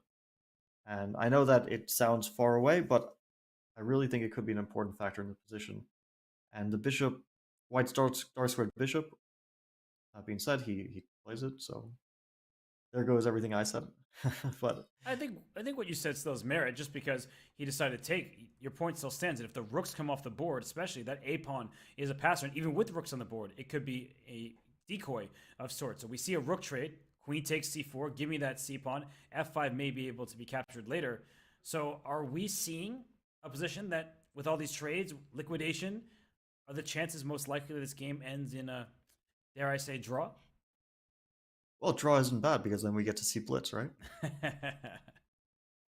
I'm surprised that the bar is even like a little bit in white's favor. It must be for some concrete reason, because positionally speaking, black has a passed a pawn. Black is getting rook takes f5, and the bishop on e1 remains a pretty poor piece. And I don't see the downside of rook takes f5. There is some kind of queen c6 maybe, but I think rook f7 covers all the threats from what I think it does. So why is white why is white not worse here is my question, because the a pawn is a more important pawn than white's f pawn, right? If we're talking about which extra pawn each side has in the position. In the endgame, potentially white could be in danger. It would really depend if the bishop on e1 becomes active. So rook f5, I don't see the downside of this move. I also don't see why you would not take it. Although I guess you're not forced to.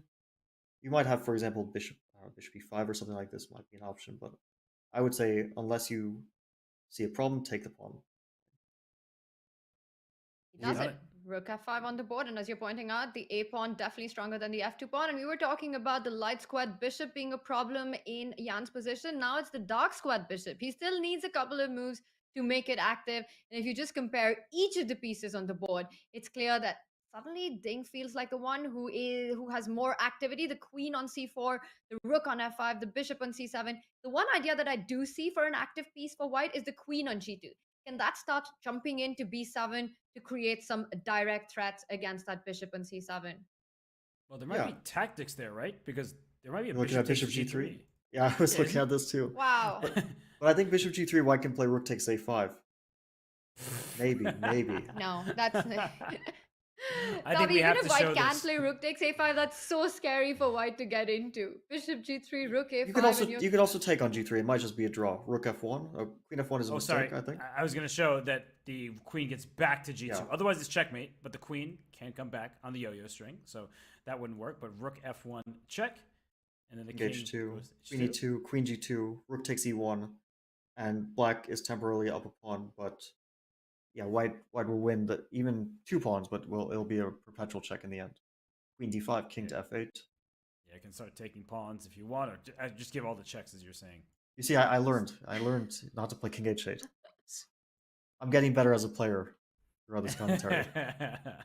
No back rank checkmate. Okay, I see you. I didn't put it together, but you did avoid a back rank checkmate. Bishop d2, I think that's a great decision by Jan. He's just trying to stabilize at this point. And black still has his outside pass pawn. So Ding is down on the clock, but he has that outside passer, although white's king is safer. There are 3 pawns in front of the white king and only 2 in front of black. So Tanya, do we think that this is going to be a draw, or is there some life left in the position? I like what Ding has done. He just created a lift for his own king so that the king can feel itself safe on 8-7, away from any ideas of a potential perpetual in similar lines that we saw. And still, there is a c3 weakness. So the bishop from d2 can't really go to e3, can't start getting active.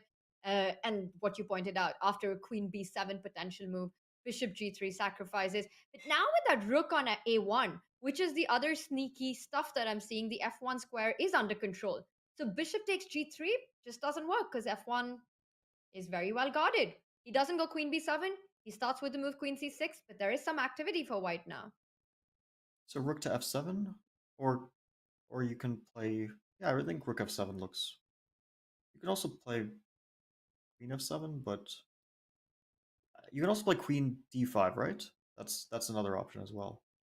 That seems to be actually the Oh. easiest way to liquidate. Well, I don't think so, because queen c7, queen d2, queen c8. After rook f8, you take on c5. You actually collect a super important pawn. Just to quickly show, queen c8, you're attacking the rook and the king. The only way to save the rook is rook f8, and queen takes c5, and yet the eval bar is unfazed, despite the fact that white just stole a pawn. a4 is a draw, I guess. You can't take, because queen d1 check, and if you play queen c4, trying to pick up this pawn, you can't do that very easily with f2 under attack. So black has enough compensation in the form of that passed pawn. It's a decoy. It distracts white's pieces away from the squares it needs to defend. But that's cutting it a little bit close, and I think that at this point, both players, they're not going to be too unhappy about making a draw, because Ding was much better after that bishop was buried on b1. Then things started to get a little shaky. You could tell when he paused, he wasn't sure about the dynamic play, and he is now in a position where it is equal, though he has only 4 minutes left. I just want him, if you're a fan of Liren, you'd want him to play this quickly. You want him to avoid too much time trouble, despite the fact they have a 10-second increment. Yeah, I think I underestimated a little bit White's position. Because it feels like, yeah, your king is just a bit more safe, and once that bishop gets to e3, it's actually a really, really nice piece. So somehow black's bishop being a little bit loose, not having like a perfectly safe square to go to. Feels like white is definitely pressing this. I mean, we saw queen d5 is objectively a draw, but yeah, rook f7 was the most natural move, and here white can play rook to e1, very logical. Maybe just like you can play it automatically, because how can this move be bad? Can't. Yeah, white is pressing a bit. King safety is paramount. So this rook coming to e1 over to e8, the a pawn isn't fast enough. If you allow this rook to get up to e8, you could see your king in some pretty big danger, as the queen will join in on the action. So Yanni's about to grab that rook. Tanya, I feel like for Jan, he should play these moves relatively quickly to try to put more pressure on the clock, considering Ding has under 4 minutes remaining. Jan has a 6-minute edge, and that's a huge competitive edge in a rapid game, even with 10-second increment. It is something that is enough in a normal, simple, standard position where the pieces have been traded off and there are no attacks against the king. But here, it's still far from there. So I completely agree with you, but Jan also has to watch out. There are threats that Ding has as well. Sacrifices on g3, a potential queen move from c4 to d3, putting pressure on the bishop. Jan's pawn structure pieces do feel a bit loose, so he perhaps can't rush with moves. Rook e1, great suggestion, great call there by Fabi, just Like queen centralizing the d3? rook, defending, Oh, threatening king rook h7. e8. And he plays king to h7. So sidestepping any checks for now. Yeah, very logical. I thought also queen d3 was maybe a decent move. But perhaps black has, yeah, just a very solid position after king h7, followed by queen d3. You want to get that bishop off d2 so that you can take c3. White can enter an endgame. I know I said endgames are bad, but I think in this case, like queen e4, trade, and then put the rook on one of those squares, and white actually controls the a-pawn very, very comfortably, and is certainly, but it's probably a draw. I mean, I'd maybe slightly prefer white, but it's almost certainly a draw there. And we were looking at rook e8 check, but it's no longer check. So do not play this move. We saw ideas with bishop takes g3. Now it would really work. So you need your rook on the first rank. Do not lift that rook and blunder bishop takes g3. That would not be the way you would want to end this world championship, because reminder to everybody, this is the fourth and final game of the first tiebreaker. 4 games are rapid. So if somebody wins right now, the match is over. We will have a new world champion. So the players, they're trying to keep the equality. They do not want to lose now, and neither player wants to lose ever. But if this game is a draw, we will head on over to Blitz tiebreaks. We're heading to blitz tiebreaks. I don't see Ding losing this one. It looks like he has a pretty stable position.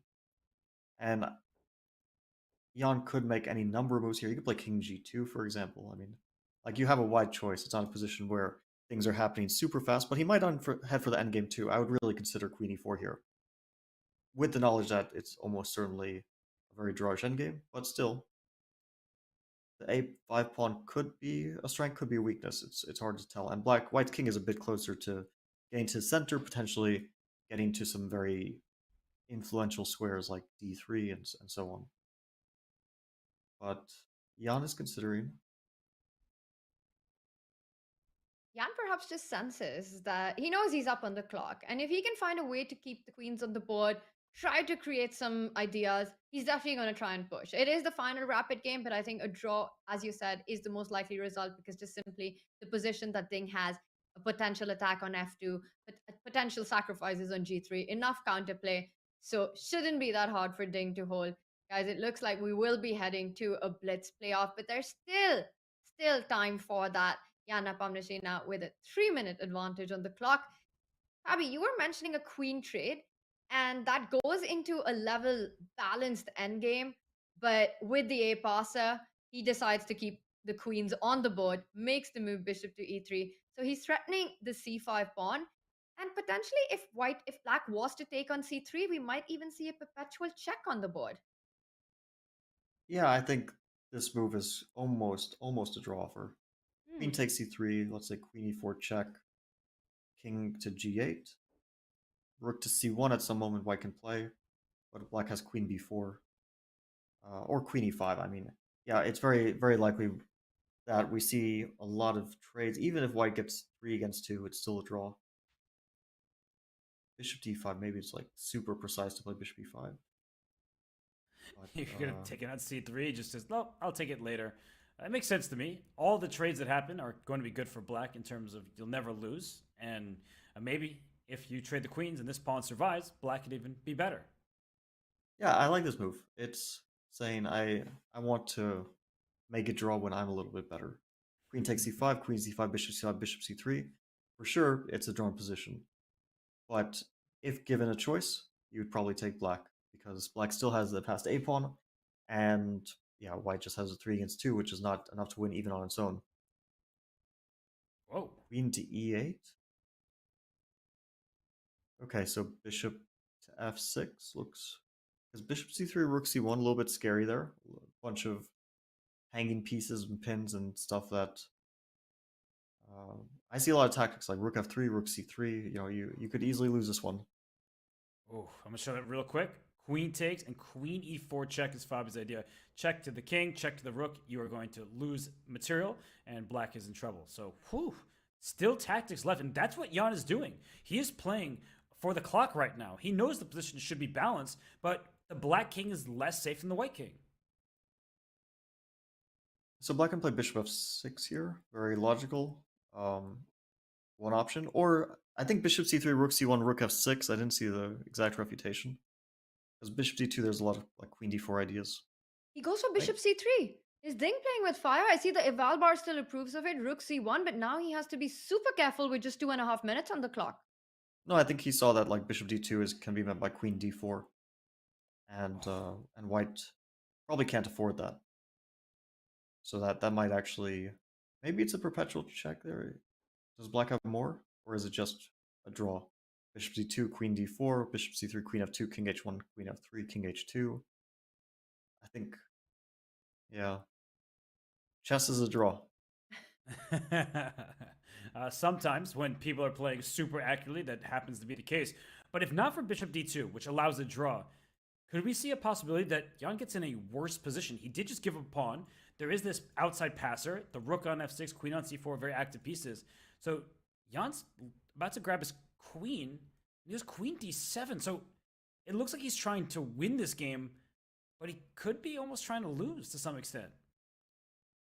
Yeah, he's messing around a little bit. It's actually a very interesting move because you don't allow black's queen and bishop to get free. Oh, but queen e2, you actually do. He probably didn't see that one.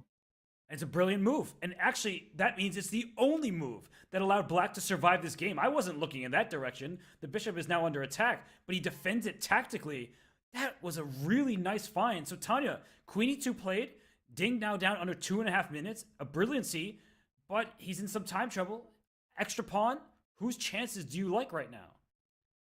This is anyone's game. It's so hard to pick simply because of Ding's clock situation. Queen e2, a really nice tactical find, getting out of that pin because of the check that you just mentioned. And at any point that black wants to bail out in this game, you can just go bishop d4.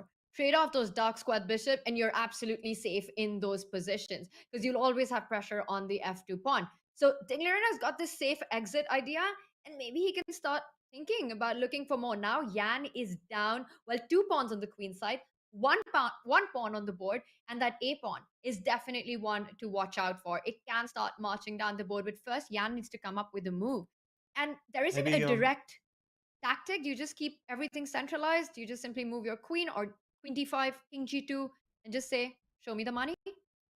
Yeah, I think queen d5 is the right move because I think crucially, after bishop d1, you have some kind of queen takes c5 ideas to defend everything.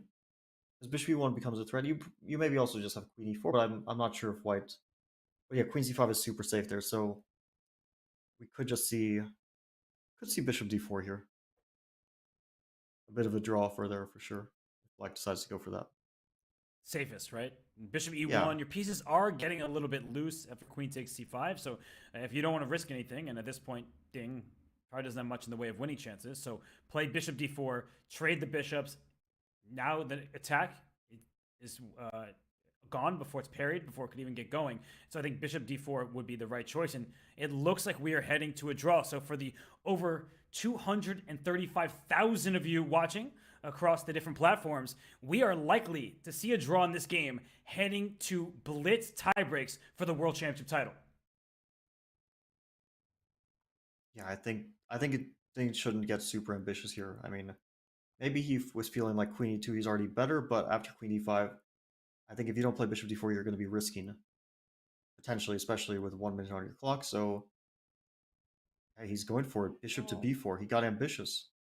But do you have the option of just giving a perpetual now? Can you exit out with queen e4 and queen e8? Yeah, I guess white is not really risking, right? I mean, also, I guess bishop c5 is. Oh wait, bishop c5, bishop e1. Okay, that's actually no, that would be really dangerous for white. So let's not do that. But that's a brilliant point. That bishop takes c5, bishop e1.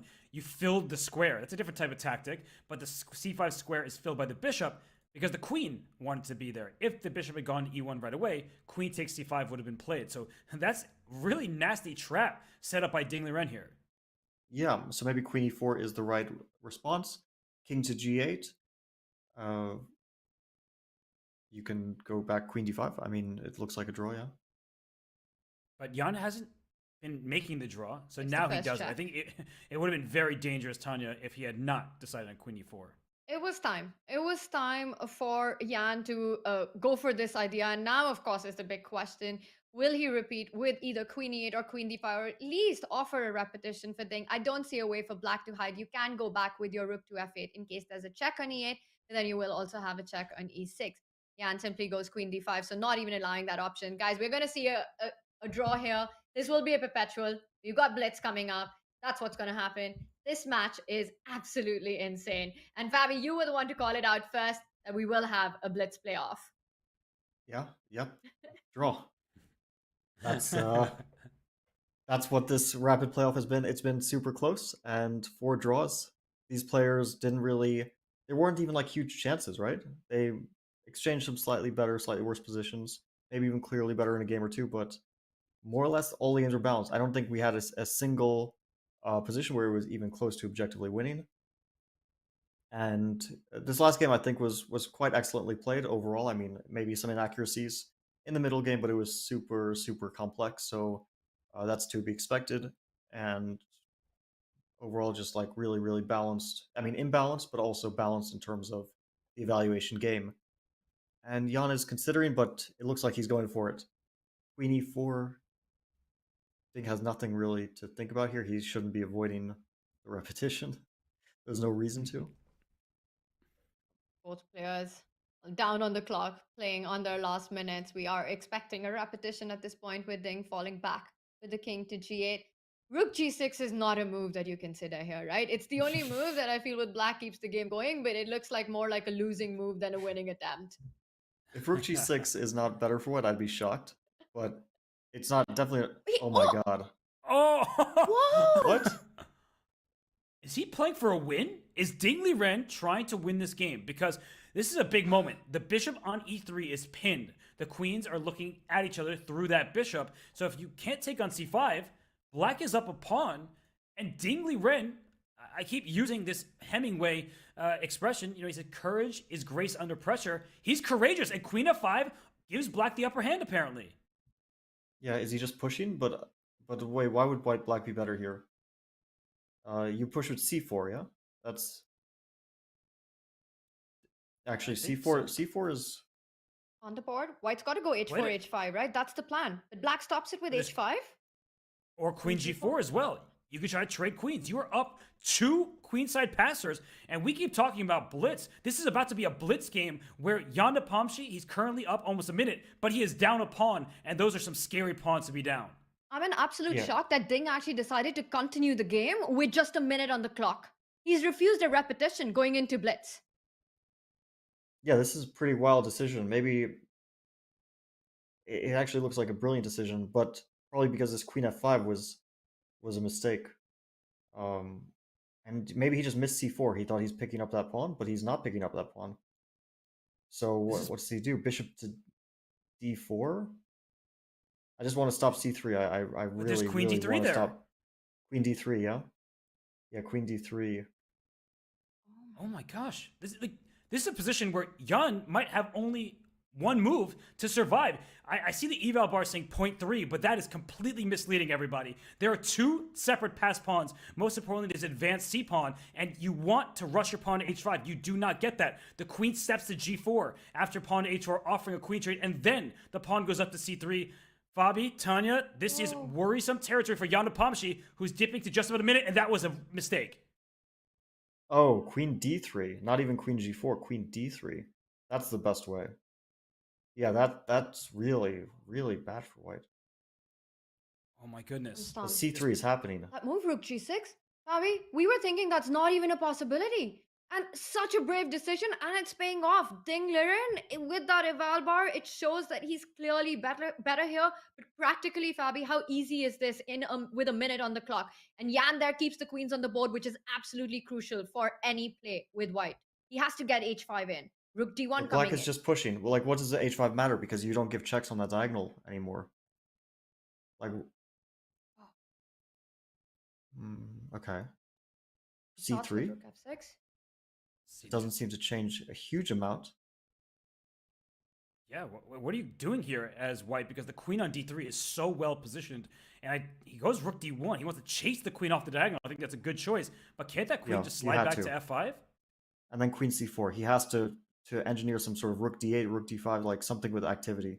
Oh, but I like Queen this g6. because if queen c4, there's rook c6 now. The queen and rook along the 6th rank helps to push the pawn. That's a good move. So wait, does the queen have to go to e2?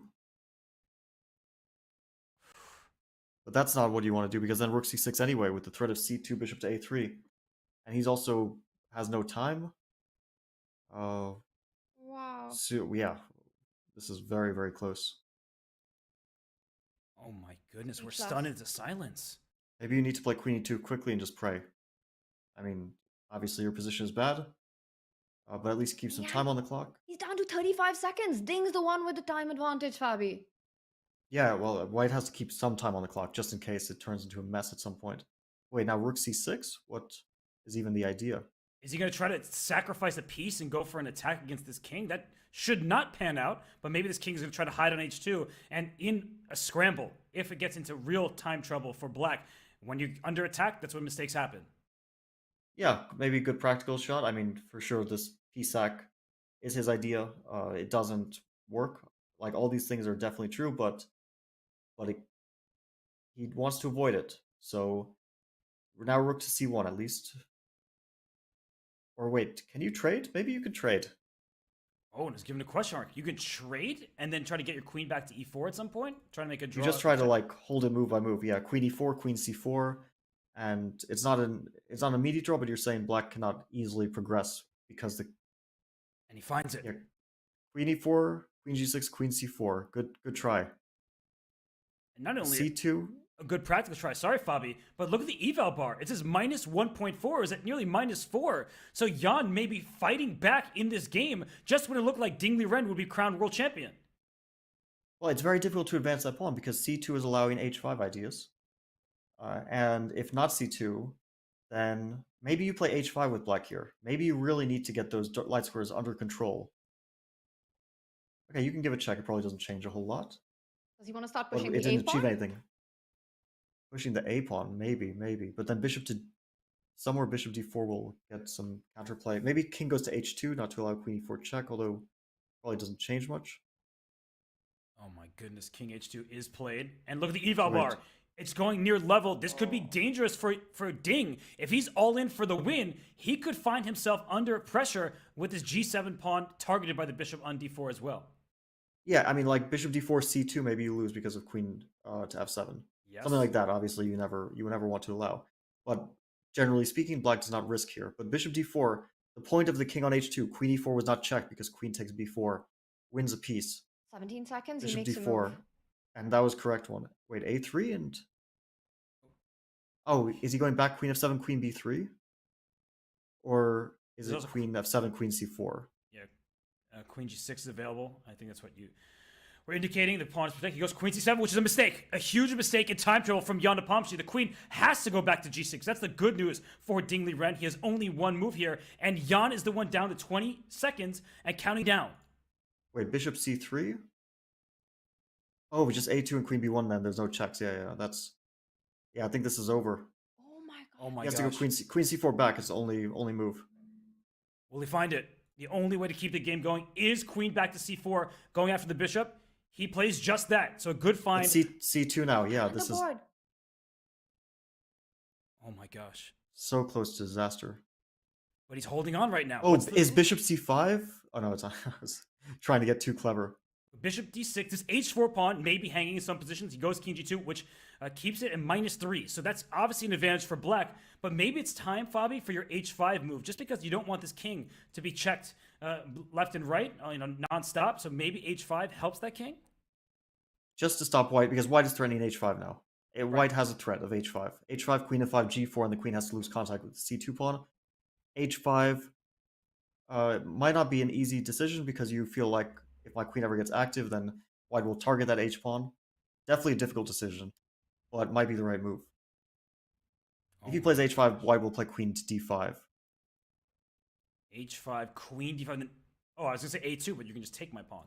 Yeah, Wait, yeah. No, that works, because queen e4, take this bishop. Oh yeah, he can actually play a2 immediately. Although you have to be very careful here. Let's see. King f1. Oh, I don't think the king belongs to the first rank. That means a pawn might promote with check at some point. Wait, now king e2, queen g4, so you can't move your king. Oof. But he was avoiding this a2, queen e4, queen e3 because he saw that option. He was avoiding it with king f1. But wait, now bishop to b2 is coming. This is just game over. I mean, there's no more hope here. The bishop on b2, white doesn't even have counterplay. Okay, he's Wow. going for just desperation. But h5, queen f5, yeah, this is... Desperation is not working out.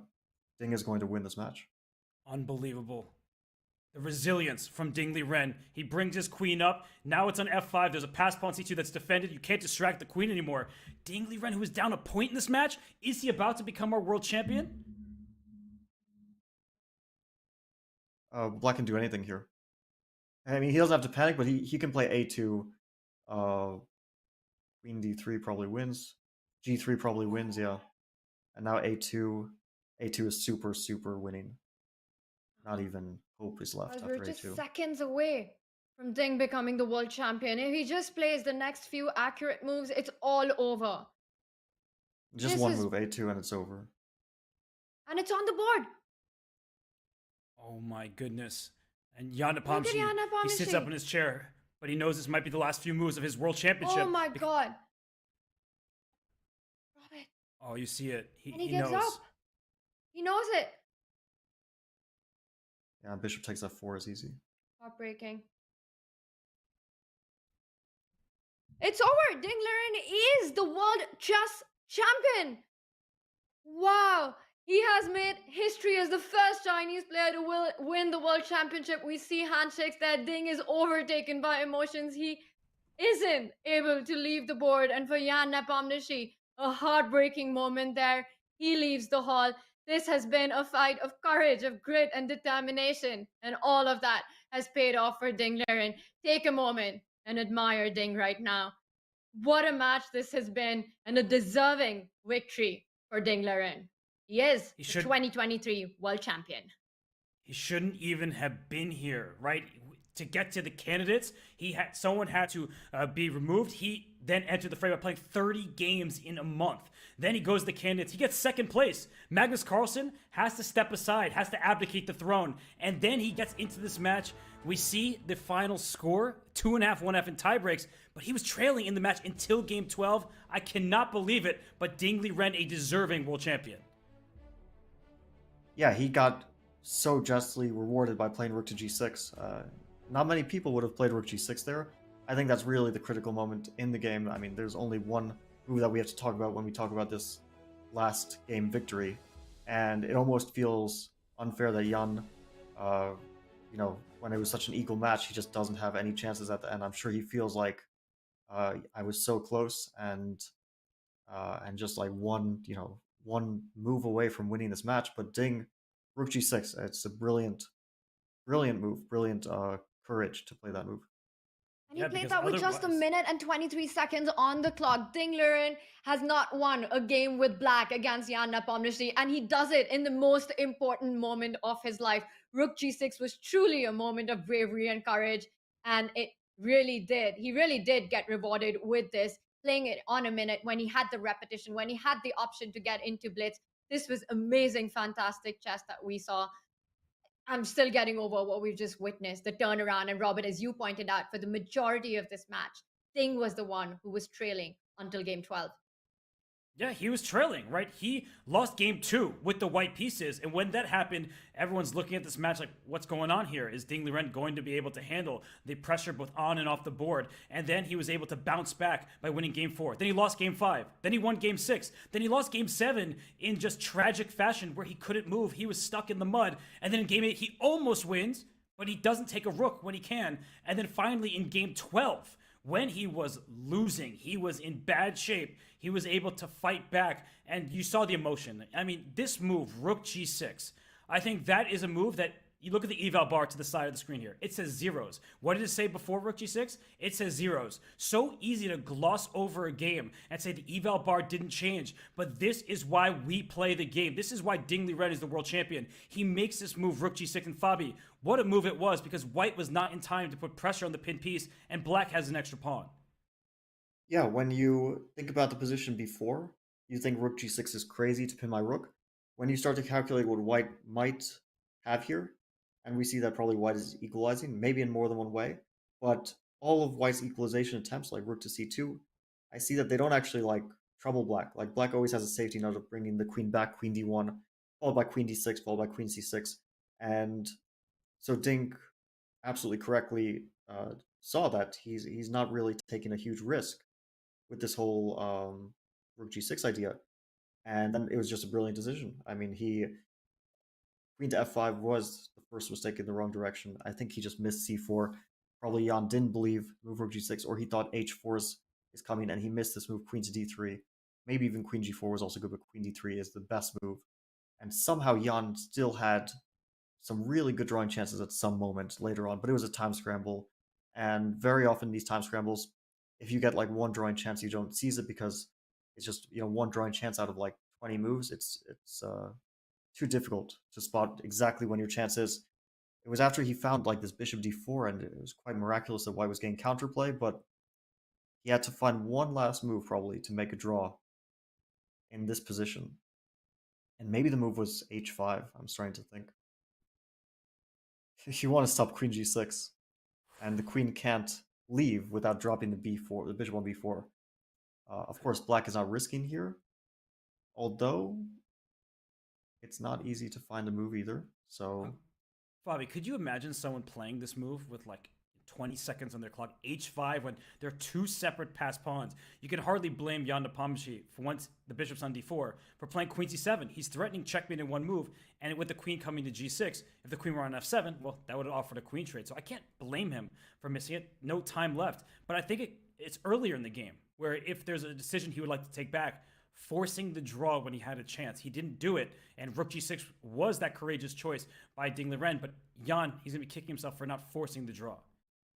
Yeah, he definitely had a lot of moments where he had complete safety and he was still feeling ambitious. What can you say? He had these last second decisions. I mean, they can sometimes come back to haunt you. It's not even like we can criticize that you play on, because okay, it's, you know, Jan played on and it was courageous, and Ding played on and it was courageous, but one of those was rewarded. It's sometimes you take a courageous decision and it gets punished, as it was in this game. He probably thought he's operating in a position without much risk earlier on in the game. Then again, if he had played h5 at the moment and it had been some other result, we would have, you know, we would have said, yeah, sure, it's just another game. But it turned out to be such a pivotal game. I mean, this game decided the world champion, and that's also what happens when you let it get down to the last game, right?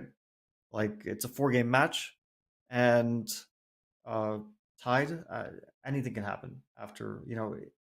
That's why sometimes you want an accident to happen earlier, right? Like you lose the first game, and then you have plenty of opportunities to get back. Jan, unfortunately for him, has no opportunity to get back because this is the final game. And that's why I said, like, maybe it feels unfair to him, because sometimes you want, like, I want that extra chance. I still want to fight in this match, but it's all over. Tanya, I mean, we're giving rook g6 a lot of credit, but this queen e2 find, double exclam, I mean, that was also brilliant by Ding Liren, getting out of the pin, and because the bishop can't be captured, queen e1 check. So many good decisions by Ding when he was the one down on the clock.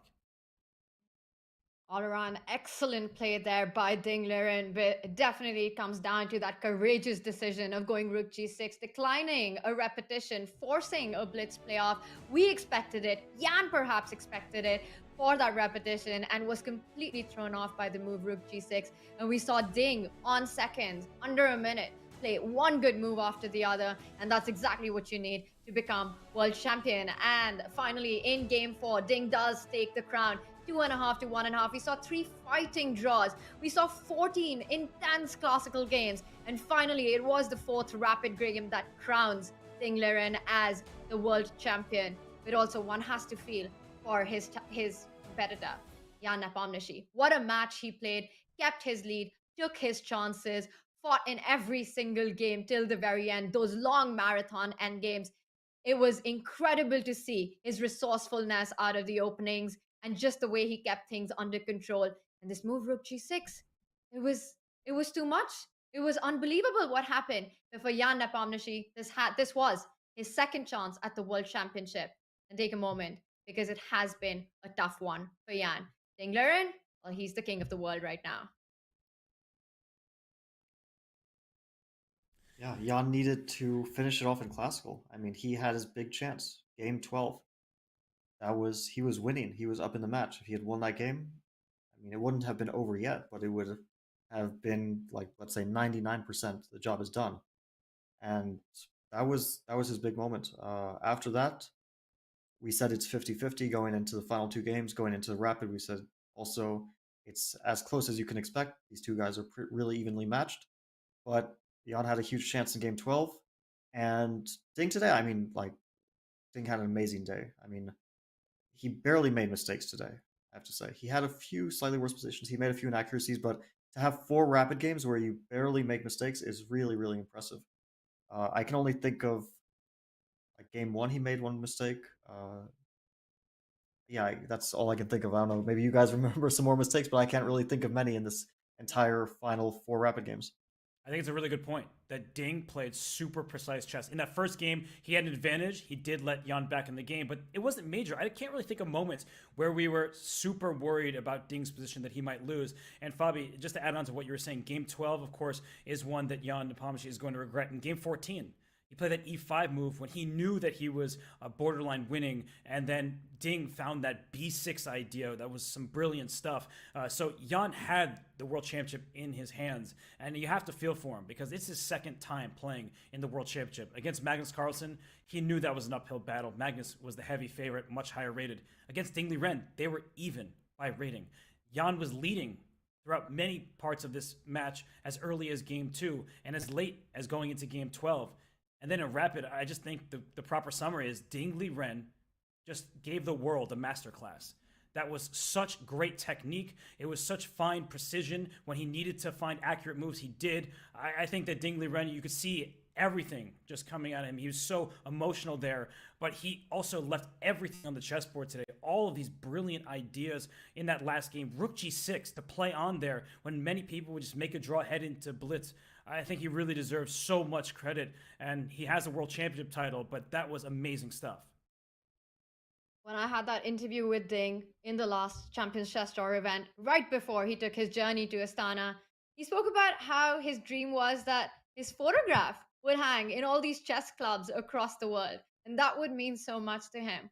Well, he's achieved an ultimate dream for every single player, and it's not been easy. Well, it never is, but this match has been so up and down, full of unexpected surprises. And today, when it mattered the most, at every step, it felt like Ding brought out the best in him on the day that it mattered the most. Starting from the opening preparations, the ideas that we saw with the white pieces, he wasn't afraid to go into complications, to go into dynamics. And Jan Nepomniachtchi really held his own, but it came down to those few seconds, that minute, and it just was Ding's day. And today is a big day for him as he becomes a world champion. Wow. Guys, this has been a match that's down for the ages. And for Jan, as you mentioned, winning 2 candidates back to back. Fabi, that is not easy. That just shows what a world-class player Jan is. I'm trying to rack my brains for the last time a player won 2 consecutive candidates, and I'm struggling. I also can't think of it. I guess Korsnoy has we're really going back in time. I mean, we're going back to 1981, yeah. But it's obviously it says a lot if we have to go back almost 50 years in history to find a second example of doing something like that. The candidates tournament is almost like a world championship in itself because you have to play against all the best players in the world, besides obviously the world champion. And so even if you are, let's say, a player like Magnus or a player who wins a huge amount of events, winning the candidates is such a tremendously difficult and impressive feat. And doing it twice in a row, yeah, we can count on one hand the amount of people who've done it. But at the final moment, Jan wasn't able to bring it home. Robert, it's been such an intense day of action. We were so ready to see the blitz happen. And do you think today it all came down to that split-second decision? At the end of it, it is this move, rook to g6. I remember in the 2016 World Championship match, it was the move rook to h6 by Magnus Carlsen that won the World Championship. Is it fair to say that today the star move was rook to g6?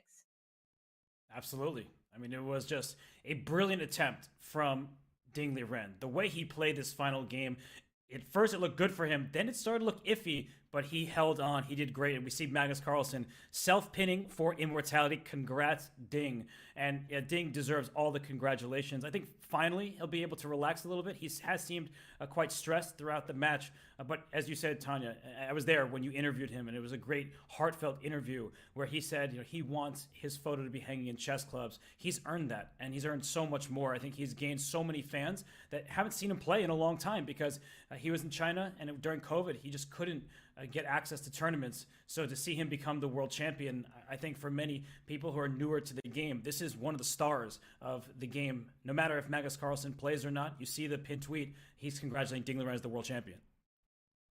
With this win, Ding Liren puts himself in the history books forever as the 17th world chess champion. And what's been also amazing to see is the glimpses that we've gotten into Ding's personality throughout the match. He's been so candid.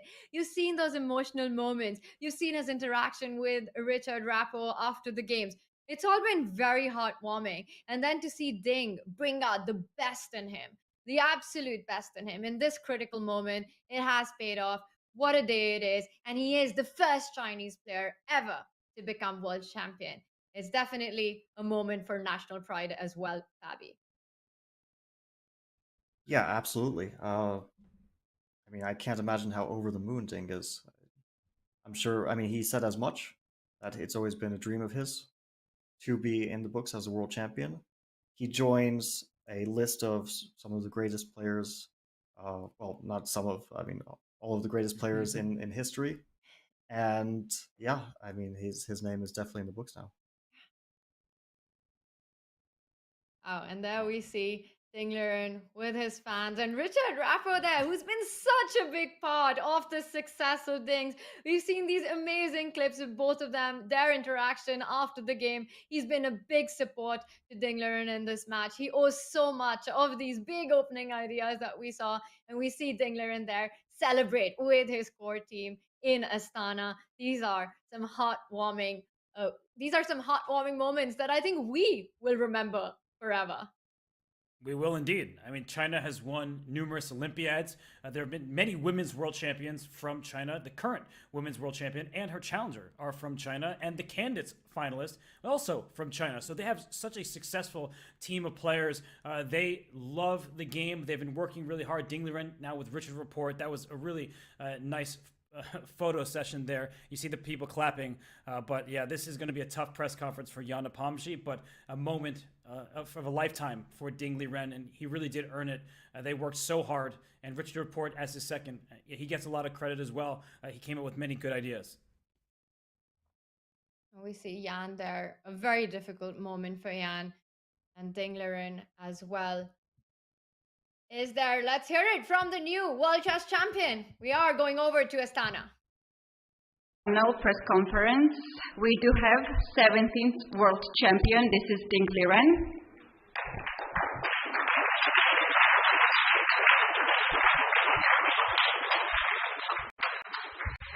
Congratulations to Ding.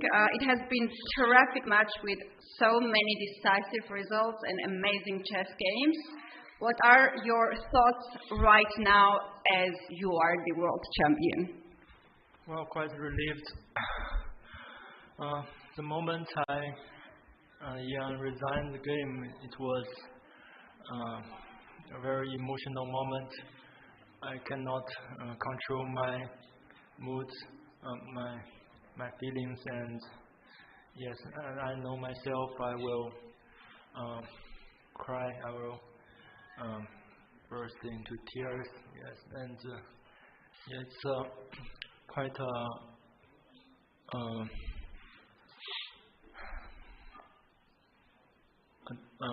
tough tournament for me. Yeah, I would like to thanks to my friends.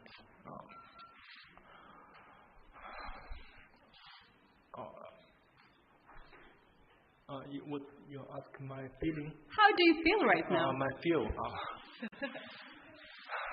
No, I'm quite relieved. Yeah.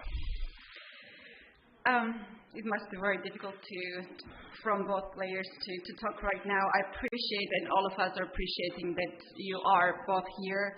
Thank you very much, Jan, for coming up here. It must be very difficult for you right now to be here, and it has been really close match. Please share with us your thoughts about the match in general. Well, I guess I had every chance.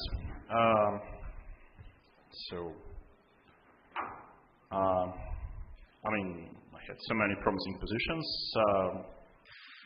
and probably should have tried to finish everything in the classical portion, because once again it was, I guess, a matter of 1 or 2 precise moves, both in round 12 and round 14 as well.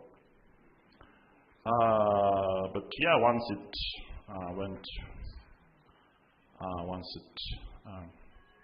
was a tiebreak. Of course, it's always some sort of a lottery, especially after 14 games match, and yeah. So probably my opponent made the penultimate mistake. So that's it. All right, thank you.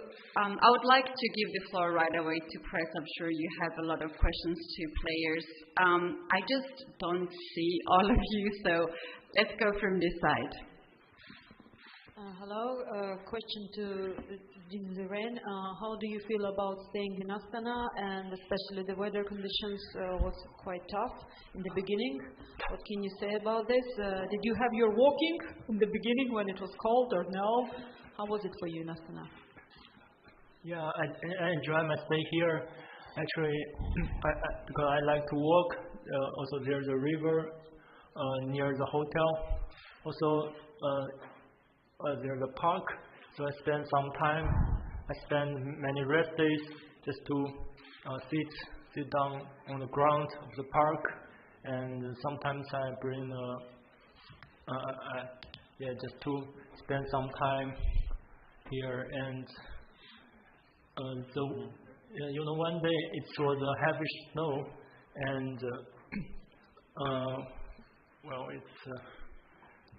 the snow is quite big, and it's quite.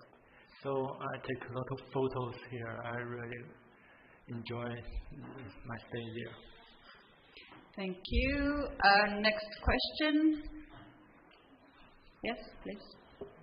Вопрос Яну Непомнящему. Ян, понятно, что сейчас, наверное, сложно это все описывать, рассказывать, но в целом, если говорить именно о сегодняшнем дне, именно о тайбрейке, что стало переломным, решающим моментом для вас сегодня? The question is to Jan Nepomniachtchi. I understand it is very difficult to describe everything, to explain, but talking about today's game, talking about tiebreak, what was the decisive, the key moment in the game? Странный довольно. Во-первых, надо было во второй партии распоряжаться преимуществом чуть более аккуратно. Была отличная позиция. А в четвертой партии она была очень сложная. Я думаю, что у черных была инициатива, но, конечно, в конце, до того, как я зевнул ход c4, понятно, что белые ни в один момент не рисковали, но так бывает. Времени уже было мало у обоих игроков, и после c4 как-то тяжело оказалось перестроиться, но, может быть, позиция объективно не очень хорошая. Мне в какой-то момент казалось, что на связке довольно близки белые были к победе, но, может быть, действительно ход в ход все держится. Но, конечно, да, представить, что эту позицию можно проиграть, я не мог, но, как оказалось, можно. Well, actually, the key moment, I think in the second game, I had more chance to win, but I didn't realize it. But then in the fourth game, the blacks, they had I had to play more accurately, but after the move for c4, then the situation changed, and the time was very little, and it was very difficult to change myself, to change the game. And I made a pin, and white were close to win, And it was hard to imagine that I could lose, but things happen, and it happened how it happened. Thank you. Next question.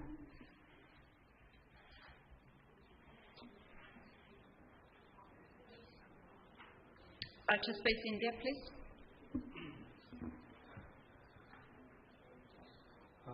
First of all, congratulations to both of you for reaching here. Question to Ding. Ding, in the fourth game, in the rapid, you went for the win when Nepo was holding the position. How did you get the strength to play Rook G6 and go for the win and make this game the last game of a very long tournament? Well, it's one of the two ways to play or win. The other one was to play Rook F7 after King D5, but I guess obviously Rook is better. The King is more safe on H7, so I decided to play for win. It was because when I played Bishop B4, I realized that I could play for win because if we take on C5, I can play Bishop E1 and did not exchange the bishop.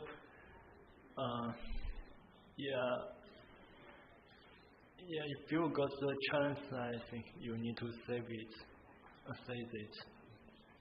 Absolutely. We saw you going and being with your team, hugging them. Could you please tell us that who are you going to dedicate this win to? Dedicate? Dedicate, yes. Well, I have said before, and many, my friends, my mother, and also my grandfather. Thank you. Congratulations once again. Thank you very much. Next question, please. У меня вопрос к Диню или Женю. Перед тайбрейком эксперты, букмекеры ставили на Яна Непомнящего, якобы, что Ян Непомнящий имеет больше опыта в быстрых шахматах и, скорее всего, он выиграет. Сам Дин Лижень как считал? My question is to Dean Liren. Actually, before the tiebreak, bookmakers they were making a stake for Jan Nepomniachtchi more because he has more experience in fast chess. And what about you, Dean? How did you think before tiebreak yourself? Well, we both have many experience. We are established grandmasters. We have played a lot of tiebreaks in recent years. So it doesn't mean anything. Also, as I said, having a white pieces is not always an advantage. Yes, at some point you will be too optimistic about your chances, and sometimes will backward. Ну, на самом деле, мы оба, я и Ян, мы оба гроссмейстеры, и у нас очень большой опыт у обоих, и мы много играли в разных соревнованиях, в том числе и быстрые шахматы. И вы знаете, мне без разницы, что думали букмекеры, но на самом деле я считаю, что шансы были и у меня. И знаете, что я играл первую партию белыми, и играть белыми это может быть и преимущество, и недостаток. И можно посчитать, что свои шансы слишком оптимистичные, так как я играл белыми, но это не всегда так, потому что всегда у обоих сторон есть шанс. Thank you. Next question, please. Вопрос Яну Непомнящему. Ян, можете ли вы сейчас назвать людей, которые вам помогали при подготовке к матчу и непосредственно здесь? The question is to Jan Nepomniachtchi. Jan, could you please tell the names of the people who helped you in your preparation, maybe here also in Astana? У меня довольно большая команда была, в целом, по шахматной части здесь со мной был Никита Витягов, также Ильдар Хайруллин и Максим Матлаков входили в бригаду, и я консультировался, тоже занимался, готовился с Владимиром Борисовичем Крамником. Well, I have a big team who helped me in my preparation, and among them there is Nikita, and there is Ildar, Maxim, and I also make consultation with Vladimir Kramnik. So these are some of the people in my team. Thank you. Next question, Maria. Maria, chess.com, congratulations to both players and thank you for this wonderful month of tremendous chess. Congratulations to the new world champion, Ding. I have a question for you. In a recent interview with Sina Sports in China News, I hope the translation is accurate. You said the meaning of life should be in those special, those sparkling moments, not in the daily life, those ordinary days, but in living for those unique moments. I hope it's accurate, and can you say if this moment is unique and special moment? Yeah, it was an interview. I guess I remember it was take place in 2019. Yeah. You know, because I started to learn chess from 4 years old, and I spent 26 years playing, analyzing, so try to improve my chess ability with many different ways, with different tuning methods, with I think many new ways to tuning. Maybe it's not so well known among the elite players, so I think I did nearly everything. Yes, sometimes I thought I would education to chess, because sometimes time without the tournaments, I'm not so happy. Sometimes I struggle to find another hobbies to make me happy. So also I was inspired by many sayings to achieve, to like climbing mountains, or to strive to the best, or to learn from the best,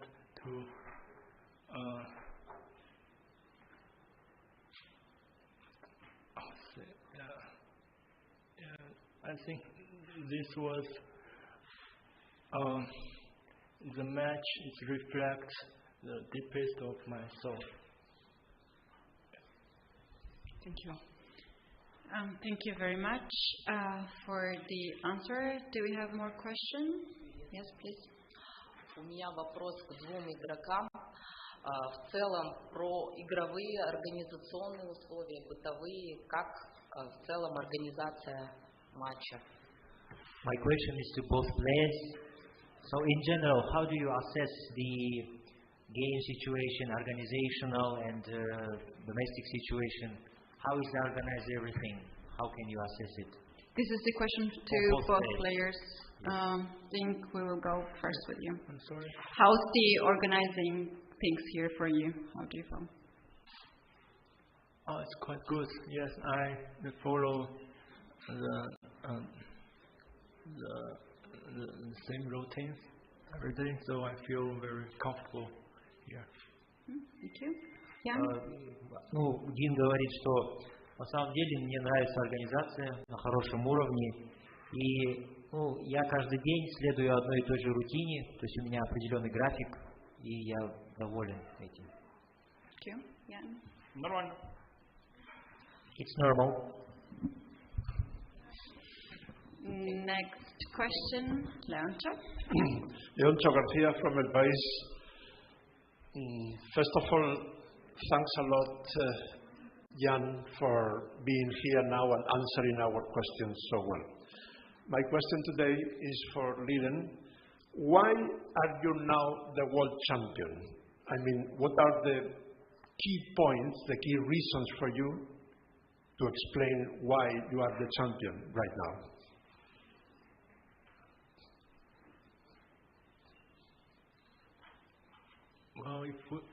if I try to find the reason inside of chess, I think it might be some changing ways.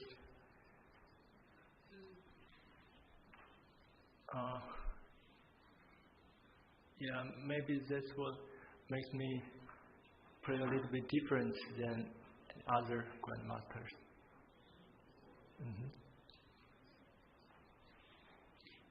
Thank you, I guess. Thank you. Next question, please. Just from Brisbane Times, congratulations to both players. I'm sure I speak on behalf of everyone when I say that was an absolute spectacle, and you should both be absolutely wrapped. This is a question to Ding. Given that you've been through such adversity to get here, the games you played in China to qualify for the candidates, coming second to the candidates, and getting the call up. Now that I wouldn't say the dust has necessarily settled, but the fact that you're now the chess world champion, something you've worked so hard for, like you just said, for the past 26 years, what's something special that you're looking forward to doing with your boy Richard Rapport, who was clearly in your corner from day one?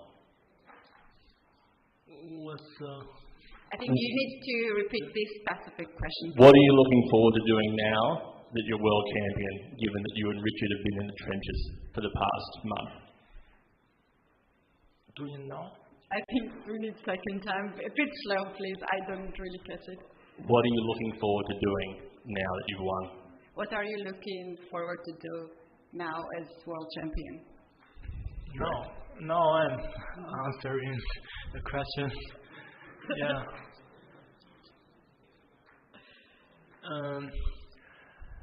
I filming. What am I planning to do later?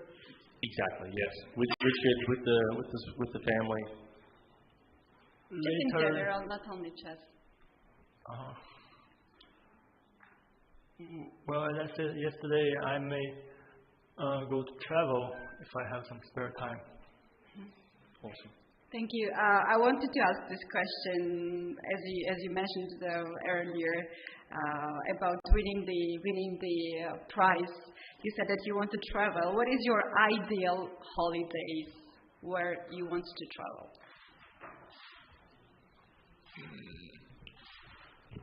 Well, I have a list. I want to go to Turin to see a game of Juventus. Yeah, my favorite club. Also,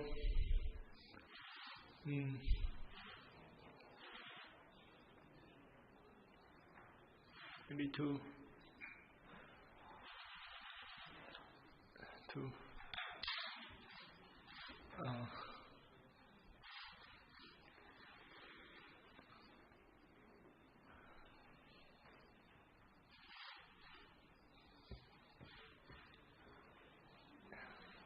just travel. I don't have.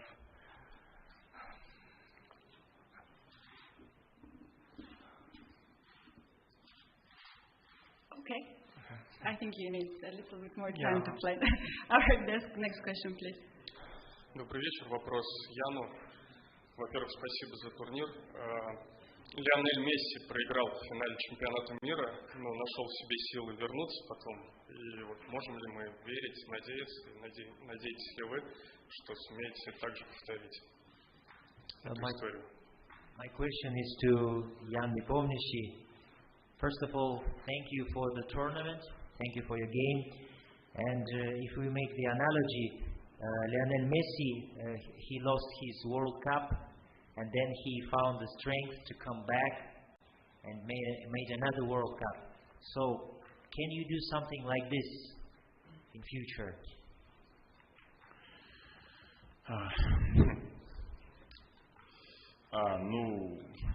Как сказать сейчас, довольно все-таки этим матчем завершился довольно большой отрезок работы, подготовки, жизни, да, так что сейчас, наверное, сложно прогнозировать, но, по крайней мере, наверное, еще в шахматы немножко поиграю, так что попробую. Well, actually, by this tournament, a huge piece of my live preparation work has finished, but I will play chess more, I think, and we will see in the future. All right, thank you. Next question, please. Здравствуйте, поздравляю с окончанием чемпионата и поздравляю Дину с победой.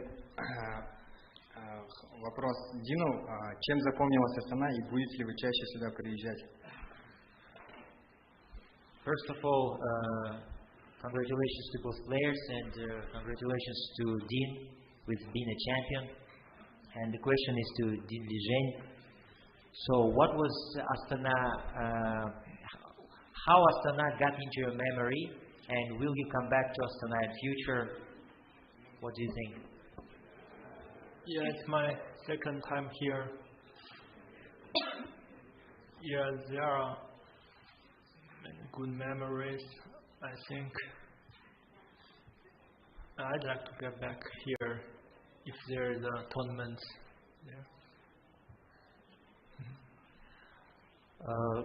Да, мне нравится в Астане, я уже второй раз здесь, и у меня только хорошие впечатления от города, и я надеюсь вернуться сюда вновь, если будет какое-то соревнование, поэтому с удовольствием бы вернулся.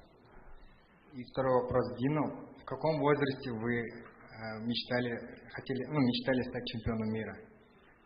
And the second question again to Dean Liren. In what age did you dream to become a champion? No, actually, I haven't dreamed of becoming the world champion. I just want to, at one point, I just want to become the player plays best, and not to become the world. It's not so important to become world champion. На самом деле я не мечтал стать чемпионом. Я просто старался лучше всех играть, и для меня не так было важно стать именно чемпионом. Just a second. I wanted to ask Ding, as you are the first ever Chinese chess player who won the title. I asked this question earlier in the first day, and now everything is more clear. So, how does it feel? The first Chinese world champion. Yeah. Yeah, I feel good. I think it will inspire a lot of Chinese young players to play chess because the tournament, I guess, was followed by many spectators around China. So I hope it will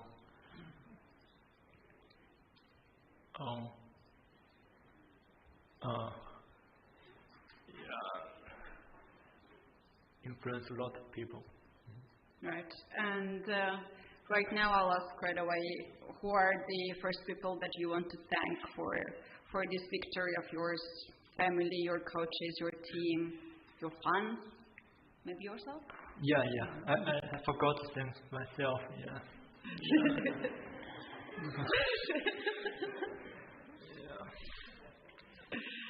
All right. Next question, yeah.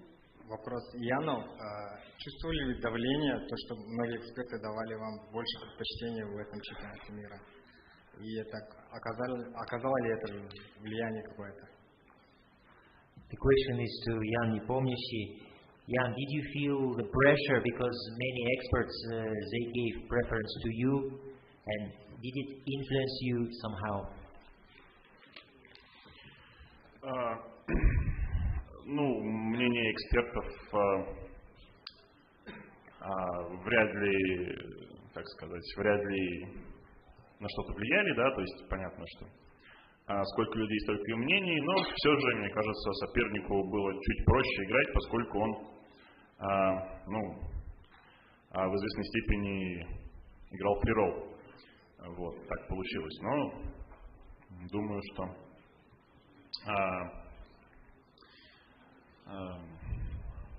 давление было примерно сопоставимо на участников.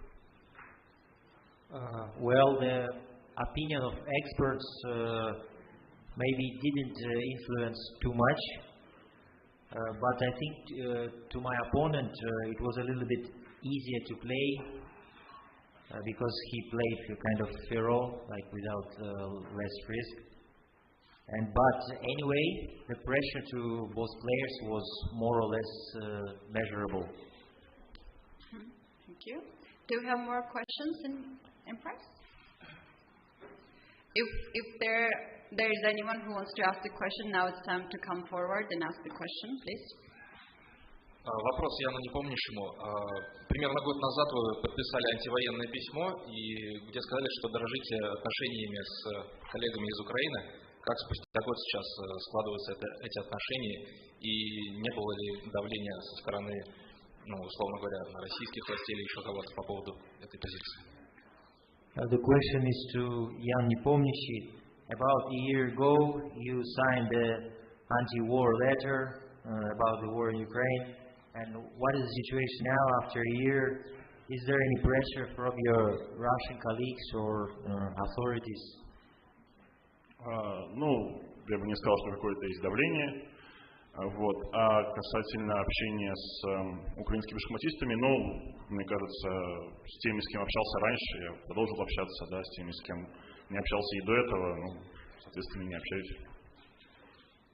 I don't think there's much pressure, but about the communication with the Ukrainian colleagues, I still communicate with those who I had communicated before, and I don't communicate with those who I hadn't communicated before.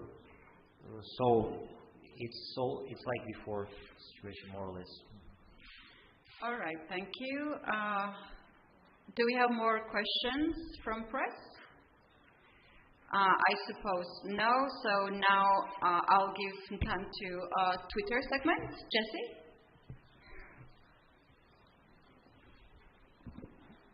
Hi, Jessie February here. It was a huge pleasure and honor to watch you play in this championship, and a big congratulations to Ding. I only have one question, and that's to both of you. Looking back on the match, including your preparation, what would you have done differently? Do you have any regrets? We will go first with Jan, with you. Win more games and lose less. Thank you. Ding? Well, since the results is excellent, I don't have any regrets looking back. Right, thanks. Thank you. Well, there are no more questions. I think it's time to conclude the press conference. Thank you so much to both of the players for the great joy that they give to Chess Funds for this 1 month. And thank you to Jan, and thank you to Ding as well.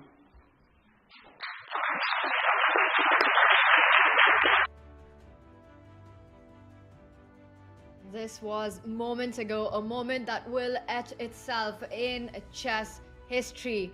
Ding Liren overcome by emotion, the winning moment from the 2023 World Championship. And what a journey it's been for Ding Liren with his struggles to make it to the candidates. He finished second at the candidates. Magnus Carlsen decides not to defend his title.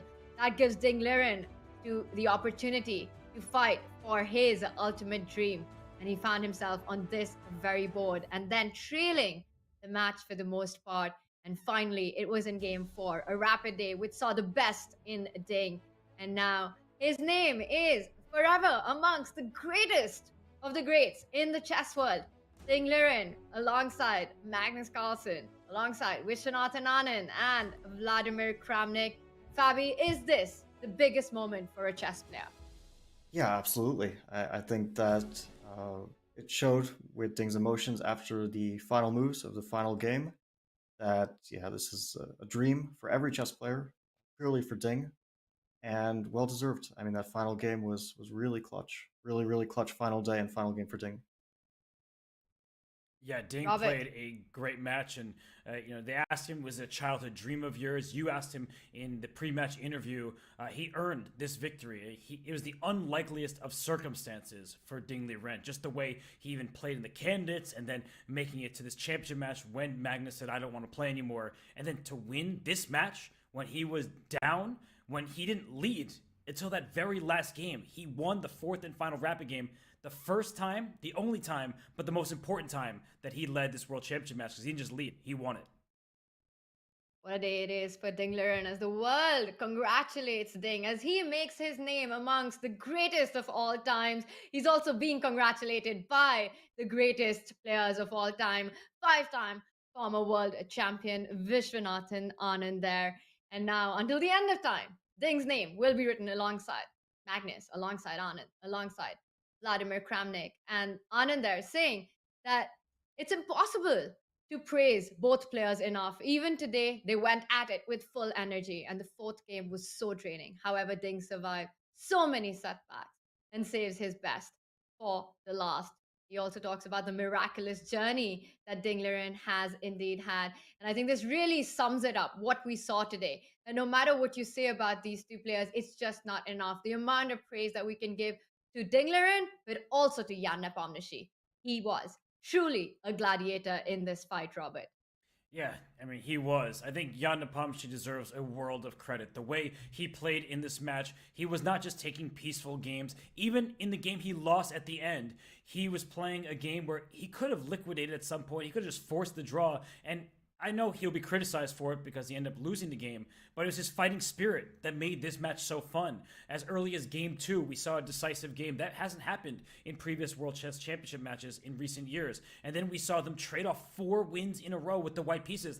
That's not just one person. It takes 2 to tango. It takes 2 to play chess, and these two played some excellent chess. Jan Nepomniachtchi, I mean, he's proven that he deserves to be on this world stage. He won the candidates twice in a row, and the chess he showed the world here in the 2023 World Championship match, he was that close from being world champion. Just one thing going differently, and it could have been his name etched in history. Yeah, I think Jan, in the press conference, he really pointed to those final games in the classical portion. The game 12, where he was winning and leading the match, and where he could have pretty much put it all away. And game 14, I think he was arguably just as close to putting it away, because if he had spent his time on that e5 move, not played e5, but thought, or at least not played e5 quickly, but thought about that moment, I think he might have come to a different conclusion, might have played the move rook to b3 potentially, and that was really, really close to winning. And Ding was in time trouble. The position was pretty much just losing for Ding. So he pinpointed those 2 moments. I think once you let it get to rapid, when you don't close the match out, when you have multiple chances, then it becomes like also psychologically difficult to be able to win the rapid portion. Of course, it was a very, very close rapid portion as well, and I wouldn't have been surprised at all to see Jan win. I mean, he definitely had his chances also in game 2 of the rapid today. I think he pointed that out, that he had a very pleasant position. It was never like an enormous chance like he had in those classical games, but still, he those were the moments that he pointed to. And the interesting thing is that as soon as Ding, he had less opportunities in this match, but he pretty much seized almost all of them. As soon as he had a chance in this final rapid game, he seized it. The only chance I can see that he really majorly missed was that game 8, right? Where he had a few chances to win. But besides that, it feels like Jan had more chances, but Ding took more chances. We had 14 big classical fights, and we were talking about fatigue and energy and stamina for the players, but it was clear that both Jan and Ding came with a clear mindset today to become world champion. There was no question of tiredness. We saw amazing precision, amazing courage by both these players, and just in those final moments, Ding had the upper hand, and he capitalized on with that brave decision of rook to g6.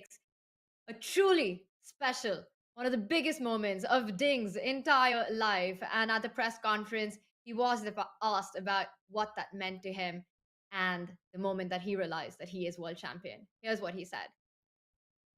Well, quite relieved. The moment Jan resigned the game, it was a very emotional moment.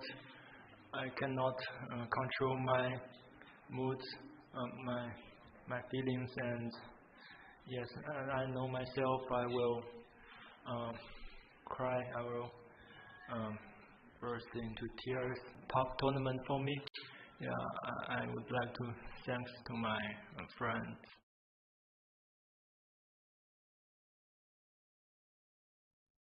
as it still is sinking in for the 17th World Chess Champion, Ding Liren overtaken by emotions. And it was really interesting how the first word that he mentioned that came to his mind was relief. And one can understand that with the toll that the match takes, not just the games that are played, but months of preparation leading up to it. Just your whole life revolving around this goal, this single tunnel vision. And Fabi, is that how it is? Is it relief that surpasses joy in that moment?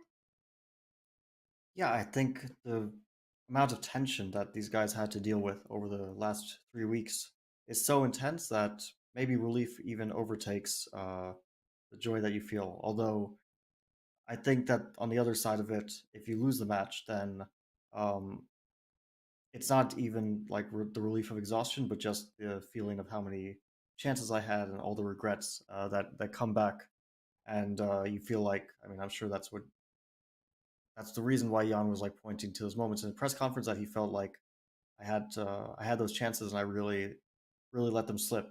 But for Ding, I think first it's relief, and then over the course of the next few days, it will start to be the joy of realizing that he actually became world champion. But there's that adjustment period where you don't fully feel it yet, and then it comes to you a bit later that, oh, I actually won.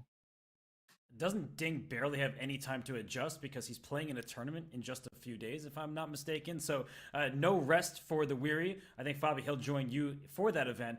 But yeah, Ding, he, as you said earlier, he made the most of his chances with the exception of game 8. And I would also add game 7 because he did sacrifice an exchange and had a pleasant position there, and then he froze. So there are many storylines from this World Championship. And Jan, you could hear from him in the press conference. I don't really know why he was sitting there forever. That I felt very badly for him. That was really uncomfortable to watch, if I'm being completely transparent. It's not a pleasant experience to sit through that when everyone is celebrating the guy on the other side. But I will say that Jan answered the questions. He dealt with it in a way that I think is admirable. And you can see how disappointed he was, not just because the result didn't go his way, but because there are moves along the way that he wishes he could take back or play a little bit more slowly. But it was just that close. And it was a nail biter. It was an epic. And Ding Liren is the one who came out on top. Yeah, Nepomniachtchi also getting over that game 12 where the match could have essentially been over is something that is going to haunt him. And it has been a difficult day for Jan, but he's been an absolute fighter. Undoubtedly that this match would not have been what it is if it wasn't for Jan. He was the one who was leading throughout, and definitely a difficult moment. But right now, the congratulations are indeed pouring in for Ding Liren, Agat Metar there, Anish Giri, with one thing to rule them all. Anish, truly the Twitter king here.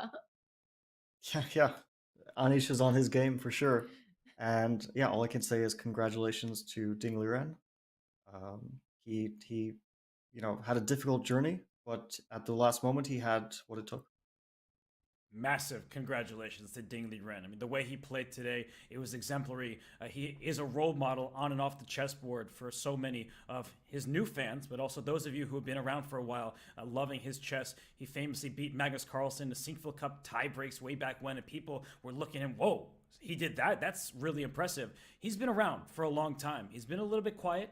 In part, it's his demeanor, in part because he hasn't been playing over the board that much. But he's an absolute beast, and he unleashed that beast today, and that is why he's the deserving world champion.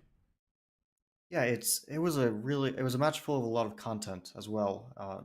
Despite all the mistakes, there were a lot of interesting ideas, a lot of exciting games, and from a purely chess point of view, not talking about the joys and the disappointments that both players had throughout the match, and obviously at this point it's just joy for Ding. But from a pure chess point of view, there was a lot of really exciting stuff. I enjoyed following you guys when I wasn't doing the commentary, watching you guys do the commentary for every game, and every game was exciting, and also enjoyed commentating on the games live and talking about them because they were super exciting games.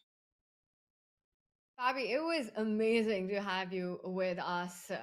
Just breaking down the thought process, the approach of these two absolute world-class players. And I'm sure for Chat, I speak on behalf of Chat and I speak on behalf of myself and Robert, that you made this so special. So a big thank you to you to make this possible for us to actually follow the action that we did See, now Ding Liren is the world champion. With great power, Robert, comes great responsibility. Putting that in because we know how much Fabi enjoys those movie puns. But I have to ask you, Robert, how will Ding continue to add to this legacy as world champion? Well, I'm not an uncle yet, but I can answer your question. I think that for Ding Liren, I mean, his legacy is just getting started. He's been a worthy champion, even if not world champion, for many years now. His rating crossed 2,800, one of the highest rated players in chess history. But now he is the world champion, and there is responsibility that comes with that. And he himself said he hopes that people in China, more people will watch the game, play the game, because it isn't the most popular game in China, and that's okay. But I think there's an opportunity there for him to promote it to everyone in his country. They will, look to him as a hero, and yeah, he's earned this championship. So I think that for Ding Liren, right now, he's not going to focus on that so much. He's just going to celebrate. He's going to sort of just relax for a hot second before he goes and plays Fabiano in a tournament next week. But yeah, he is just, he's just really a great person, and that comes off in every interview he does, and he is just a worthy champion. So you cannot say enough congratulations to Ding Liren. I don't know what his legacy is. I don't want to prognosticate, but I think that he deserves this moment just to enjoy it without worrying about what legacy he'll leave behind. Yeah, I don't think it's about his next tournament that's coming up. I don't think it is about what he will leave behind. Right now is his moment to just live in the moment. He is the world chess champion, and it's been a fantastic last 3 weeks that we've been on this. And I have to say, Robert, Fabi, I'm getting a bit emotional that it's all over. It's been such an amazing ride. And of course, a huge shout out to our chat from across the world who was on it with us. Robert, Fabi, this was amazing. And a big thank you to our production crew as well, without whom none of this would be possible. It's been amazing casting alongside both of you. Thank you so much. Thank you, chat. And we leave you with the best moments from Ding's victorious tiebreaks today. Goodbye. We can't pick out a clear favorite, I think. We see that the players have been completely evenly matched in classical chess. In rapid chess, I think they're also going to be completely evenly matched. But in blitz chess, who knows? It's going to be a bloodbath if it gets to that point. And at that point, anything can happen. We do have the first move on the board. He played Rook B1. You saw Jan? He's looking like, are you sure about that? He plays B6? Yeah, he spots it. He spots the queen sacrifice. A takes B6 is a brilliant move. That deserves not just 2 exclamation points, maybe 20. What a draw this has been. Oh my goodness. We saw fireworks on display. Look at this view. Jan Nepomniachtchi playing the Spanish. Rook C5 play. And D3 immediately blitzed out. The second game of the rapid playoff ends peacefully. First move. Starts with knight F3. That is not a move we've seen by Ding in this world championship. Jan with a shake of head there. He's not happy defending this position. He found a way to repeat the moves. And bishop E1, king E2. Really calm game by both players. E4 on the board, as you said, E5. Oh, but queen E2, you actually do. He probably didn't see that one. It's a brilliant move. And actually, that means it's the only move that allowed Black to survive this game. Oh my god. Oh! Whoa! What? Is he playing for a win? Worrisome territory for Jan Nepomniachtchi, who's dipping to just about a minute, and that was a mistake. Black can do anything here, too. Seconds away from Ding becoming the world champion. Jan Nepomniachtchi, he sits up in his chair, but he knows this might be the last few moves of his world championship. Oh my god. Oh, you see it. He gets knows. up. He knows it. It's over. Ding Liren is the world chess champion.